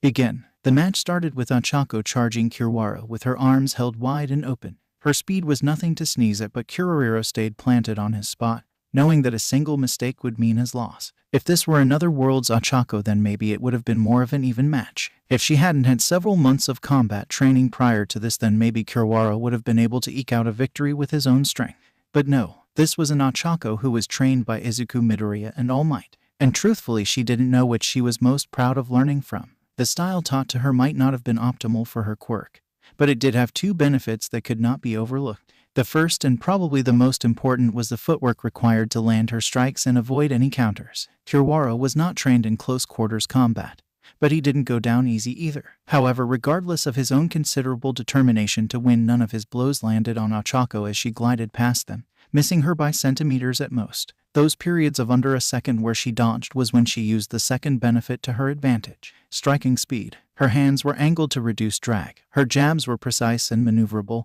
even in mid-flight, and it was only a matter of time before she hit her mark. Soon enough, Kiwara was knocked back with a speed which seemed disproportionate to the force which hit him. It was over. He was floating lazily over the arena and had no further control of his movements. Midnight called the match soon after she realized that Kiwara was well and truly trapped. Izuku POV. Like I said, no chance of losing. I've been victim to her quirk too. Back when we used to spar all the time, she sent several hundred meters into the sky and dropped me into the ocean. I added the last bit with a laugh, feeling a little nostalgic.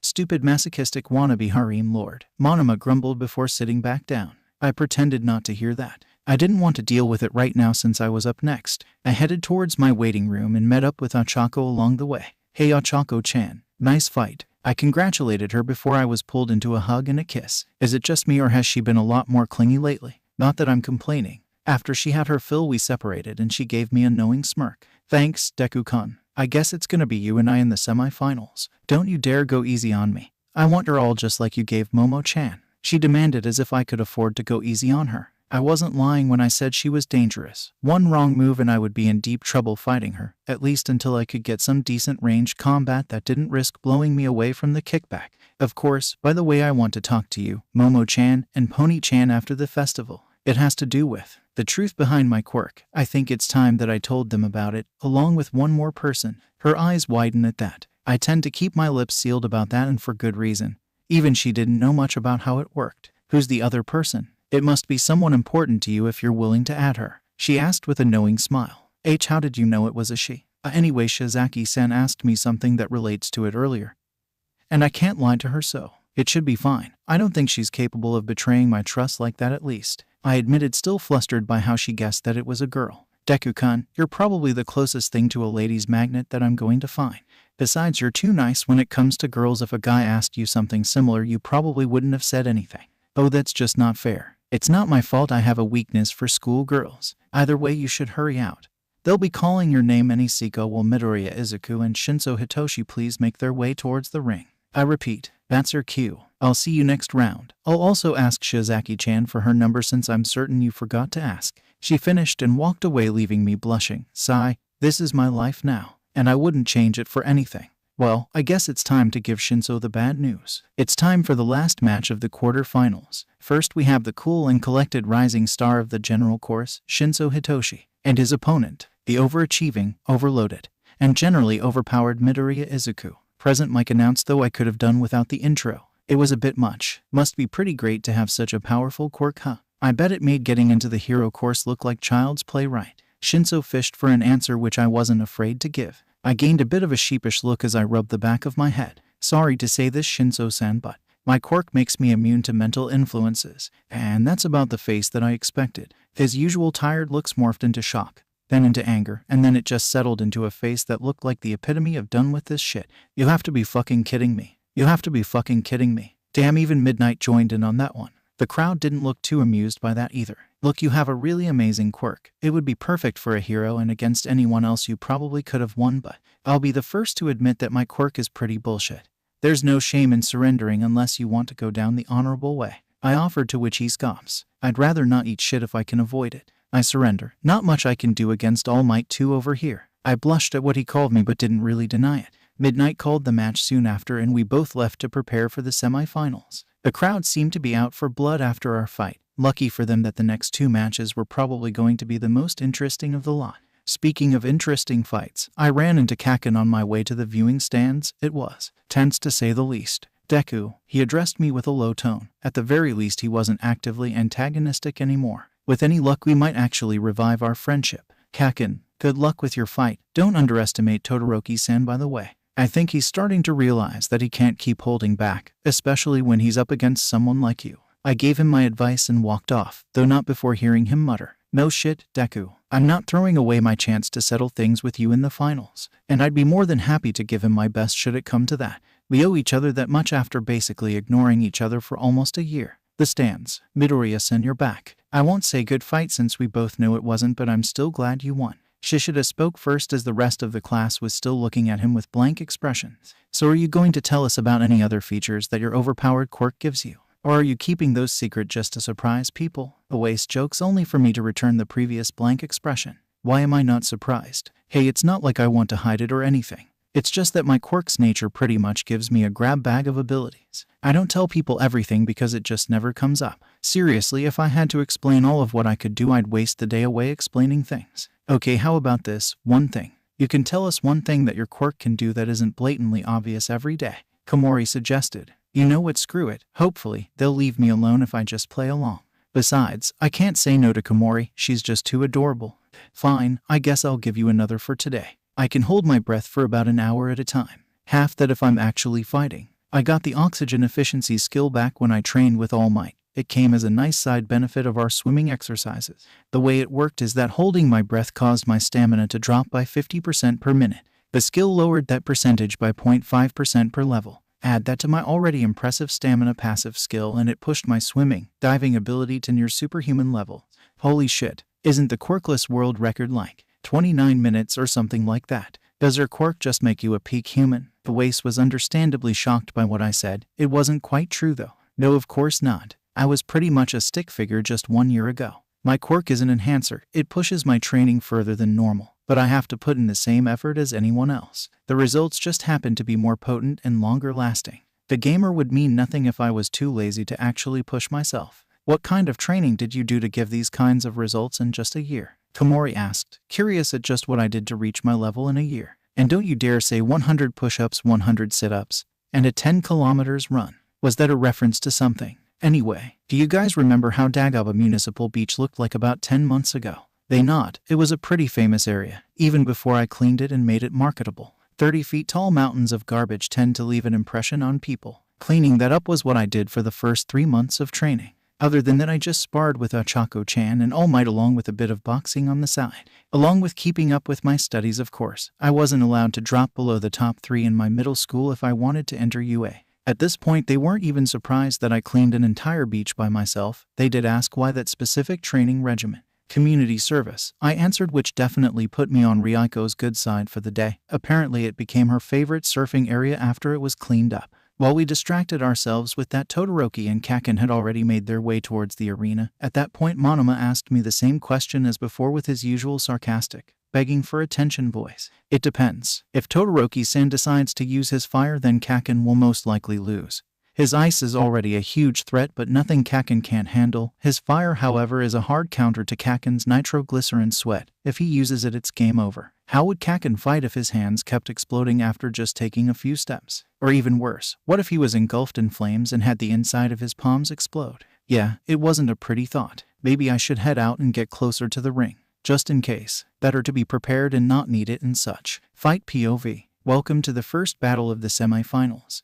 Let's see which of these two powerhouses comes out on top. Class 1A's icy hot wizard Todoroki Shoto, or Class 1B's most explosive member Bakugou Katsuki. Present mic announced as the match started. Todoroki wasted no time and sent a huge wave of ice at Bakugou. Damn it, Bakugou fired off blasts repeatedly, quickly tunneling into the ice to avoid being covered completely, tearing through the ice with his explosions until he reached the front. Are you underestimating me? Bakugou flew at Todoroki, easily avoiding his counter-attack using an explosion, which put him in a perfect position to grab Todoroki. Bakugou tried to toss him out of the ring with an explosive throw, but Todoroki recovered by conjuring a wall of ice and sliding around him. Bakugou flew at him once again, but this time Todoroki grabbed him by the arm, appearing ready to burn him with his left side until, yes, do it. Use your left side, Shoto. Endeavor yelled from the stands, smirking all along. The comment got to Todoroki and he refused to use his fire, allowing Bakugou escaped. Stop screwing around. Do you think that I'm not worthy of your fire? Stop holding back against me. If you're not trying to win, why are you even here? Bakugou yelled, completely pissed at the fact that his warm-up before Izuku was going to be against this half-assed fighter. Todoroki-san, you want to be a hero, don't you? If you aren't willing to give it your all, then what kind of hero are you? Izuku yelled his encouragement, which seemed to light a fire under Todoroki. That stupid nerd, Bakugou said, secretly glad that his opponent finally looked ready to take him seriously. He began to propel himself upward as Todoroki flared up. Bakugou started spinning like a tornado, trying to create a wind funnel for his explosions to be focused by. Howitzer, impact. Bakugou spiraled towards Todoroki and prepared to release a massive explosion. However, he forgot one little detail about his own quirk. Ah, shit, only to realize it shortly before releasing his attack. Todoroki released his flames, prematurely detonating Bakugou's attack and causing it to backfire. Bakugou was sent soaring across the field, nearly hitting his head on the other side of the wall if it weren't for a familiar green blur catching him. Tusk, I know I wanted him to use his flames, but that might have been a bad idea against Kaken. Good thing I saw this coming, otherwise there was no way I could have caught him in time. Bakugou is unconscious and out of bounds. The winner is Todoroki Shoto. Now please allow us to fix the arena. Until then, please enjoy the various side attractions," Midnight declared as the crowd cheered and did just that. She, on the other hand, went off to thank their resident lifesaver, Izuku POV. "Kid, that's the second time you've saved us from a PR nightmare. Thanks for that. This is why you're my favorite student," Midnight said while licking her lips, making shivers run up my spine. My danger sense was tingling. Lust detection skill acquired. At least he's consistent. Not that he wanted a skill like that. No, sometimes ignorance truly was bliss. No problem. I'm just doing what anyone would if they were able. I knew that this fight was going to be a rough one, so I decided to get a bit closer. Guess I was right. Anyway, I should prepare for my next match later. I didn't notice her staring at my ass when I left. Totally didn't. If I don't acknowledge it, then it isn't happening. I walked over to Achako's waiting room to see if we could talk for a bit before we fought. Imagine my surprise when I walked into her having a conversation with her parents on the phone. "Oh, Deku-kun." "Sorry daddy, it's fine. Izuku just walked in." "Yes, that's him. Do you want to speak to him?" Sure, one sec." She handed me her phone. Great and overprotective father. Wise stat, don't fail me now. "Hello. It's a pleasure to speak with you, Uraraka-san. Have you been watching the tournament?" Starting with a question, hopefully it will help soften him up a bit. "We have in fact been watching the fights. Nice going, by the way, kid. You got some power in that surprisingly scrawny body." "Okay. Wait, scrawny. I know I don't exactly cut the macho man muscled figure like All Might's, but I'm not a stick figure anymore either. Must be the baggy clothes. And nice deflect. But we both know that's not what I wanted to talk to you about." "Oh boy. And is it just me, or does he have an accent?" "Now that I think about it, so does Achako whenever she gets flustered now about you dating my daughter." "Shit. Focus, Deku. I know that my little girl is growing up. I won't deny her the right to that happiness, and from what I've seen, you're a good kid." Well, that was good. And definitely strong enough to protect Achako from anything short of All Might. Oh, if only he knew. But either way, as her dad, I have a duty to tell you this. If you ever break her heart, I'll personally kick you in the nads. No matter how strong someone is, all men got that one weakness. I could practically see his cheeky grin after he said that, smiling slightly myself. "Now can you pass the phone back to Achako? I want to wish my little girl luck before she has to go into the ring with a skinny Hulk." I did just that and walked off, though not before giving Achako a kiss on the cheek. I should probably be preparing too. 10 minutes later, start of the battle. No one for all. No ranged attacks unless she gets me. I want to test how far her close quarter skills have come.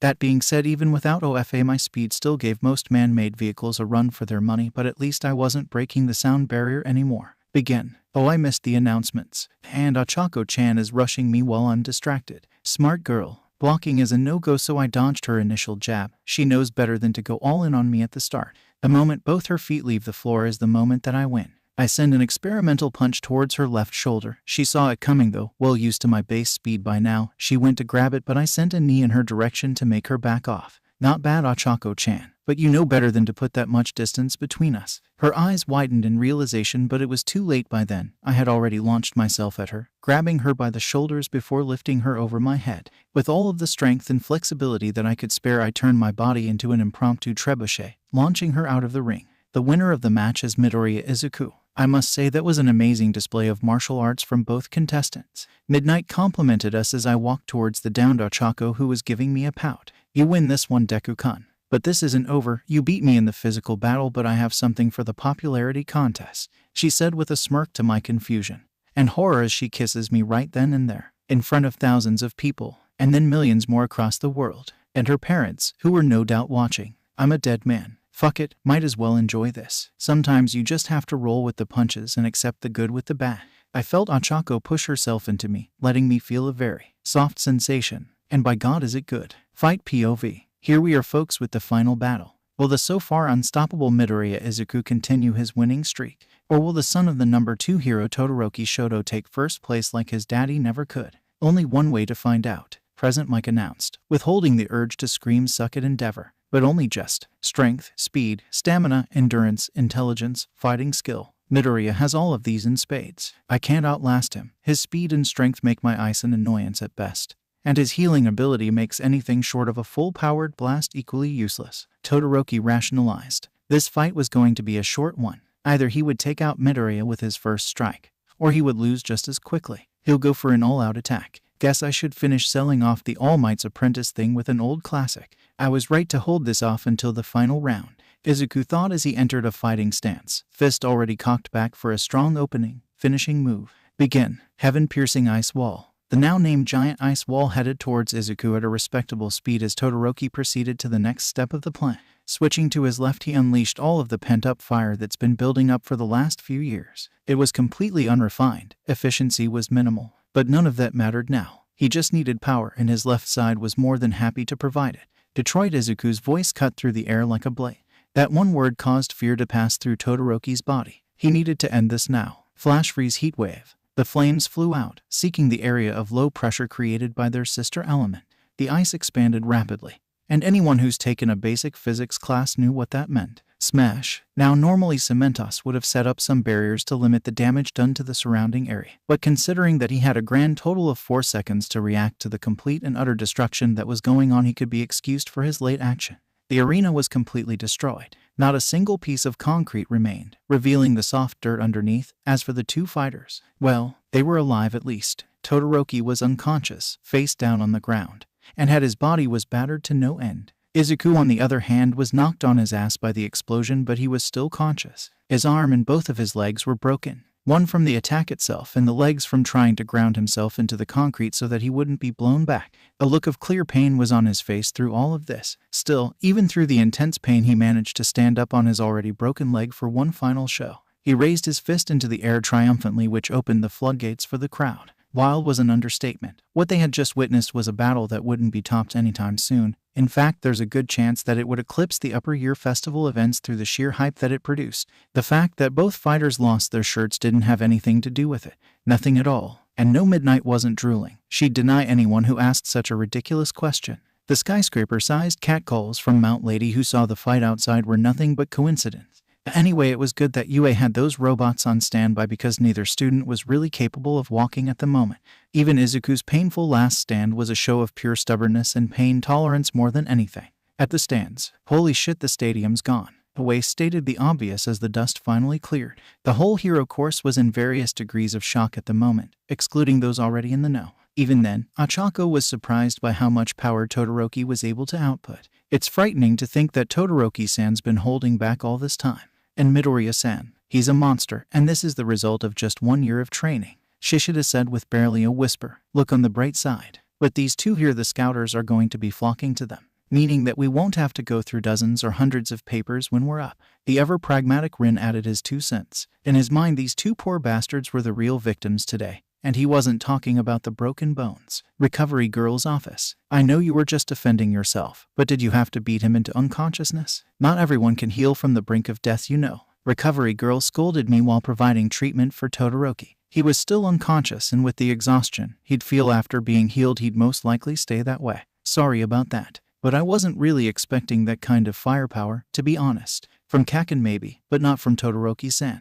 Anyway, I should probably head out. The awards ceremony is starting and I can't really miss the big reveal considering I'm the main attraction. I apologized before running out of the room with freshly healed legs. I could vaguely hear her mumble, "Kid's gonna be the death of me," before I left. I should make it up to her later. Maybe lighten her load after she gives me her quirk. Things to think about later. For now, I had an announcement to prepare for. I was certain that this will make me some enemies. Allies too, but those were a given already. I'd have to be extra careful when it comes to villains wanting to make a name for themselves. Awards stand third person. Todoroki-san, how are you walking so soon? That last fight left you unconscious and with several torn muscles. Izuku asked, genuinely shocked and impressed by his classmate, even more so by his reply. Todoroki gave a thumbs up. Stamina training and hard work, Midoriya-san. Yeah, needless to say, Izuku's respect for Todoroki grew significantly. It's time for the awards ceremony, folks, and presenting the medals this year is none other than I am everyone's favorite hero, All Might. Here, Midnight announced, cutting off All Might's signature catchphrase. Cut you off. Sorry. She apologized as the crowd went wild over the #1 hero's appearance. All Might took it in stride and headed off towards Bakugou and Ochako, who were sitting in third place. Congratulations, you two. Young Ochako, you showed a fire rivaled by few others, and your training has certainly borne fruit. Be proud of your accomplishments, but remember that the top is ever distant. Don't stop moving forward. Ochako gave him her best grin, showing that she'd take those words to heart. Next up was Bakugou. I don't want the damn medal. Anything short of #1 is worthless. All Might sighed but gave him his advice anyway. Young Bakugou, if nothing else, take this as a battle scar. It will push you to do better next time. Plus, there's no shame in losing every once in a while. Just remember to learn from failure and you'll surely improve. The words seemed to get through to him as he took the medal begrudgingly. At least he lost after his opponent gave it his all. It was better than a hollow victory. Young Todoroki, you used your fire. What changed? He asked, already having a good guess to what happened. It was Midoriya-san's advice. I'll admit I'm not quite sure how I'll go from now on, but I owe it to him to at least try. You've taken an interest in him, and now I can see why. I've always wanted to be a hero like you, but I still have things to settle before I can. His response was nuanced. It made sense. Not like a single day's events could change someone's worldviews. He just needed time. There's a new determination on your face. I won't pry. I'm sure you want to settle this on your own. Either way, congratulations. Todoroki nodded in appreciation as All Might headed towards his soon-to-be official protege. Young Midoriya, I can't even begin to describe how proud I am of you. Not only did you meet my expectations, but you blew them out of the water tenfold. You've more than earned this medal, and what comes next? After handing him the medal, he turned around, asked for Midnight's microphone. With that, he addressed the crowd, and the whole world for that matter. Everyone, I have an announcement. You see, there was a challenge that I gave one of my students, one you should all be familiar with. Young Midoriya has met and surpassed all of the goals I've given him. For that he has earned this, I declare him as my official apprentice and my future successor. He tried to keep it simple and to the point, and by God was it effective. Even compared to the final round's applause, this was monstrous. In fact, some could have sworn that the whole of Japan, and a good portion of the world, joined in on the cheering. Social media sites were being flooded and news outlets were bending over backward trying to contact UA for an interview. It was pure, unadulterated chaos. Izuku POV. I guess this is what I signed up for. I'll just have to deal with the backlash whenever it comes.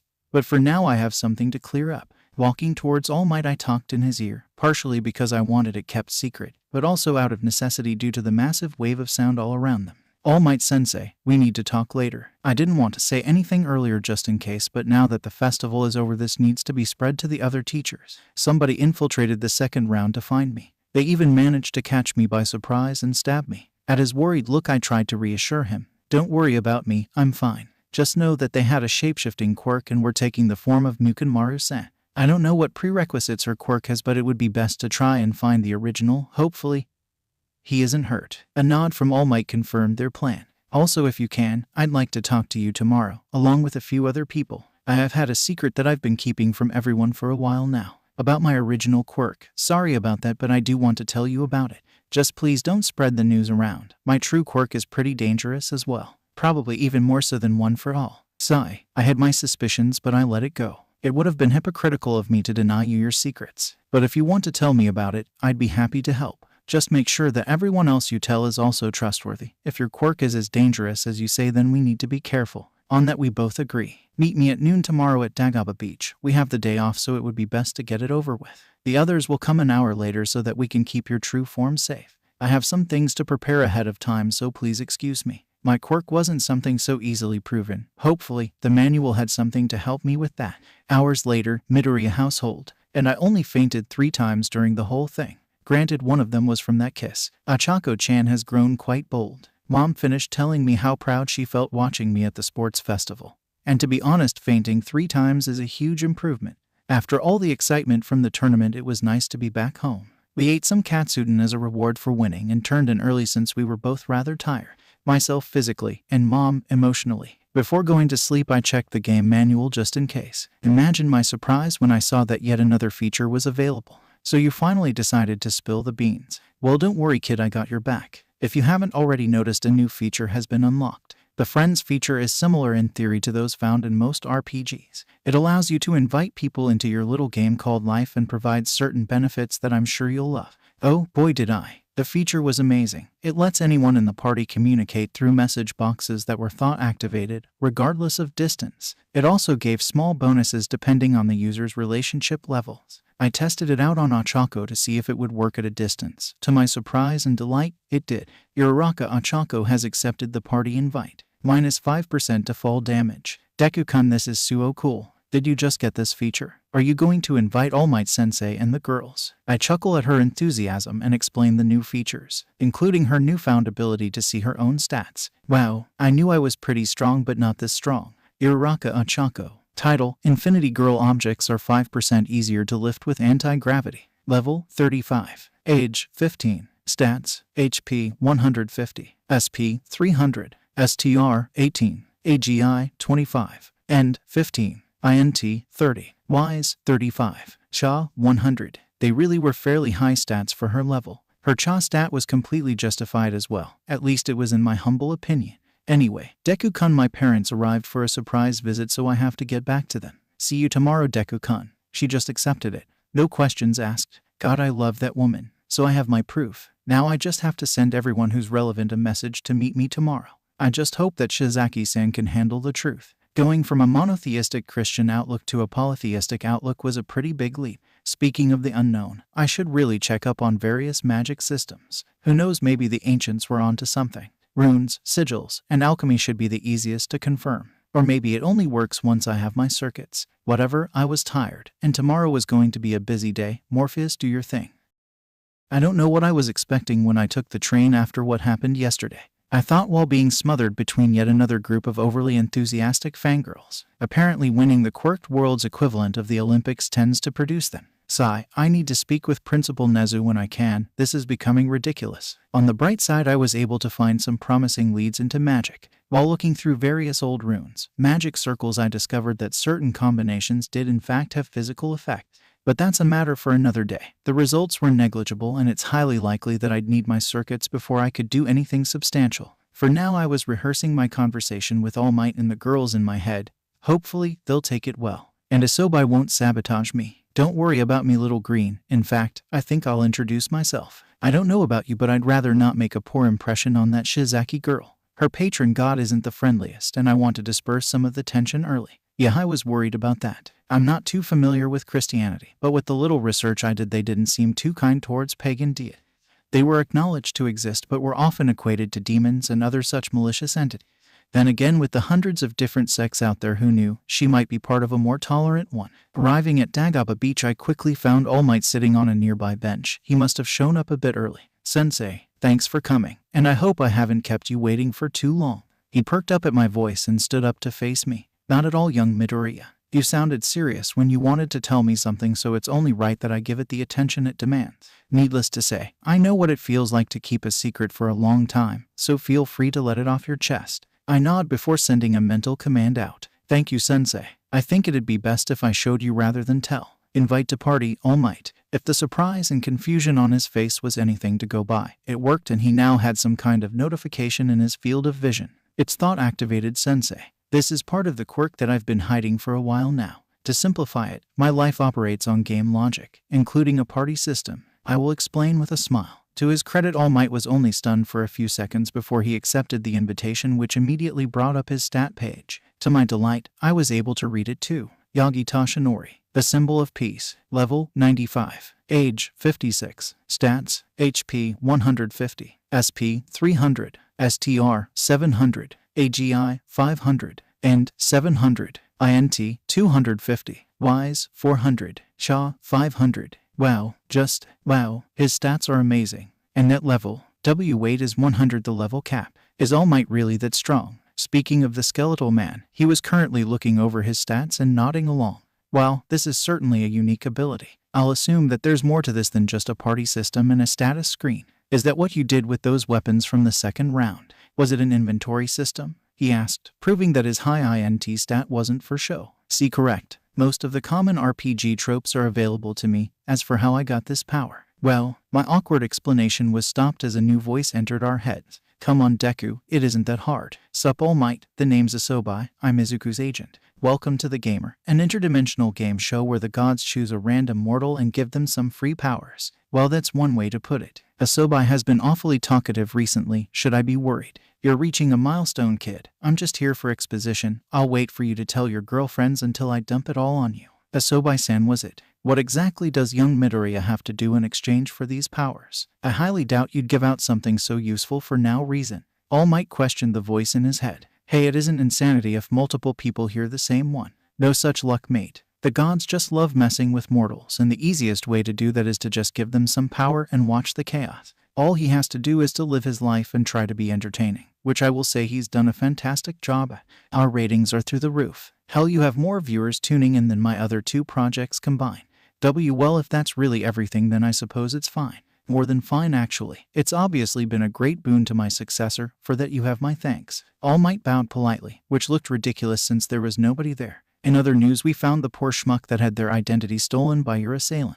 Turned out that he just had a cold that day and couldn't make it. We still have no idea how your assailant managed to mimic his body or their identity for that matter. Sorry about that. He apologized, but Izuku waved him off and made his own apology. That was my bad. Her name was Toga Himiko. With the chaos of the festival going on, I kinda forgot to mention that. Also, her title was Yandere Vampire, so maybe her quirk works off blood. She did seem rather bloodthirsty when she attacked me. And I mean that literally. Writing down the information and guessing that it was a game mechanic that let him know All Might nodded. Afterward, the teacher-student pair said their farewells since All Might needed to turn in the latest info to the police who were investigating the attack. Besides, they'd been talking for the last 20 minutes and some of the girls were bound to come by early. They also disbanded the party, not wanting others to see All Might's reduced stats. It took another 10 minutes waiting before Momo in a limo with the rest of the girls. Apparently, she took it upon herself to give everyone a lift. Ochako and Pony were already semi-used to the rich girl's position, so they took it in stride. But Shizaki was still a little wide-eyed at the unintentional show of wealth. Such opulence. Yet it was for a show of charity, so I can't really complain. Her comments stopped upon seeing me though, her face turning serious as they approached. Ochako on the other hand decided that the best way to break the ice was to glomp me at full speed. Ochako-chan, I may be strong, but that doesn't mean you should catapult yourself at me like that. I complained playfully, to which she just scoffed, muttering about how I could probably tank a cannonball with no problems. Cough. Anyway, thank you all for coming here today. The reason for this is that I think you all deserve to know the truth about my quirk. It isn't healthy for me to keep a secret like this if we are going to make this work. Plus, Shizaki-san asked me for help on a related matter which I couldn't really ignore in good conscience. Damn schoolgirls and my inability to deny them. I originally wanted to ease you into it, but my patron wanted to introduce himself, so. Party invite. Uraraka Ochako, Tsunotori Pony, Yaoyorozu Momo, Shizaki Ibata. Just think the word yes and you'll be able to interact with the interface. Ochako already knew the deal, so she just gave the others a disarming smile, causing them to accept as well. Yo, I'm the voice in Little Green's head. A pleasure to meet you. And before you ask, Shizaku-san, yes, I'm our little hero's patron deity. Sort of. The best way I can describe it in a sentence is that Izuku's life has turned into a reality TV game show for the entertainment of the guys upstairs. The sheer ridiculousness of what Asobi said wasn't received very well by the girls. Ochako seemed thrown off balance, Pony and Momo nearly tripped over themselves, and Shizaki let out an eloquent, approximately 20 minutes of explanations, reassurances that they weren't permanently on camera. Later, I imagined a lot of things when I decided to come here. This was not on that list. And why Izuku-kun in particular? Shizaki managed to squeak out with a stone face. I guess she could only take so much ridiculousness in one day. He and his alternate selves are quite popular with the gods. And can you blame us? 90% of his alternates end up becoming the top hero, and those that don't rarely fade into obscurity. The voice added ominously before completely switching gears again. Plus, he's rather popular with quite a few goddesses, so there's that. That last comment, in particular, got a few grumbles from the girls, except for Shizaki, who just muttered harlot hedonistic goddesses. You're actually not wrong. A good deal of the goddesses upstairs are deities of love, lust, fertility. Especially that Ishtar shivers. Listen, kid, if you even see a girl with black hair, alternating red and yellow eyes, and no chest, run and never look back. He warned, gaining a faraway look. I'll keep that in mind. Thanks for the warning, I guess. Is there anything else you'd like to say, or was that everything? I took the warning seriously. I honestly couldn't tell whether he was serious about this Ishtar person, and that scares me. Oh yeah, I'm pretty much done. Just know that things are going to get fairly crazy in the coming months. Be prepared. Oh, and Shizaki-san, I'll tell YHWH you said hi. Later, nerds. And just like that, the collective voice in our heads was silenced. Oh, how did he pronounce a name with no syllables? Ochako complained as the girls clutched their heads in slight pain. Though Shizaki's face was mixed with an odd expression at having heard her god's true name spoken correctly. So, now that all the secrets are out in the open, what do you guys think? I asked, a little worried. I already knew Ochako would be fine with it. She's proven time and time again to be ride or die kind of girl. Momo and Pony were also fairly safe. They hadn't known me for as long, but we've become fast friends since, and something more if recent events say anything. The real wild card was Shizaki. She just met a literal lowercase god who revealed that one of her classmates' lives was one big reality TV show. As insane as that was, there was a silver lining. She got confirmation that her own god existed at the very least, even if it wasn't the only one. I knew that your life was pretty crazy from the start, Deku-kun, but this is a whole new level. It's kinda exciting. Ochako made her feelings well known as usual, which seemed to reignite the conversation. Honestly, I didn't know what to say at first. But if Ochako-chan is fine with it, then so am I. Just please come to us if you ever need help. Don't try to tackle these things on your own if you don't have to. I don't know what to say. It was definitely touching. Pony seemed to make up her mind as well. You're my friend Izuku, and I'm aware enough to know that I love you. And if Ochako and Momo accept it, then so can I. Besides, you'd never hurt or lie. And this secret you've kept is definitely justified. I agree with Momo too. Count on us if you ever need help. I must protect them at all costs. If any harm should befall them, the recourse will be swift and painful. Some things must be protected above one's own life in this world. And these smiles are one of them. My face did not betray my thoughts as I returned their smiles. Finally, Shizaki had come to a decision and spoke up. I have a lot to think about, but I have decided that you're a genuinely good person with ambitions to be the greatest hero. I may not agree with the worship of other deities. We don't really worship him, I muttered, but it was ignored. But I can ignore that in favor of the good that you can and will accomplish. Though I must say, I never thought those rumors at UA had much validity until today. Wait, what rumors? I thought. Wait, what rumors? I said, mind and body in perfect sync. Shizaki seemed to shift her weight from leg to leg before answering, obviously uncomfortable with the topic. The ones that say you're some kind of wannabe harem king. My face visibly fell at that. Basically, they say that all the girls from Class A and B were in love with and dating you, while you were enabling it by being a, and I quote, overpowered, Bishounen, Prince Bastardo, and they include Bakugou-san for some reason, something about a childhood love, rivalry situation. She finished with a huge blush on her face, and to my horror, the other girls had the same look. And who exactly started these rumors? I tried to keep my voice steady. Someone was going to get pranked into oblivion next week. All I know is that it was started in Class B. There was also mention of a perverted trio, but I don't know what that means. Sorry if that doesn't help much. I thank her for telling me and say it was fine. From there, the girls started to leave after we noticed just how late it's gotten. I guess heartfelt emotional moments made the time fly by. Shizaki ended up leaving the party, promising to think it over the weekend on whether she wanted to join the official guild, as Pony called it. Apparently she watched a lot of anime, and that translated into RPG knowledge. She kept muttering something in English that sounded like oversaturated market and oh god, it's the gamer. I decided to ignore it for now. On my way home, I decided to roll the gacha for the day. The results were completely average. I just got some more basic gems and a single bottle of a generic sports drink. Shrugs, better than nothing. Taking a sip, I just enjoy the jog. A heavyweight I once held seemingly absent. Be prepared, huh? I'll take your word for it. Asobi-san. Team Deku plus Shizaki stats. Uraraka Ochako. Title: Infinity Girl objects are 5% easier to lift with anti-gravity. Level: 35. Age: 15. Stats: HP 150, SP 300, STR 18, AGI 25, End 15, INT 30, Wise 35, Sha 100, Yairazu Momo. The creator. Level 42, Age 15, Stats: HP 150, SP 300,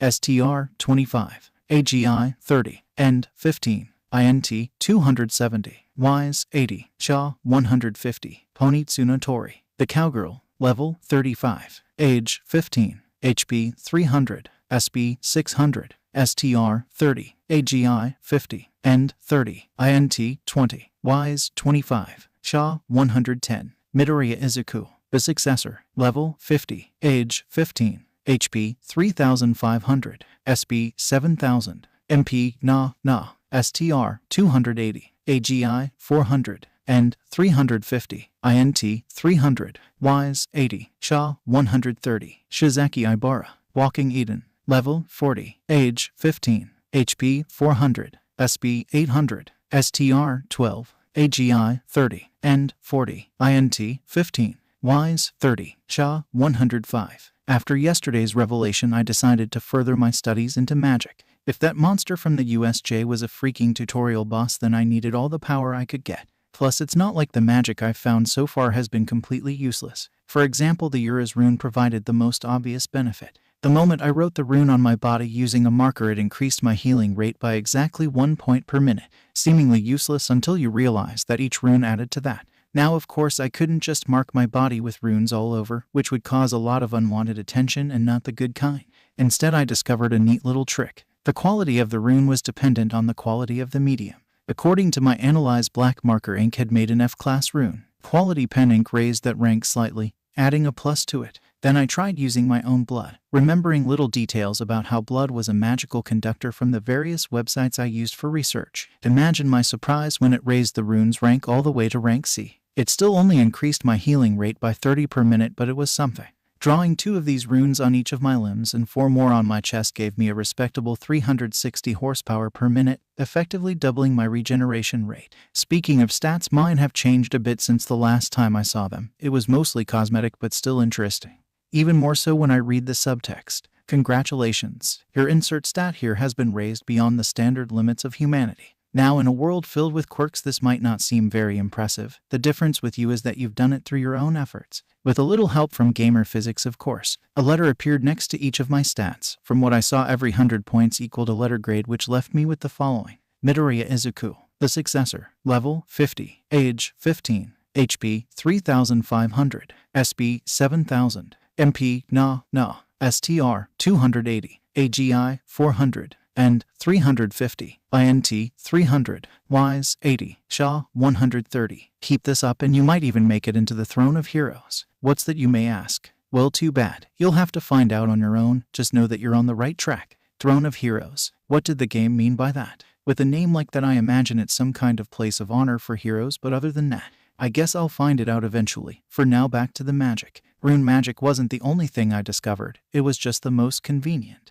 Another branch of magic that was available to me was formal craft or magical rituals, though they were much less useful and way more specific. Most involved sacrifice of what depended on the ritual, time, life, and my personal favorite, blood. Don't look at me like that. It's just the most pragmatic way of doing it. I pretty much have an infinite supply of the stuff with my regeneration, and it raised fewer questions than would occur if I started sacrificing chicken.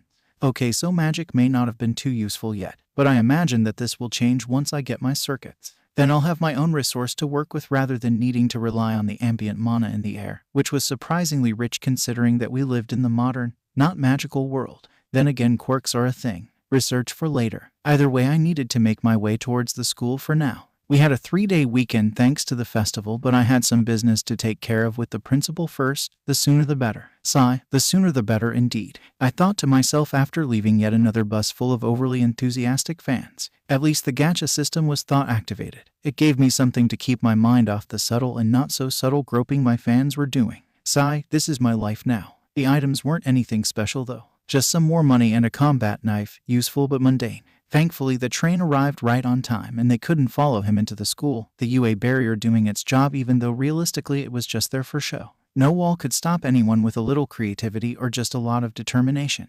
But that was neither here nor there. Walking up to the principal's office, I knocked on the door. I was fairly sure that he would be here. Class was out, but the staff was still working. Come in, the chimera called out. I walked in and noticed that it wasn't just Nezu in the room. I recognized one of them immediately. How wouldn't I when he was All Might's one and only sidekick? Speaking of All Might, the other person in the room had a passing resemblance to him. Maybe he had a secret love child or something. Sir Night-Eye, I questioned, though Nezu was the one who answered me. Correct. It's good to see you again, Midoriya-san. As you already know, this gentleman here is the pro hero Sir Night-Eye. And this is Tagada-san, UA's top student who happens to work with Night-Eye-kun for our work studies program.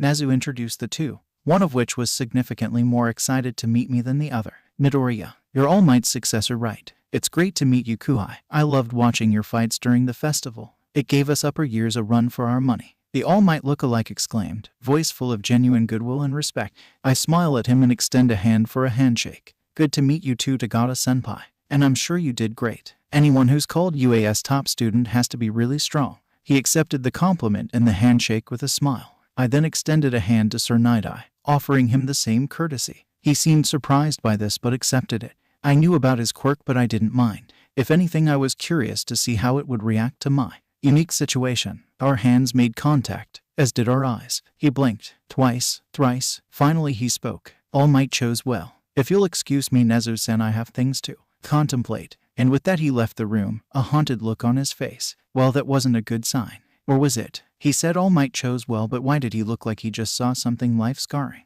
Oh, right, it was his life. Of course there was gonna be some existential dread and horror in there. I've never seen Sir look like that. I wonder what he saw. Mirio mused as his mentor walked off, though he quickly bounced back to his usual energetic self. Well, it was great to meet you, Midoriya-san. Maybe we'll get to see each other more later, who knows? He said while walking away, leaving me alone with the principal. So, Midoriya-san, what can I do for you today? I assume you didn't come all the way here for a social visit.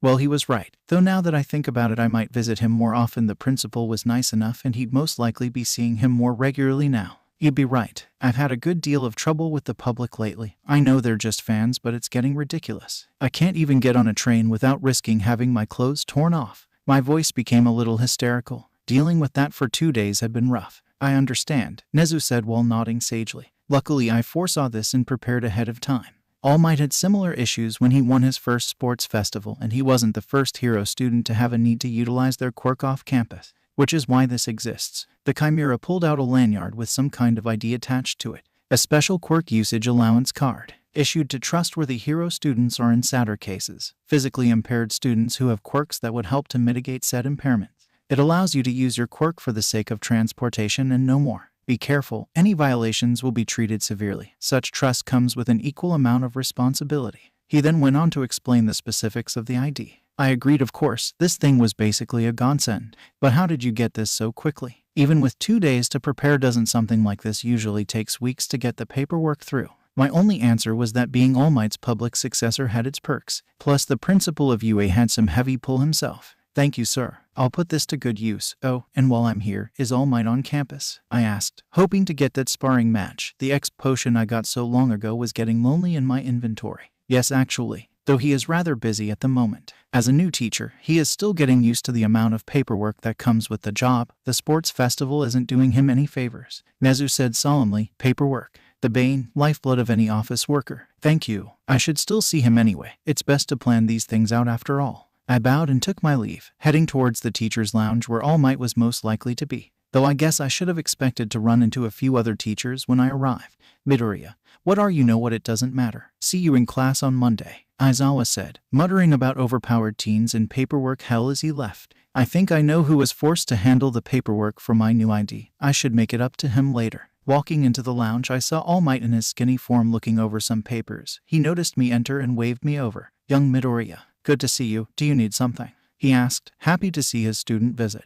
Yes, but it doesn't have to be right away. I looked around to make sure there was nobody eavesdropping. My quirk gave me access to a particular item, an X booster. I'm sure you know what that means. I told him with a smirk, one that he returned. Of course, it would be nice to see how far you've come in the short month you've been in UA. Next week we'll be passing out internship offers to the students, one of which is from my own agency. Nice. Normally they couldn't do this. All Might never takes interns, and doing so out of nowhere would have brought undue attention. But as his official successor it could easily be passed off as training. The only real issue was the fact that we could only train 3 hours a day. And if you're wondering what we'll be doing for the rest of the day once my time limit expires, well, nobody ever said you couldn't intern with multiple heroes. That new quirk usage ID will help with that, I'm sure. Yeah, it definitely would. I'll probably limit myself to offers close to Musutafu though. 3 hours with All Might, maybe an hour or 2 of running, and then the rest of the day with another pro hero.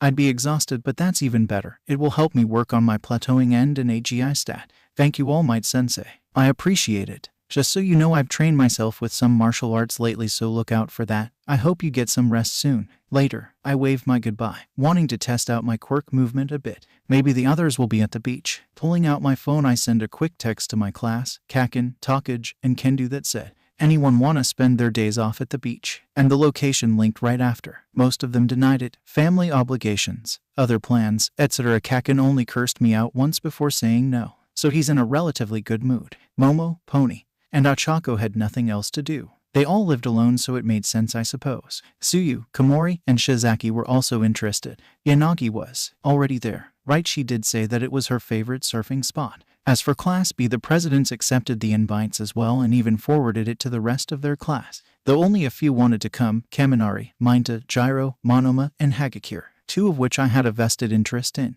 Shizaki mentioned a perverted trio, and from what I could remember around the school, Kaminari and Mainta were prime suspects. And if I can find out the identity of even a single one of them, then the rest will have a bad time. With my quirk now usable, it took me mere minutes to reach Dagaba Beach, where a train would have taken at least half an hour if not more. I immediately noticed Yanagi surfing out in the distance, to which I waved at, catching her by surprise. To be honest, I never thought she was the type to like this kind of thing. I guess that just proves I should get to know my class better. She tried to wave back, but that seemed to throw her off balance. Predicting a pretty nasty fall into the nearby rocks, I rushed off to catch her just in time. Careful there, that almost ended poorly. Sorry for distracting you like that. It was partially my fault that she fell, though she seemed to take it well. Not that I'm not thankful, Midoriya-san, but won't you get in trouble for using your quirk like that? She asked a fair question. I set us down at the nearby gazebo and explained the quirk usage ID. From there we just took some time to talk for a few minutes. I also happened to notice her swimsuit, a simple silver-colored one-piece with black outlines. It suited her.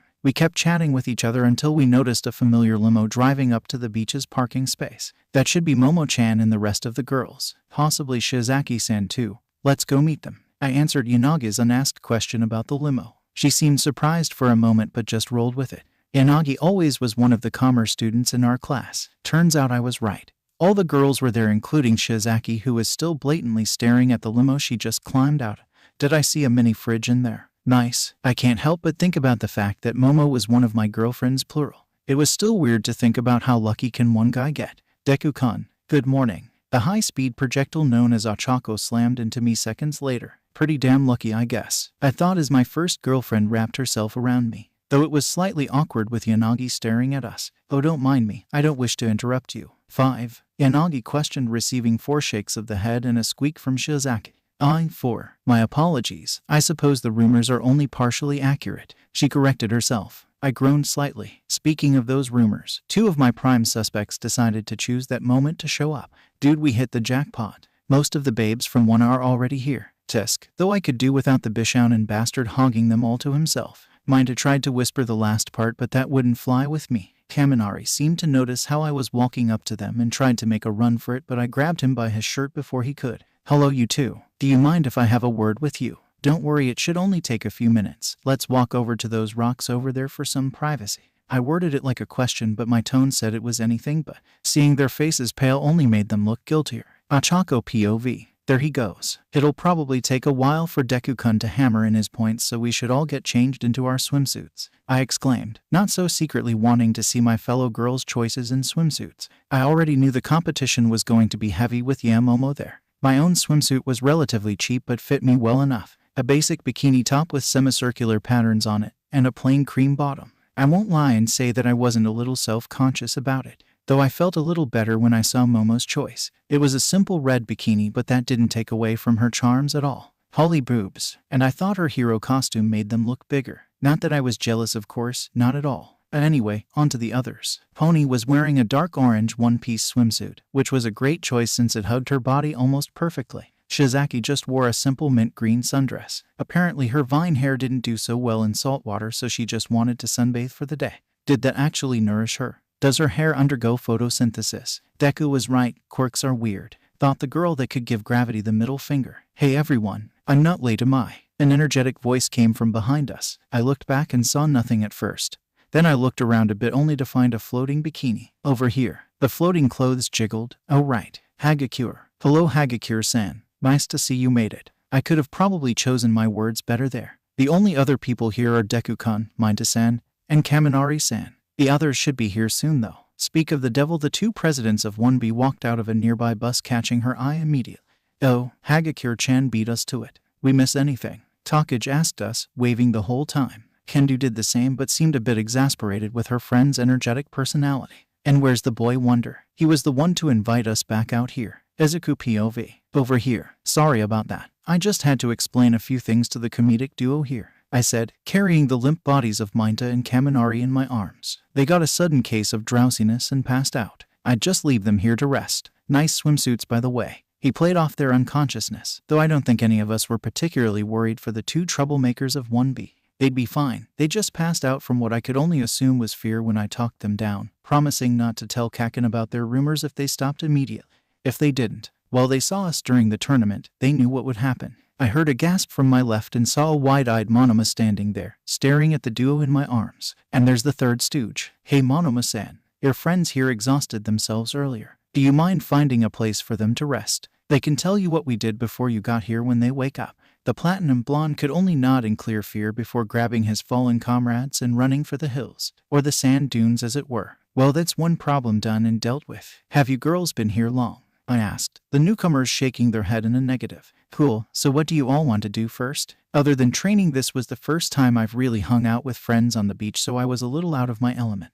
I'm not too sure, honestly. It's not like we did much other than train before. Hey boy Wonder, you got anything fun in that hammer space of yours? Takage asked jokingly, though I took a moment to check said feature. I actually did have a few things that might liven up the day. Now that you mention it, I do have these, I said as I pulled out several beach balls, a few umbrellas, waterproof phone cases, some snacks, a cooler, ice for the cooler, some drinks. I really needed to clean out my inventory after I go home today. So much stuff just kept getting piled up. Sure, it came in handy today, but still. Deku-kun, I think you might have a problem. Ochako squeaked out at the sight of the random items her boyfriend pulled out of thin air. Though I guess hoarding isn't much of one when you have infinite space, eh? It wasn't infinite, but they didn't need to know that. I wonder if I can use my inventory for more than just storing things.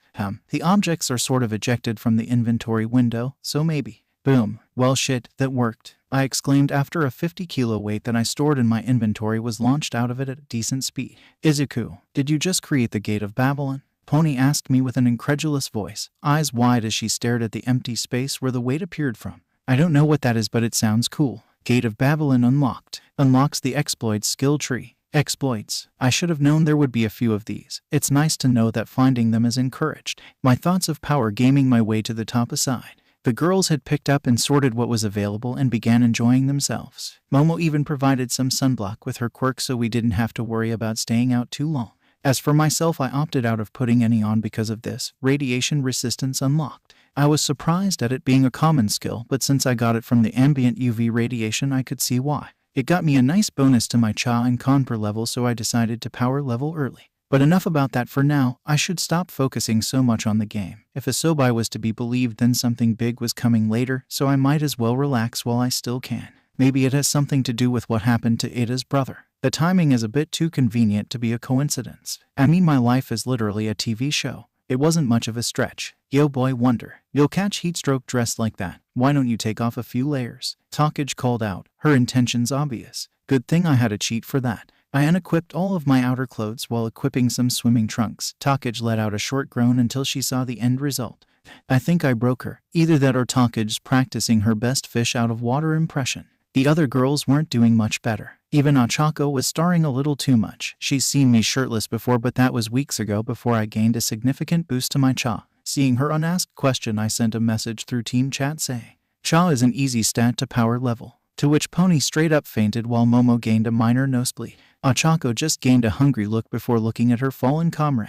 Pony-chan. Deku-kun, Momo-chan, quick help me set her down over at the gazebo. I could see an ulterior motive there, but go along with it. Pony did need to be put away from the sun like that. Oh wow, she's a lot more muscular than I thought. The rogue thought came to me as I grabbed her by the legs while Momo took the front, still bleeding from her nose. Are you okay, Momo-chan? She just gave me a thumbs up, signaling that she would be fine. Her eyes never left my chest. Do I really look that good? I mean, her own Cha stat is higher than mine. Then again, they're all ridiculously beautiful, so if I'm even 1 divided by 10th as attractive as them, then. Those thoughts aside, Pony started to come to before we reached the gazebo. Opening her eyes, she yawned slightly before looking at me as I carried her by the legs, and then at Momo, who was giving her a worried look. Oh, it's one of those dreams. Just be quick please, master. I have to meet the real you at the beach today, she mumbled before leaning into Momo's chest, falling back asleep. We didn't hear anything, I said. Momo agreed with a red face, which I was sure I also had. Who knew Pony was into that kind of stuff? Then again, her costume is basically a horse-based outfit, so was it really that surprising? As we set Pony down on a hammock made by Momo, Ochako decided that it was an appropriate time to feel me up. Oh, Ochako-chan, what are you? I sputtered, taken off guard by the sudden contact. Just checking out what I've been missing out on. I still have no idea how you can look this good with a Cha stat similar to ours. I guess the girls had the same thought as I did. Confidence issues seemed to be a thing we had in common. I see. But can you please do that when we're not in public? I squeaked out, trying to make her see reason. Lucky for me, she noticed what she was doing and stopped soon after, a deeper blush on her face. Alright, plus if we're alone, that means Momo-chan and Pony-chan can have their turn too. And maybe Ibara-chan too if I was reading the mood right. She questioned me with a smirk. What? No, you know that I don't see her that way. Besides, she wouldn't want to be in that kind of relationship with me anyway. At least I don't think so. It's not like I'm an expert at this kind of thing or anything. Whatever you say, Deku-kun, but enough of that. Let's go enjoy the day. I'm sure we're gonna be really busy when school starts up again, so we should enjoy it while we can. And with that, the three of us joined the rest of the people at the beach. Though I couldn't help but think about what Ochako said and the implications behind it. Will there be other girls? It would be stupid of me to just flat out say no, not to mention inconsiderate. Whatever the case may be, I'll only let others in if all the girls agree to it. Though I wonder why Ochako seemed so accepting of it. It was nice to unwind for once with my friends. It felt a little weird at first since my brain had become wired to associate the word beach with training, but I got the hang of it eventually.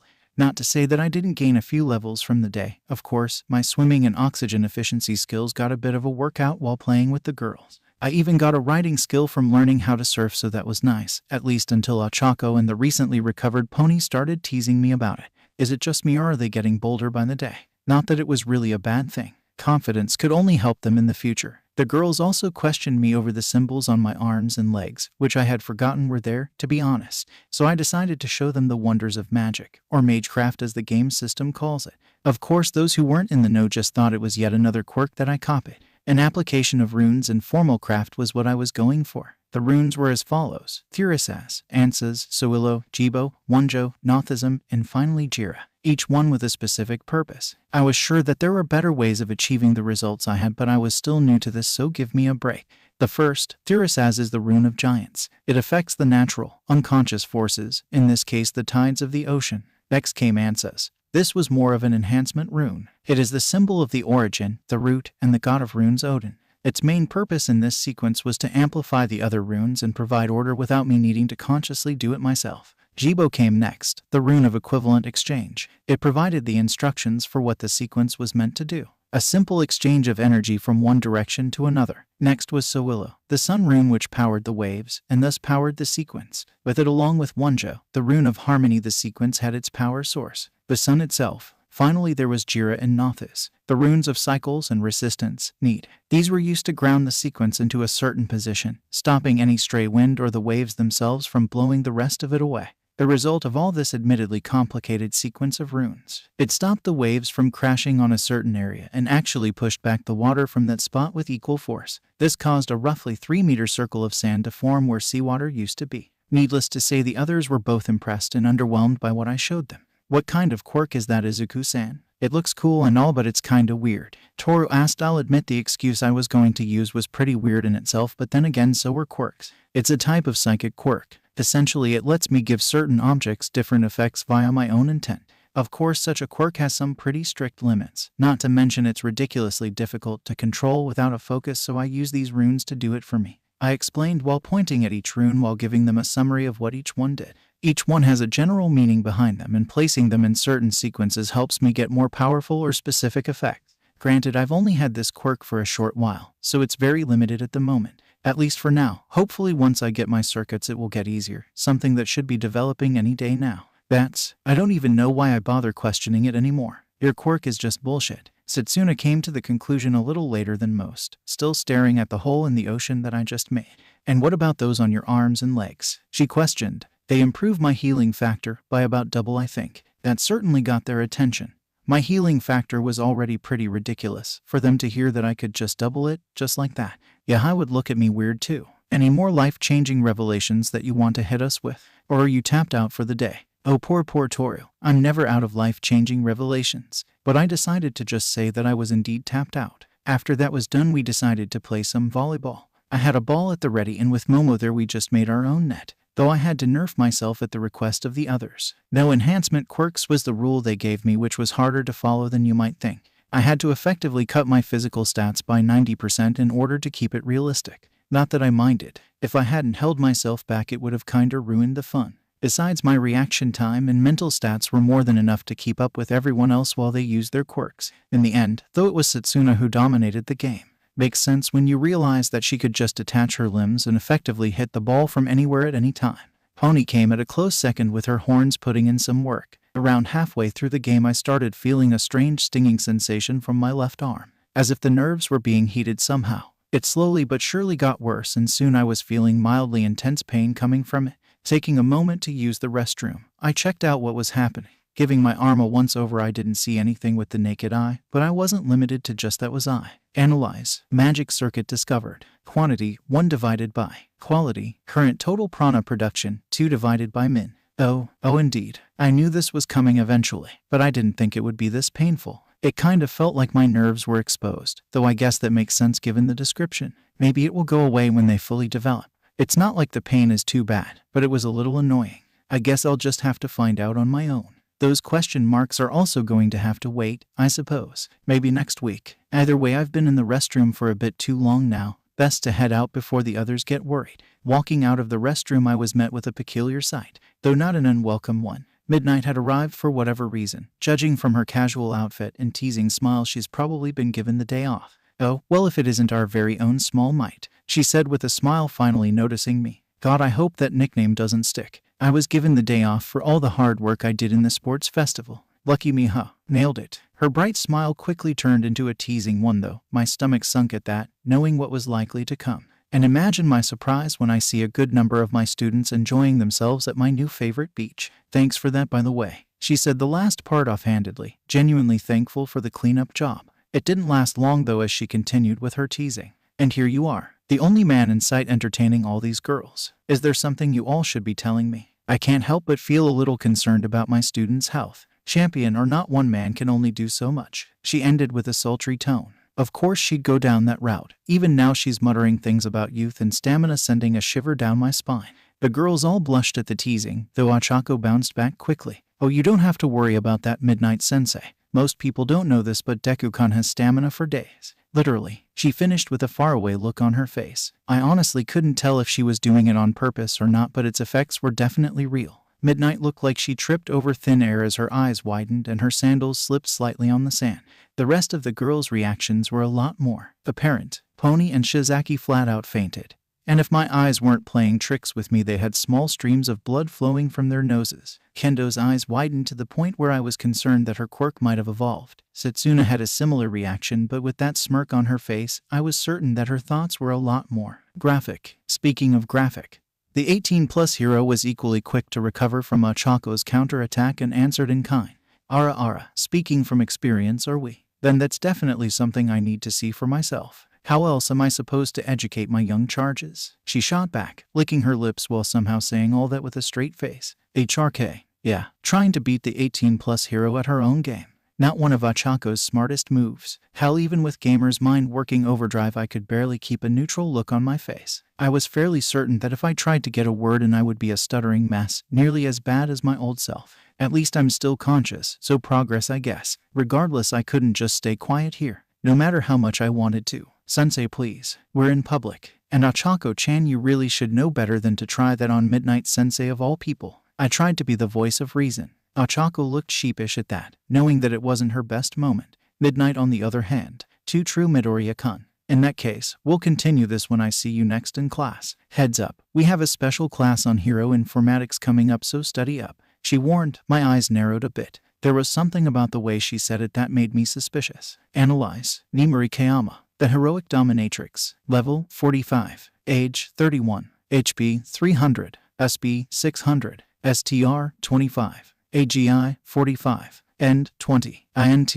30. Wise 25. Shaw 190. Surface emotions. Amusement. Scheming. Lust. Okay, that was a bit too much information. At least now I know that she's definitely hiding something. Thanks to my relatively high Cha-wise and INT scores, reading people's intentions has become much easier, though people with comparable stats are harder to read. Speaking of which, what was with that charisma score anyway? Well, it depends on the situation, really. Sure, Nimuri is one sexy woman, but half the fun is the fact that she's also your teacher. Came Asobi's response out of nowhere. It took all I had not to choke on air after reading that. Damn it. Just because it's true doesn't mean he has to go ahead and say it. Unfortunately, the combination of me staring and Asobi distracting me caught Midnight's attention.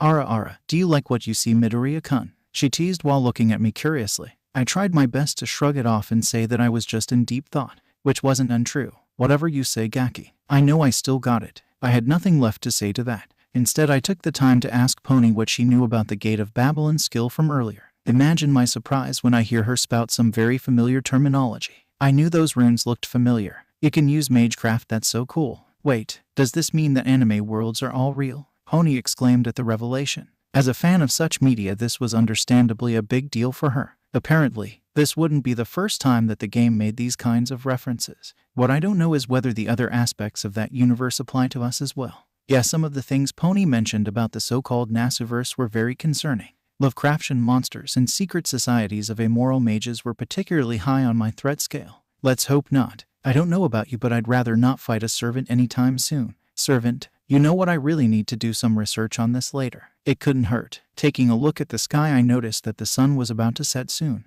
At this point, I should probably call it a day and go home. Saying goodbye to the girls, I did just that. I had a few things to prepare for, both the research on my powers and to brush up on my hero informatics. Perfect memory or not, it doesn't hurt to be sure, even though I was relatively sure Midnight was just messing with me. Now let's see what this servant business is all about. Wait, there's a game. What the hell is fate? Grand Order? Little did I know that I was in for a wild ride. The rabbit hole known as the Nasuverse was deeper than I could have guessed. Class 1A first day back. Class 1A was having fun conversing with each other as usual, sharing their experiences with the sudden fame the sports festival provided them. Most were excited by it while some were apprehensive, and a select few couldn't help but feel envious of some others, but such was high school. For a certain individual, however, the sports festival was the last thing on his mind. No, he had far bigger things to worry about, for he had seen what no man must see and discovered what no man should know. Knowledge which has caused him no end of chronic shivering, whether from fear or utter soul-crushing regret, was unknown to him. The waifus are real. Oh, and there's the fact that the entire multiverse may or may not revolve around a semi-omnipotent, vaguely real yet not entity that could collapse the very system that the world operated on at any moment, but mostly that first one. And to top it all off, he was introduced to the idea that there might be a certain vampire lurking around. That thought alone terrified him, since Selrich was known to be effectively omniscient as far as in-universe information went. And if this universe was a manga, TV show somewhere else, that meant he could very well have a prank target on his back. Deku-kun, are you okay? You haven't spoken a word since you got here, and you have that weird look on your face as if someone told you All Might Sensei was actually a woman. Ochako unintentionally triggered another bout of intense shaking by giving him that mental image. No, anything but that. Was Paul Bunyan not enough for you, type Moon? At that point, most of the class decided that their classmate needed some space, all but Pony, having no idea what could cause their strongest member such fear. The one who did know, however, instead walked closer and comforted her recent friend-turned-boyfriend. It's okay, Izuku. They can't hurt you now. For all we know, they could be from another universe entirely. She wasn't going to outright deny their existence. Izuku's power was too spectacular to deny, and Asobi flat-out confirmed multiverse theory. But her words did help calm Izuku slightly. But Pony, if they're real, that also means that he is real, Izuku whispered fearfully, pointing at his canines to clarify. Pony's own eyes widened at that, quickly joining Izuku in his internal struggle while muttering, "No, please, no, anything but that, no lowly bait, please." The real question is, why wasn't Gamer's mind working overdrive to fix this? Sorry, kid, even the system has its limits. Give it a few minutes, I'll think of something, please hurry. Being emotionally numb was just what the doctor ordered at that moment. Ding dong. Aizawa entered his homeroom expecting an orderly class, or at worst a few stragglers in the middle of a conversation. What he did not expect to see was one of his favorite students having a minor panic attack along with one of his girlfriends. Sending a raised eyebrow Achako's direction, he got a somewhat unexpected response. Izuku-kun had a bad run-in with the media while walking to school, and Pony-chan got caught up in it. The lie was common enough that he didn't think much of it. Hell, he expected this. Most winners of the sports festival got a media scare after their big moment and were momentarily scarred by it. Just imagining what Izuku went through after his announcement as All Might's successor of all things even made him shiver. Very well, luckily today's class isn't very complicated. You'll be having a very important lesson in hero informatics. Specifically, you'll be coming up with codenames. Aizawa finished, not mincing words this time. The class went wild as predicted, though Izuku's reaction was a bit more tempered for obvious reasons.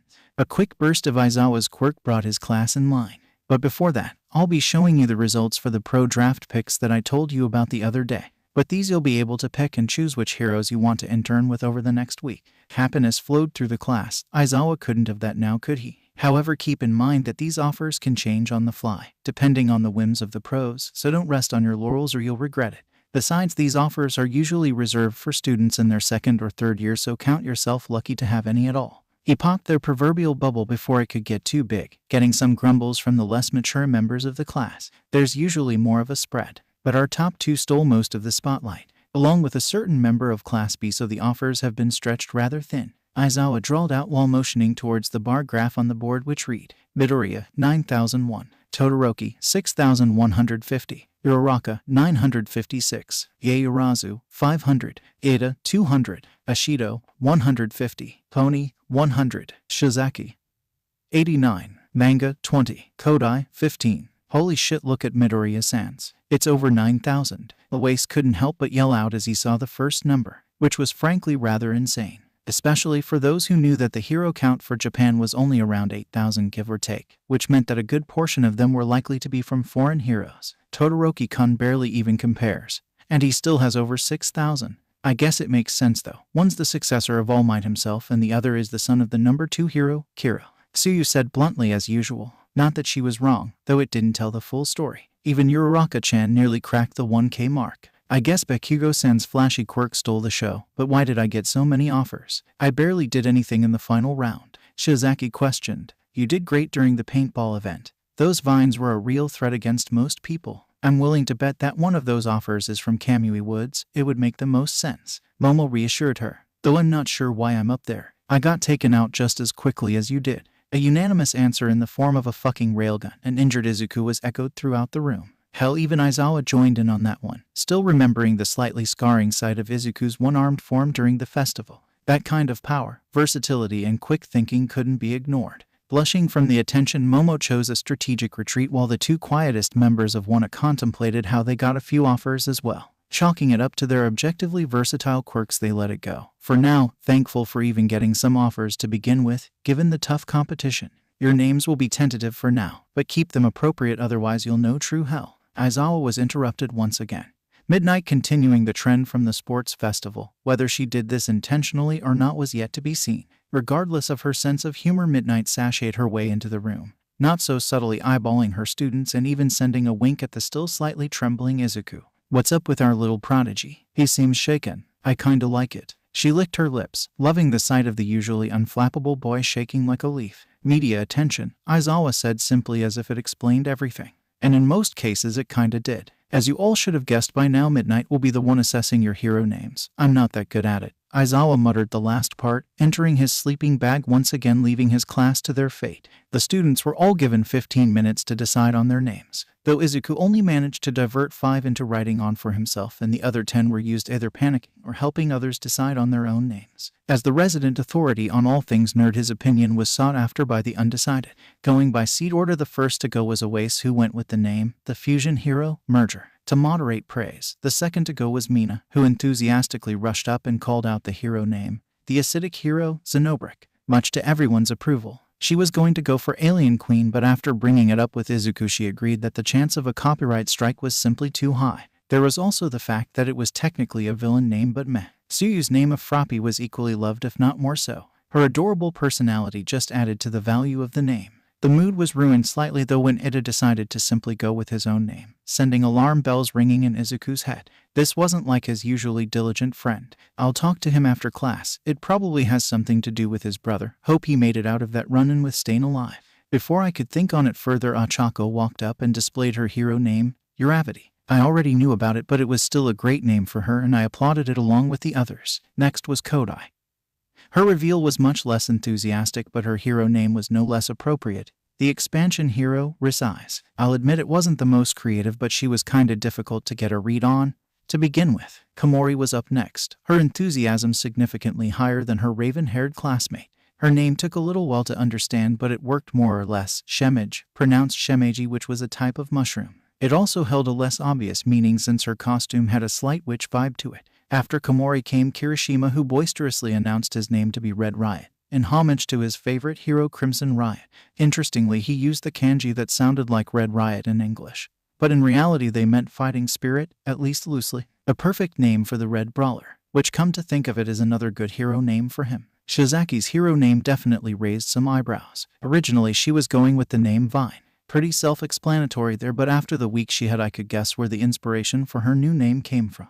The Vine hero, Eve. Midnight raised a small issue on it but accepted it in the end. Religious names were a touchy subject after all. The quiet Kodo was next, who named himself Animeth, an alternate name for his own quirk which worked well with his costume. Shishida was next. His original hero name, Jevaten, was shot down for two main reasons. The first was that it was a rather obscure reference that not many would get, and those that did know about it would picture a man-eating monster, not a hero. Instead, he went with the name Sasquatch, a more well-known name and with a much better reputation attached to it. Shota's name got some more attention. It had the opposite problem of Shishida's, the fighting hero, Roshi. Eventually, Midnight decided that the reference was vague enough that it could be kept without risking copyright problems. After all, the word master could mean a lot of things. Pony's turn came next. Her hero name was in flux for a while, but she did eventually come to her Izuku and her friends for some help. Thankfully, we managed to come up with one just before time was up. She ended up picking the equine hero, Stampede. We might need to workshop that later, Izuku thought to himself. It was fine for now, but there was probably a better name out there. Tetsu chose Real Steel as his hero name, with no title behind it. It was pretty good, especially when read in English. No complaints there. Todoroki came up next, and oh boy was his name hard to decide on. At first he wanted to go with his first name, Likey, but since he made the mistake of befriending our not-so-little motley crew, it meant I felt the urge to help him decide on a proper hero name. Apparently he wasn't very good at naming things in general. He held up his board. The name itself was instantly eye-catching. The Calm Flame hero, Frostfire. Definitely a popular hero name. A flashy and culturally iconic quirk like pyro and cryokinesis meant that naming it was both very easy and high quality without needing to do much. Shoto in particular liked the name, saying that it sounded like the exact opposite of what my father represents. Daddy issues aside, it was a great name.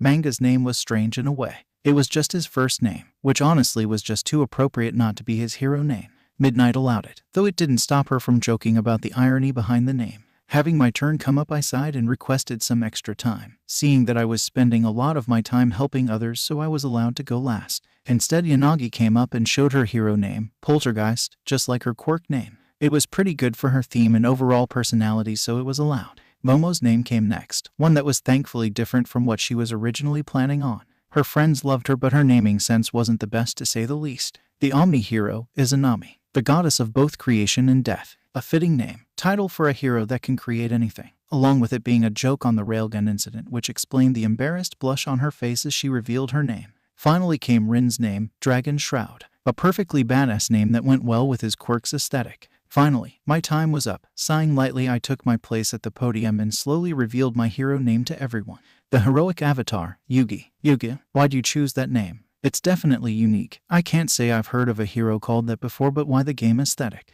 Midnight questioned me, not disapproving but definitely surprised by my choice. I've grown a recent appreciation for the medium. It's also very relatable since I've yet to meet someone who hasn't at least played a game once in their life, video games or not. Plus, this will help differentiate me from All Might. He's an amazing hero, but I can't just be a copy of him now, can I? I explained. Of course, that was just a side reason. Only a select few knew the real reason for the name. Either way, it was accepted rather easily and class went on. Though that didn't mean that the questions ended for me. So, any idea who you're gonna intern with, man? You and Todoroki-san have it rough having to sift through thousands of offers like that, Hiroshima asked while sending me a slightly pitying look, which immediately turned into shock as I scanned through each offer with the efficiency of a printer. That being said, there were still over 9,000 of them, so it took me nearly an hour to read them all. Thankfully, most of them were quick denials. No offense to the most heroes, but a good 20% of them were foreign heroes, so no. 30% were a bit too far from Musutafu to really consider several hundred kilometers, and 40% were a bunch of opportunists that had no idea what they were doing. Half of said opportunists didn't even get my information right, which still left me with nearly 900 offers to seriously consider. I managed to narrow it down to about 10. In order of interest from least to most, they were Best Genist, Fat Gum, Midnight, Gang Orca, the Wild Pussycat Team, which counted as 4, Mirko of all people, which surprised me, and finally Recovery Girl. After looking into each hero, my choices became obvious. Okay, I'm done, I said, catching the people around me by surprise. Those that were interested got up and checked out my options. Their first question was expected. Why do you have 4 offers here? Are you indecisive? Ida asked, genuinely curious, as were the others, especially when they noticed a certain name among the papers. Whoa, you're interning with All Might. Dude, why didn't you tell anyone? Tetsu exclaimed in shock at the offer. All Might never takes interns. Though after thinking about it a bit more, it made sense that Izuku was the first. Sorry, it honestly slipped my mind. Anyway, it's not a full internship. All Might Sensei is a busy man, so I'll only be able to intern with him for about 3 hours a day. After that, I'll be bouncing back and forth between 3 more heroes, hence the 4 offers. I explained while gesturing to my choices. All Might, Midnight, Recovery Girl. Mirko. Huh. I get why you chose the first three since they all operate here in Musutafu, but why Mirko? She works all the way out in Tokyo, Shota asked, questioning the practicality of my last choice. I thought that at first too, but then I remembered an important fact. Tokyo is only about 20 kilometers away. If I keep myself to subsonic speeds, I could reach the city in a little under a minute. Even less if I go full speed, but that might cause collateral damage from the sonic booms. I explained casually, not really paying attention to the bug-eyed looks I was getting. Though to be fair, they only lasted for a few seconds before they realized who they were talking to. As for the reason, her fighting style works well with my quirk, speed-focused, with a focus on quick and decisive kicks. I already know boxing, so this is the next logical style to learn, with my Jeet Kune Do filling in the blanks. Besides, this is the first internship offer she's ever given out. Call me curious. There was also the fact that Hasu City was even closer to Tokyo than it was to Musutafu, the same city that Stain, and coincidentally Edo, was likely going to. Yeah, I had a fairly good idea of what he was going to do. Wondering what the girls were choosing, I went over to check on them. What about you girls? Got any good offers? I asked them. They were still on their 50th-ish offer, not having the same cheat-like ability to scan through them like I did. After they gave me their best puppy dog eyes, I caved and decided to help her out. Surprisingly, Achako also had an offer from a certain cheesy hero, along with a few other notable ones, which immediately narrowed down my search. Here's the top 10 options based on each of your strengths, weaknesses, their distance from Musutafu, and possible team-up opportunities. I showed the offers to them. Not so subtle, pushing All Might's offer to Achako first. It might be a bit selfish of me, but then again, it's an offer from the number one hero. If she didn't pick that as one of her options, it would look weird. The first to react to their offers was Pony, who looked the most surprised. The pro hero gang Orca. So cool. He's one of my favorites and a member of the top 10. She was excited about the chance to work with such a successful hero, especially since they shared the animal theme in common. She also received offers from the Wild Pussycat group, but the prestige of a hero in the top 10 was hard to say no to. Next was Momo, who took a look at her options with much more tempered enthusiasm. Yoroi Musha. An interesting choice. I suppose his weapons mastery would work well with my quirk, though I may choose Edge Shot instead. His specialization in shinobi-based weapons might be better for me. Or maybe Snipe Sensei. Learning to properly use firearms would be an invaluable skill for me. Oh god, she picked up my old muttering habits. At least it's mostly understandable, unlike my own rapid-fire info dumps. As she was in the middle of that, Shizaki took her chance to look over her offers. Her reactions were about as expected, quickly decided which she thought was best. Kamui Woods seems to be my best bet. His quirk has a wonderful synergy with my own. You have my thanks for speeding up the selection process, Izuku-kun. She bowed in thanks while I looked towards Achako, who just finished picking out her offers. I think you got the right idea by sticking with UA teachers, Deku-kun. I wonder why Midnight Sensei asked for both of us, but 13 Sensei and All Might strike a great balance between combat and rescue training. There are certainly perks to having some of the top heroes as your teachers, especially when a few of them just so happen to specialize in similar fields as you. Would you like a fourth hero too? Or would you prefer to stick with heroes based in UA? Travel isn't a problem. By the way, as long as your hero isn't based too far away, I could take you to and from them. I offered. It really wasn't a problem. Add in a few runes and we wouldn't even have to worry about the problems with friction or exposure. Do you just want an excuse to carry me bridal style? She gave me her practiced deadpan stare, to which I gave my own. I was neither going to confirm or deny that. In the end, she decided that 3 heroes were more than enough. 3 hours training with All Might and then 6 more for the other 2, leaving her with 9 hours of sleep. Smooth boy wonder. Real smooth. Rin teased along with the more vocal of the boys. Even Komori and Mina joined in on the teasing, turning my face a little pink at being called out like that. You should know by now that you don't need something this complicated. Just ask, okay? Achako continued the joke by throwing herself at me. I caught her on instinct, leaving us in the previously mentioned bridal style carry. This immediately shuts up the now jealous guys while doubling the girls' squeals. You're getting good at this. I didn't even feel you budge from that. She wasn't wrong. Then again, I was used to pulling multi-ton loads by now, so my barely 70 kilograms girlfriend was comparatively light as a feather. If you two are quite done. Aizawa's deadpan voice and stare stopped us. Since most of your offers are in UA, it would be logical to start them now. Go to the teacher's lounge and stop wasting our time.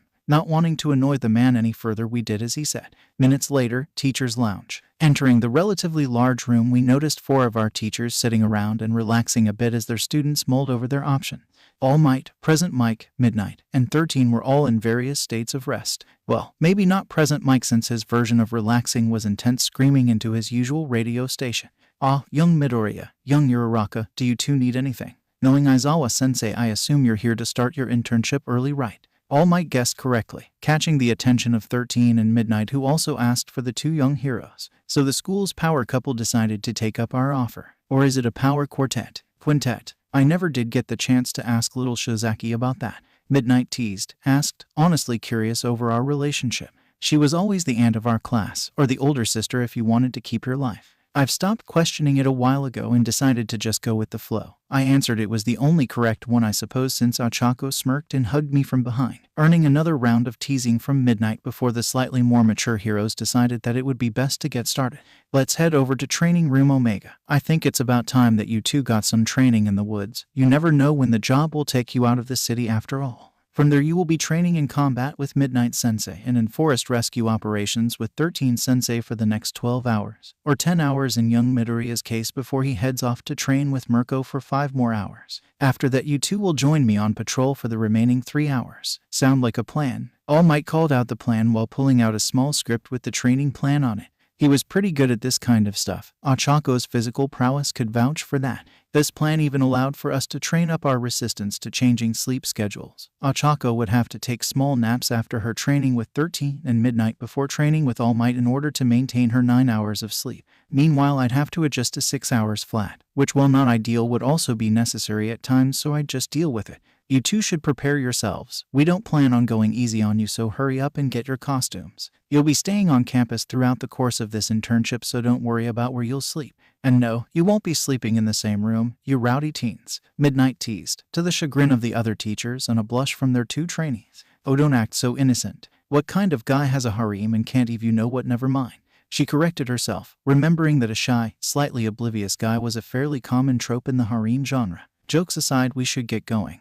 We're burning daylight here. 13 interrupted Midnight. Thankfully she agreed and we started heading out to Training Ground Omega. 20 minutes later and we were in our costumes waiting for our teachers to finish setting up the field. Okay, you two, here's the exercise. You two will make your way to the center of Ground Omega. From there the fun will begin.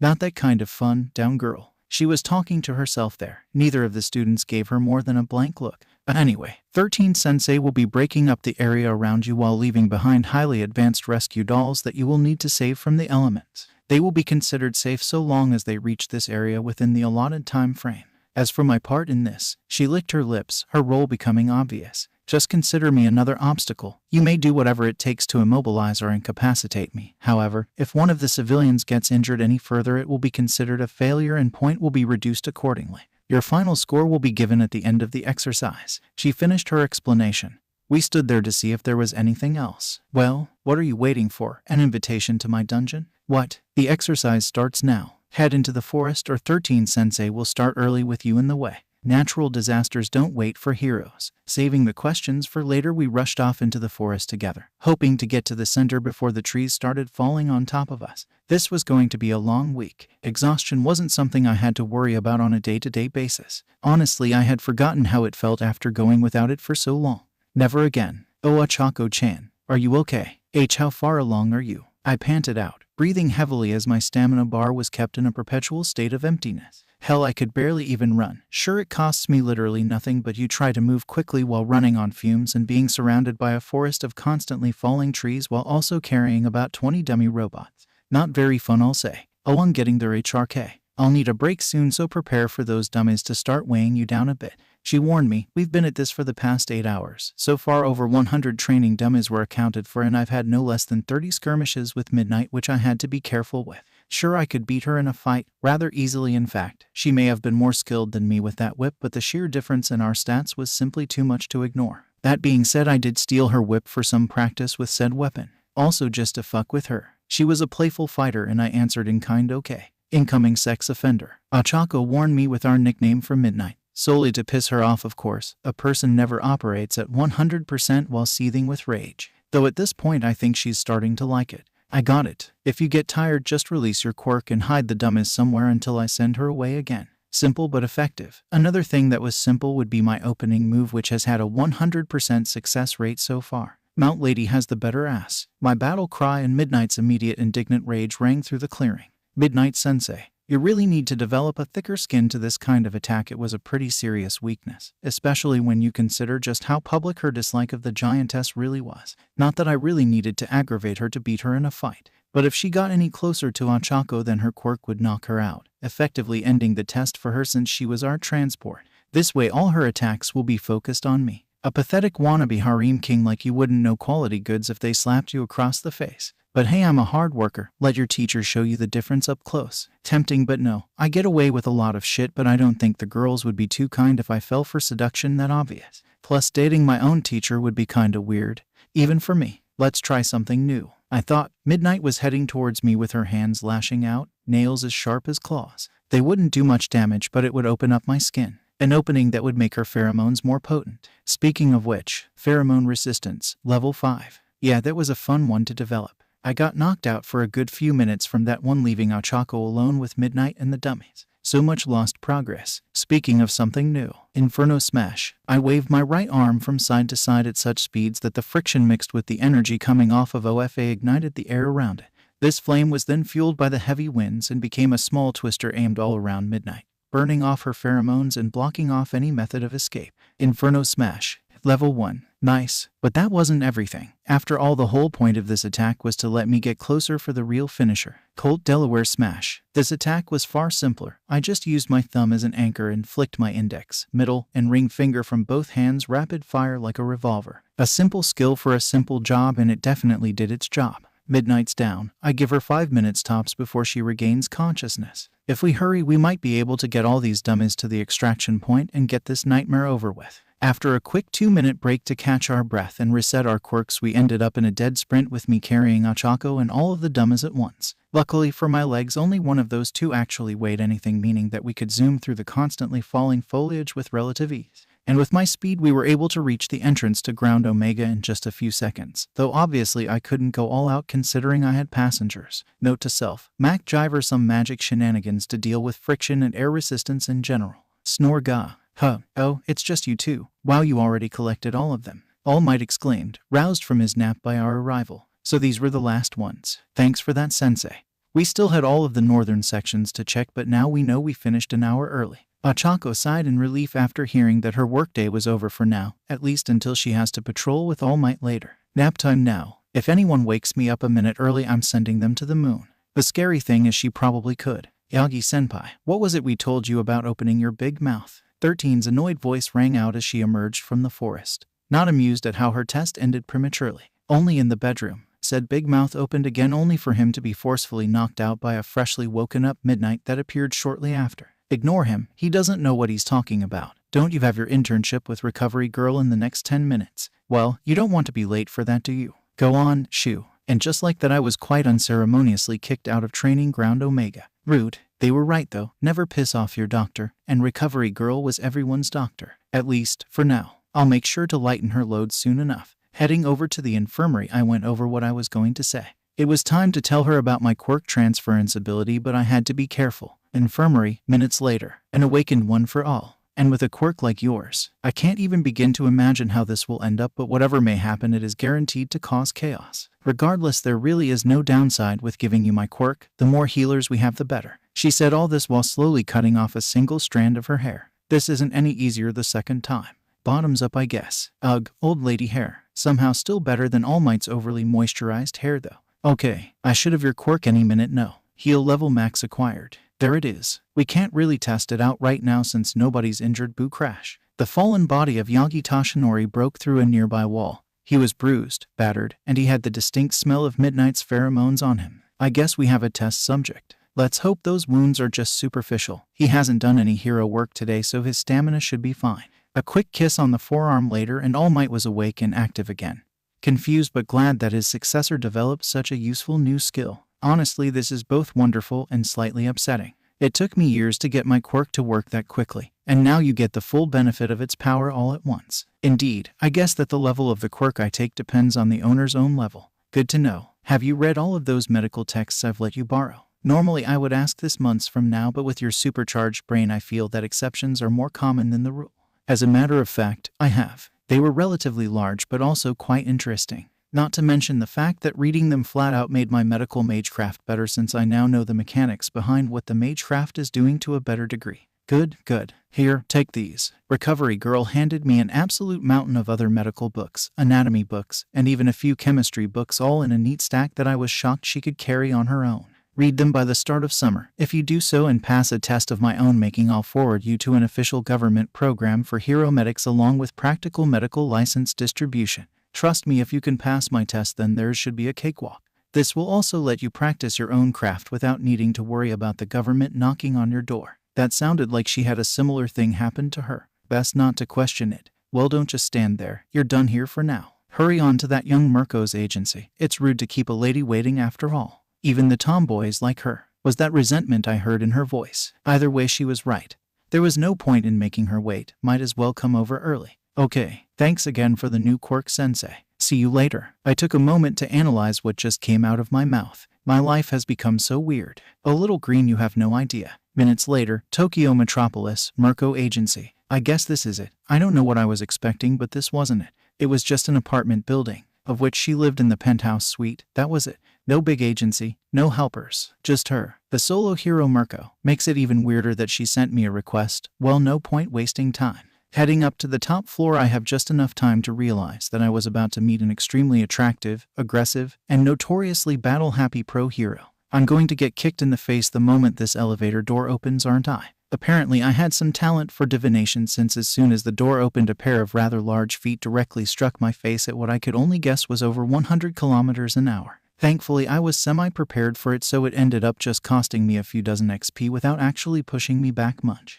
Usually I'd wait to ask for footplay until the third date, but if you want to start now, I'm down. I quipped as Mirko slowly removed herself from my face, a raised eyebrow and a manic grin on her face. Well, aren't you a bossy one? Not many guys have the guts to say that to me. Then again, not many guys could take one of my full-powered kicks without even flinching. Color me impressed, kid. She complimented, her grin never faltering. Thanks, and sorry for that comment. I've been fighting Midnight Sensei on and off for the last 8 hours, and innuendo fighting has kinda been the order of the day those times. I explained, blushing slightly at what I said. She brushed it off though. Even better. Any guy that can keep up with that crazy old hag for that long is worth fighting with. Speaking of which, you're probably wondering why I went out of my way to intern you, right? I nodded. Yeah, it came as a surprise for me. But after this first meeting, I could take a wild guess. I saw you at the sports festival. Your power caught my interest, so this is how this is gonna go. You and I are going to fight. When I win, depending on your performance, I'll teach you some of my moves. And if by some miracle you win,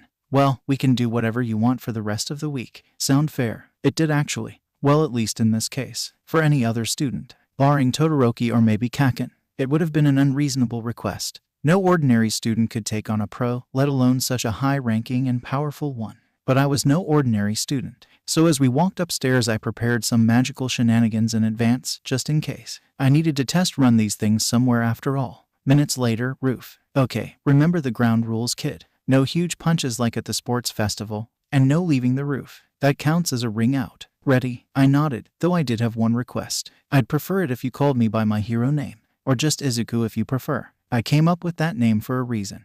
And since my internship has officially started, it was only right to be called by it. You'll learn that if you can actually land a hit. Ready, go. With that, she bounced off the floor, flew behind me, and used the wall there to launch herself at my back. Of course, my dex being what it was, I was able to keep track of this relatively easily. Now, how to respond. Charging full cowling at about 15%, I grab Mirko's foot centimeters away from my face. From there, I aim a punch at her torso, which she manages to dodge narrowly while kicking me in the face, freeing herself from my grip and taking a few steps back. I smile at her. Why do you insist on keeping such a distance from me? After all, whether it's from where you are now, I sprint towards her at my current speed limit, careful not to cause too much damage with the resulting sonic boom. Or at point-blank range. Either way, I can reach you before you even I was kicked in the balls immediately after she realized what happened. Minus 500 D damn. Guess that's an instant secret. I was left stunned for a bit after that one.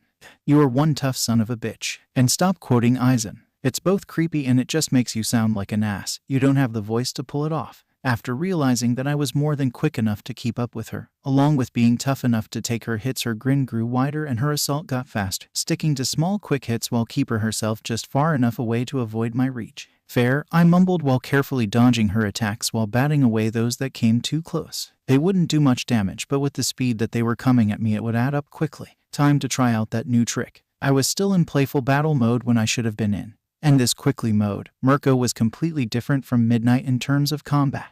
Pulling out a piece of parchment paper from my pockets, I channel some of my own prana into the paper as a spark for its magic circle. There came the fun part. The circle contained the following runes: reversed Thurias, reversed Ansas, reversed Raidho, and twice reversed Wonjo. 4 simple runes, but reflected on their x-axis to release the opposite effect of what they usually did.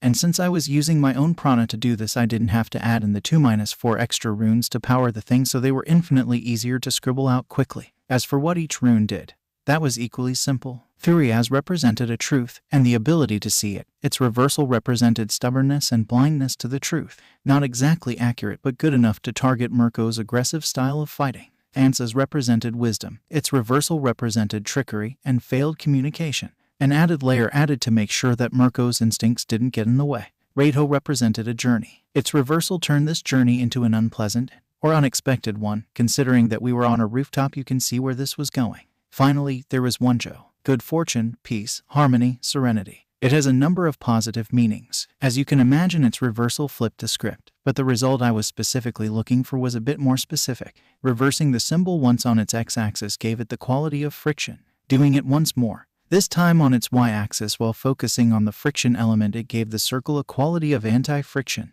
The results were equally hilarious and dangerous. And Nanny, the moment she kicked off the ground for another assault, her foot slipped on the floor as if it were made out of butter. Newton's pesky third law also came into effect, and she started sliding off to one side of the roof. A roof with no real barrier to stop her if she fell. She tried to pick herself back up, but it was all in vain. In fact, each attempt only sent her closer to the edge faster than the last. All the while I just calmly walked towards her. Sorry to say, but none of that is going to work. This little trap effectively works off quicksand rules. The more you struggle, the faster you'll fall. Don't worry, I can always catch you on the way down. Or you could just surrender. Was I adding fuel to the fire? Yes. Did I expect her to surrender? Not really. Was it fun to do? Definitely. That's my boy. You cheeky dickwaffle. What is this? Hearing that struggling would only make it worse did little to stop the raging bunny. Thanks to the runes, it only made her rampage more. Just how bullshit is your quirk? This shit basically no-sells like half the pro heroes out there. I see her point. Melee types, in general, would have a hard time with this, though it isn't as strong as it looks.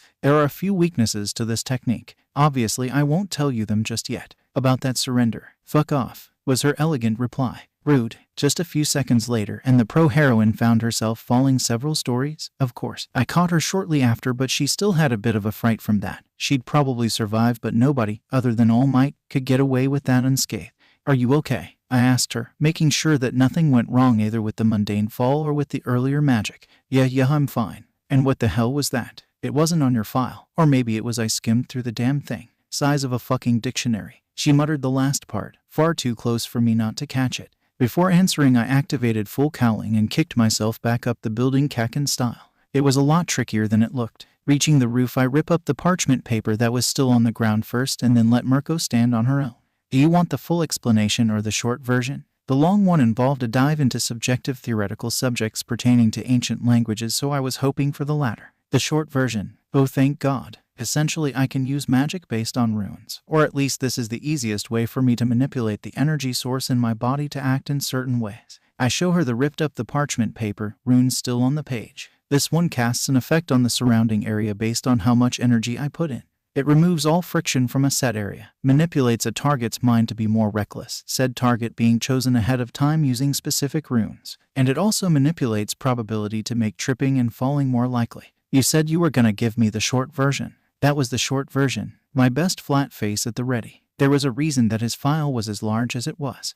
Whatever, I don't care anymore. Dirty trick or not, you won our fight. What do you want to do? She dropped the subject, wanting to get her end of the deal over with. I'd like to patrol around Hasu and spar with you. For the most part, I have an interest in learning your fighting style or a variant of it. I've already mastered standard boxing, so it would be nice to have a leg-based style along with it. Both styles would merge into my Jeet Kune Do eventually, but for now they were better off as separate styles until I could incorporate both of them into a combined style. Hasu, I can do that, but I'd ask why. And you want to learn my fighting style? Fine by me if it means I can fight you again without bullshit magic getting in the way. Hearing the tentative agreement, I tell her my reasons for sticking around Hasu. So you think your friend is going to do something stupid that might get him offed by the hero killer? Tusk, your file said something about you being a genius, and as far as we know this would match up with that psycho's pattern, so I'll believe you. Well, that was easier than I expect. But there's a catch. I'm pretty damn sure you could take on most villains and win at this point, but I'm still your mentor. If we do end up finding Stain and fighting him, I want it to be together. Sound fair?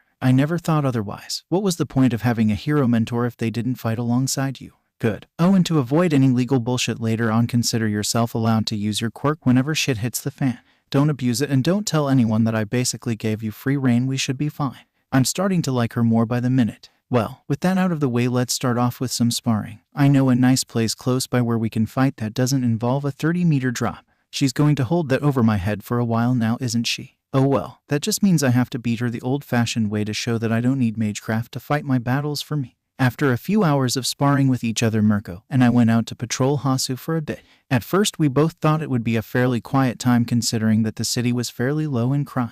But minutes into our patrol, we were proven wrong. 12 hit-and-runs, 6 muggings, 2 attempted murders, and a cat stuck on a tree. Good shit, kid. Even most pros don't get this much action on slow days. That speed of yours is complete bullshit though. Leave some for me, damn it, Mirko said boisterously while slapping my back. You'll be there for Stain, don't worry. For now, we should just go on as normal since I doubt he'll be active so quickly. Though given my luck, I wouldn't doubt that it will come sometime soon. I give it a day at most. My baby. Oh, for fuck's sake. Are we really doing the cliched baby on a stroller rolling into traffic bit? Apparently so. Thankfully, with my speed, the cars were basically going at walking speed while the stroller itself was essentially paused in time. I didn't even need to walk over, I just sent a soft Delaware smash at it, pushing the stroller back to the screaming mother. Nice. How do you control the shockwave of that anyway? That was way too concentrated to be natural, Mirko asked after taking a look at my handiwork. I just show her my gloved hands, runes carved into each finger. They were just minor improvements for manipulating and focusing energy, as well as a few forward directional runes for air bursts. Right, magical bullshit. And you said they don't drain you or anything? She asked, still in minor disbelief over the utter versatility of the little symbols. Some do, but not by much. The faster ones with AoE abilities tend to cost me some of my reserves, but the slower, constantly active ones get their energy from the environment. Solar, wind, momentum, stuff like that. Akaprana and mana respectively. Tusk, so the green in your costume isn't just for show. What's with the bunny ears, by the way? Were you a fan of mine before this? I could sense the incoming tease in her voice. Well, she was half right. They're supposed to look like All Might Sensei's hair. Though now that you mention it, I can see the bunny look. Kinda appropriate, I'd say, and it's not like I wasn't a fan of you as well. You were my favorite female hero, actually. I admit, catching her by surprise. Oh really? Even back then when I was in the high hundreds? I gotta say I appreciate the early loyal fans, but why me? Most guys were all over that hag Midnight back then. And now Mount Lady is the big craze among horny teenagers, she asked, genuinely surprised. By this point I shouldn't need to answer that. I guess the simplest way to put it is that I saw you as All Might's female equivalent. Strong, fast, boisterous, and independent. And I'll admit I found you hotter than Midnight Sensei. Was I into muscles? Apparently, since Ochako only seemed more attractive the fitter she got. Self-discovery is a wonderful thing, I suppose. To my immense surprise, I actually got the battle bunny to blush a bit, which of course means that she would try to kick my ass the second we got back to her apartment. Psychotic tsundere, am I right? I thought while staring at the camera. Not for long, since I needed to dodge a quick kick to the head courtesy of a blushing bunny. Do I even need to ask? I said nonchalantly. This wasn't the first time she tried that. Eventually I got annoyed by it and decided to dodge instead of taking them. You were thinking something rude. You get a stupid smirk on your face and look out into the distance whenever you do that. Damn, I was caught in the middle of breaking the fourth wall again. Quick, I need to salvage this. Hey look, isn't that Manuel-san and Ida-kun? We should go say hi, try to keep up. Slowly burging my way to the hero-intern duo, I leave a good distance between myself and Mirko, hoping that she'd be angry with being outrun than she was from my rude thinking. Midoriya-kun, it's nice to see you. But where is the hero you're interning with? It was Mirko, right? Ada noticed me and asked. Moments later the answer was given when Mirko appeared with yet another kick, though this time it was aimed much lower than usual. GHK. And it landed true. I tried to block high on reflex, which left my lower half completely unprotected. This kick in particular also happened to be given with a running start and gravity assist, so 1000. Collapsing onto the ground for a moment, I was temporarily stunned. Damn, instant crits. I should probably invest in a cup because this is starting to feel like a trend. Ada was trying to comfort me while questioning Mirko on why she did that, while Manuel wisely decided to keep his distance. That's what you get for ditching me, Gaki. Next time you do that, I'll shove both my feet so far up your ass that you'll have a perfect opportunity to kiss them for forgiveness. Brutal, and I had no doubt that she'd make good on that threat, and that I'd probably survive to experience the whole thing. Well, you two are certainly getting along well. What brings you to Hasu City? Manuel asked. Mirko just scoffed and pointed at me, not bothering to answer herself. We've come here since it's pretty close to Mirko-sensei's agency. Plus it seems pretty busy today, so it's a good thing we came. At their confused looks, I went through the variety of ridiculous situations that we found ourselves in not 10 minutes ago, shocking them into silence. So that's why it's been so quiet since we started patrolling. My God, he really is a mini All Might. I didn't even notice, Manuel said, trying and failing to whisper the last part. I'd blush a bit at the praise but shrug it off. I got enough of that from online comments. It's just that having it come from a pro has a lot more weight to it. Thanks, though I'm not sure I deserve that nickname just yet, I say with a few of my old insecurities seeping through. Nonsense, young Midoriya. You're more than ready to be my right-hand man. Didn't I make that clear during the sports festival? Or do you need me to spar with you some more to give you an idea of your limits? A familiar booming voice rang out from behind us, sending minor shivers of excitement down my spine at the thought of another spar with All Might. I still had that X potion, damn it. All Might senpai, what are you doing here? And who'd that on your shoulder? Oh, wait. I remember now. You're Uraraka-sen, right? Manuel exclaimed, bringing attention to Ochako, who was indeed taking a ride on All Might's shoulder. Hey Deku-kun. I saw all those rescues a few minutes earlier, by the way. I guess we should add protagonist luck to your list of quirks. Sigh, I couldn't even deny that. Though my life was already destined to be chaotic the moment I accepted All Might's quirk, the gamer just sped things up and magnified them. Oi, you're the gravity girl, right? Good shit during the sports festival. It's been a while since a female hero worth a damn actually did well in one of those. And what's this about a spar that I heard? This I gotta see. Or better yet, join. Oh no. Hey, Mirko-san and All Might Sensei versus Deku-kun. Can I get in on this? Ochako asked, a spark in her eyes as she saw the tides turning on me. Please don't let Ada catch O. An excellent idea. Normally I'd say such a battle would be dishonorable, but a hero's default position is at a disadvantage, and I can think of no one better than Midoriya-kun when it comes to fighting the odds. Oh god, this is actually happening. Manuel wasn't even trying to put his voice in and went along with the more experienced heroes. And what was that bullshit about me always fighting against the odds? Just because I took down that Namu that was several levels higher than me, fought against 40-ish other students on my own, guerrilla style, didn't mean who the hell was I kidding? You heard the others. Prepare your tricks, young Midoriya.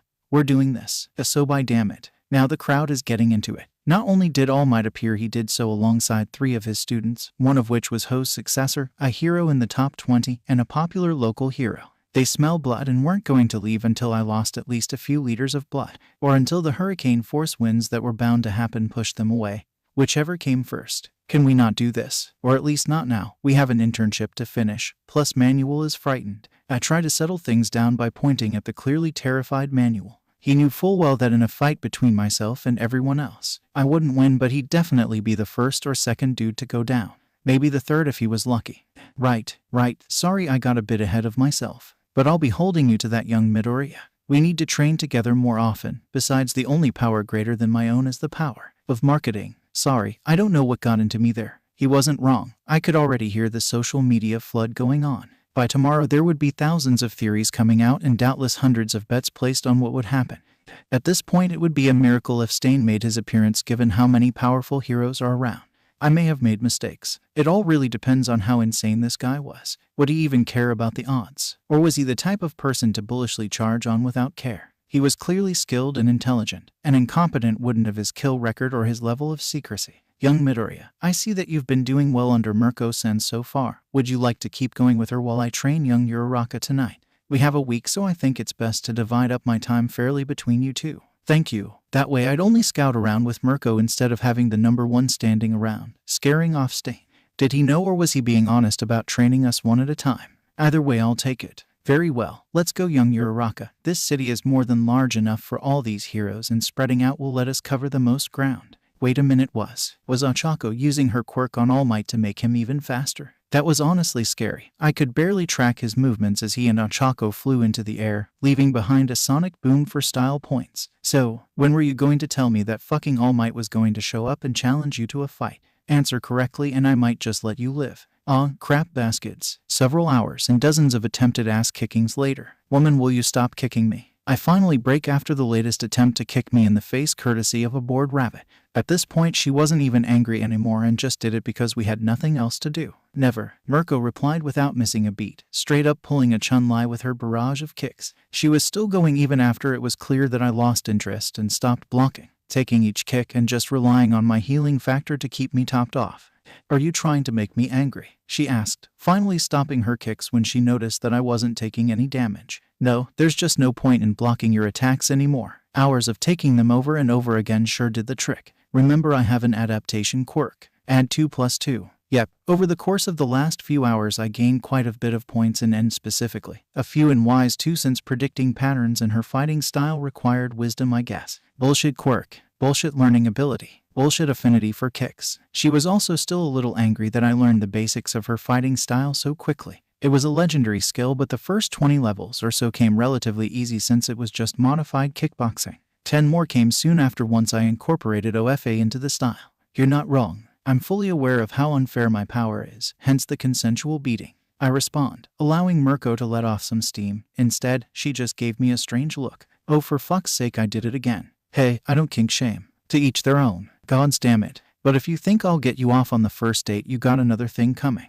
I deserved that. I was waiting for that first joke to come back to bite me. Fair enough. I got to ask the others about their thought anyway. Can't just show up with a pro-hero girlfriend out of nowhere, can I? At her confused look, I decided to elaborate. My relationship with the other girls was actually pretty well known in the hero community, something which somehow made me more popular instead of less. I don't understand people sometimes. Guess I'll add bullshit harem protagonist to your list of quirks. Whatever, I'm going to bed, she announced, giving a quick yawn before heading into her bedroom. Already? It's barely 8 p.m. I asked, looking at the time. Fuck off. I don't have infinite stamina like some people. I just spent the last 5 hours straight attempting to beat the shit out of a brick wall. I'm gonna sleep like the dead. And if anything wakes me up a single hour earlier, there will be hell to pay. Her legs are going to be killing her when she wakes up. Speaking of which, I still had 6 hours of daylight to burn, meaning I could either waste a minute or two running back home to UA, or I could just sleep here and head to school in the morning. Yeah, I'd rather not be here when Mirko wakes up, so I chose to head to UA immediately. Reaching the makeshift room UA prepared for me, it only took me a few minutes to clean up and get ready to sleep. Tomorrow's the day. I'll explain my plan to All Might then, but for now, I should rest. Sleep took me rather quickly. Mirko was only half right. I may have nearly infinite physical stamina, but the mind could only take so much before it needed rest.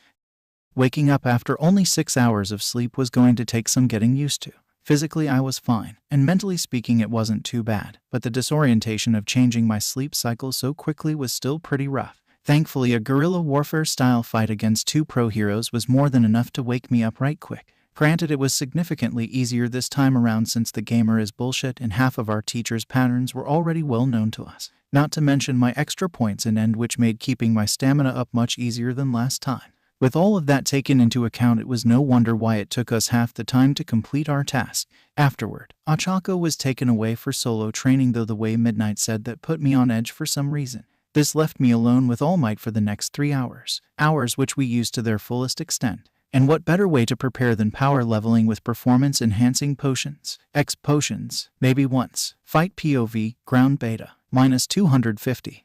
Only 250. I'm getting stronger, were my thoughts after taking another punch to the face from All Might. Granted, he wasn't going all out, but it was still great progress. Speaking of progress, I should be able to handle a higher percentage now. Let's see. Using the distance All Might's punch gave me, I entered a boxing stance and charged up OFA to 50%.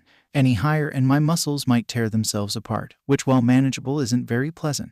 At this percentage, I could finally keep up with All Might in terms of speed, which seems to have caught him by surprise. Charging in a straight line towards my mentor, I cocked back a punch which All Might tried to grab on instinct. Smirking a bit, I use a full-powered Delaware smash behind me to propel myself over All Might's head and another to propel myself foot first into his back. Crescent smash. I crashed into his wide back, wincing a bit as All Might spat out blood from the hit. And not bad, young Midoriya. Taking some moves from young Bakugou, I see. All Might said through gritted teeth, not used to fighting an opponent that could actually keep up with him for so long. Kaken was a partial inspiration, but Mirko-san was the main one. Her fighting style relies on maneuverability via her kicks. With my Delaware smash, I can simulate Kaken's explosive momentum, so I thought, why not both? It certainly worked well enough. Good work nonetheless. And about your plan to take on the hero killer. I can't say I approve completely, but this would be a good chance for you to take out your first real villain. Wait, didn't Namu count? Besides, with Mirko-san there you have more than enough backup.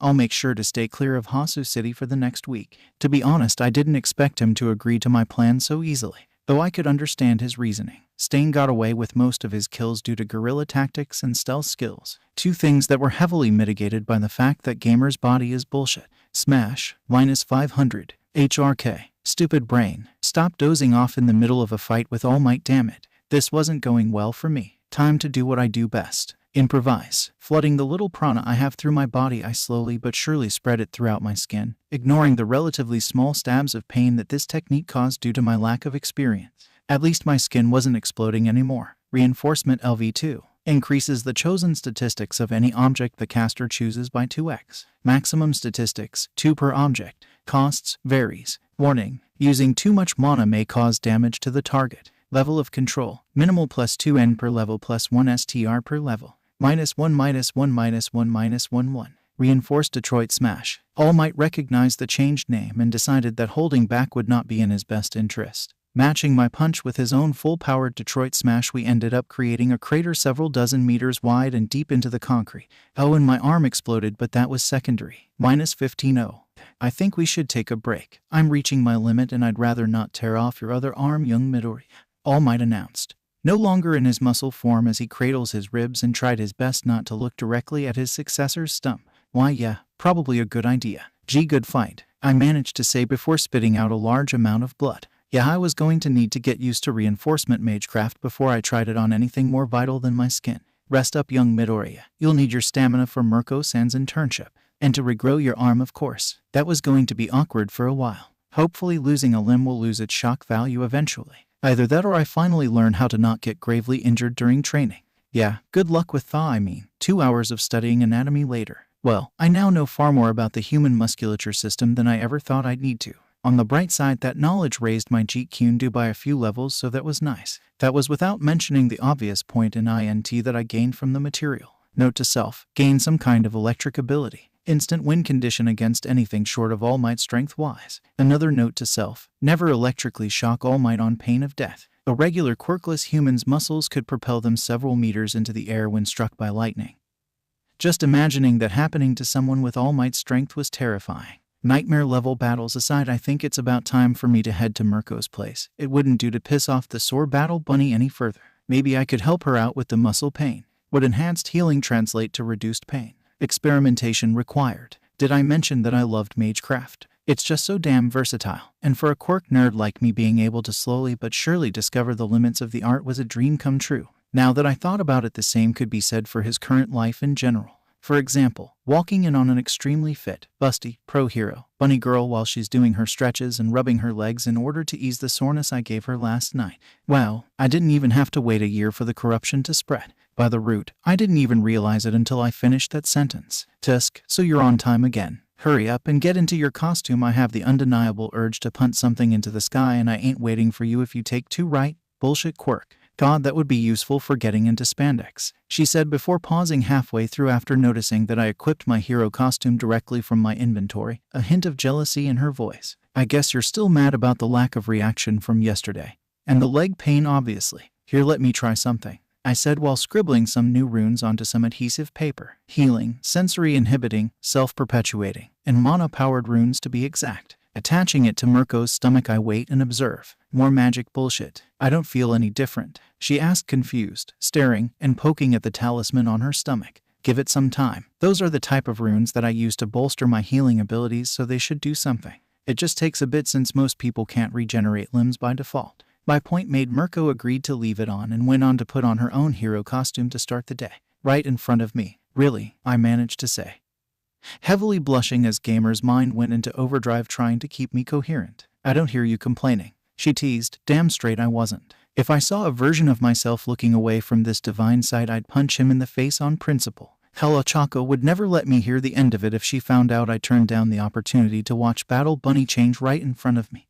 No nosebleed, still conscious, no stutter. Not bad, kid, you just made it into the Actually a Man club. She could thank my girlfriends for that one. Gamer's mind was great, but it was their ever-growing lewdness that thickened my skin to this kind of attack. Also those sparring matches with Midnight. Let's go. I got a good feeling about tonight, so we better get warmed up. By the way, why is your arm pink? She asked, noticing the freshly grown back flesh. I sparred with All Might earlier today. Got my arm blown off. No biggie, I said nonchalantly, earning me a sweat drop from the pro hero. And I know what you mean. I can't help but feel like today's the day. Today's the day I get to throw myself into the fray yet again. It's a hero's life, I guess. Time skipped to 10 p.m. on top of a subway train. Everything was on fucking fire. That was the best way I could describe Hasu City at the moment, as 3 Namu rampaged across the city while the heroes desperately tried to push them back. Squish. Correction. There were 2 Namu currently rampaging across the city. Tusk, Frankenstein freaks. Couldn't even take a single kick like the last one. I grumbled while kicking off the remains of the green monster's brain off my shoes. Listen up.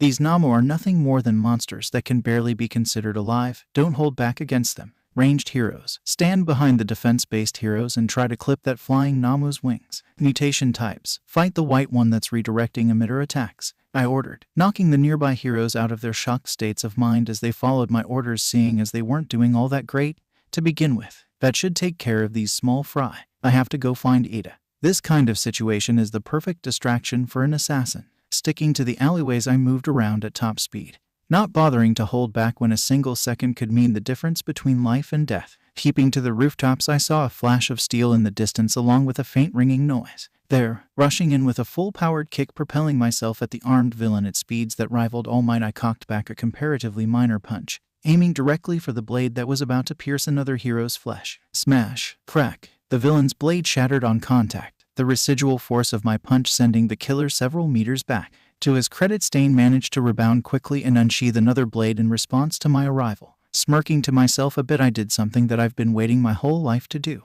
Have no fear, fellow hero, because I am here, I yelled, immediately telling my opponent just who I was. Stain's response to this was surprising to say the least. So the true hero's successor has appeared. Very well, I shall put you to the test, child. Show me that you deserve his title. His grin was manic. His eyes bulged out and his whole body tensed as he stared at me with ironclad determination in his eyes. I paused for a moment, feeling his intent to kill and comparing his conviction to my own mentor's. Well then, I hope I don't disappoint, I responded, using the banter to send a signal to any heroes nearby that could spare the time. Not that I'd really need it if I was being honest. No, don't get cocky. This guy was no amateur after all. And with that quirk of his, I could go down if I'm not careful, I thought to myself, analyzing him the moment I saw him. Stain, level 65. Age, HP 1500. SP 3000. STR 105. AGI 250. End 150. INT 40. Wise 20. Cha 150. This guy was not normal, and this fight would be far from easy. Okay, sadly the chapter is over. And if you enjoyed the video, just leave a like and subscribe with post notification, so when the next chapter is ready, you will be notified. Okay, see you in the next video. Bye.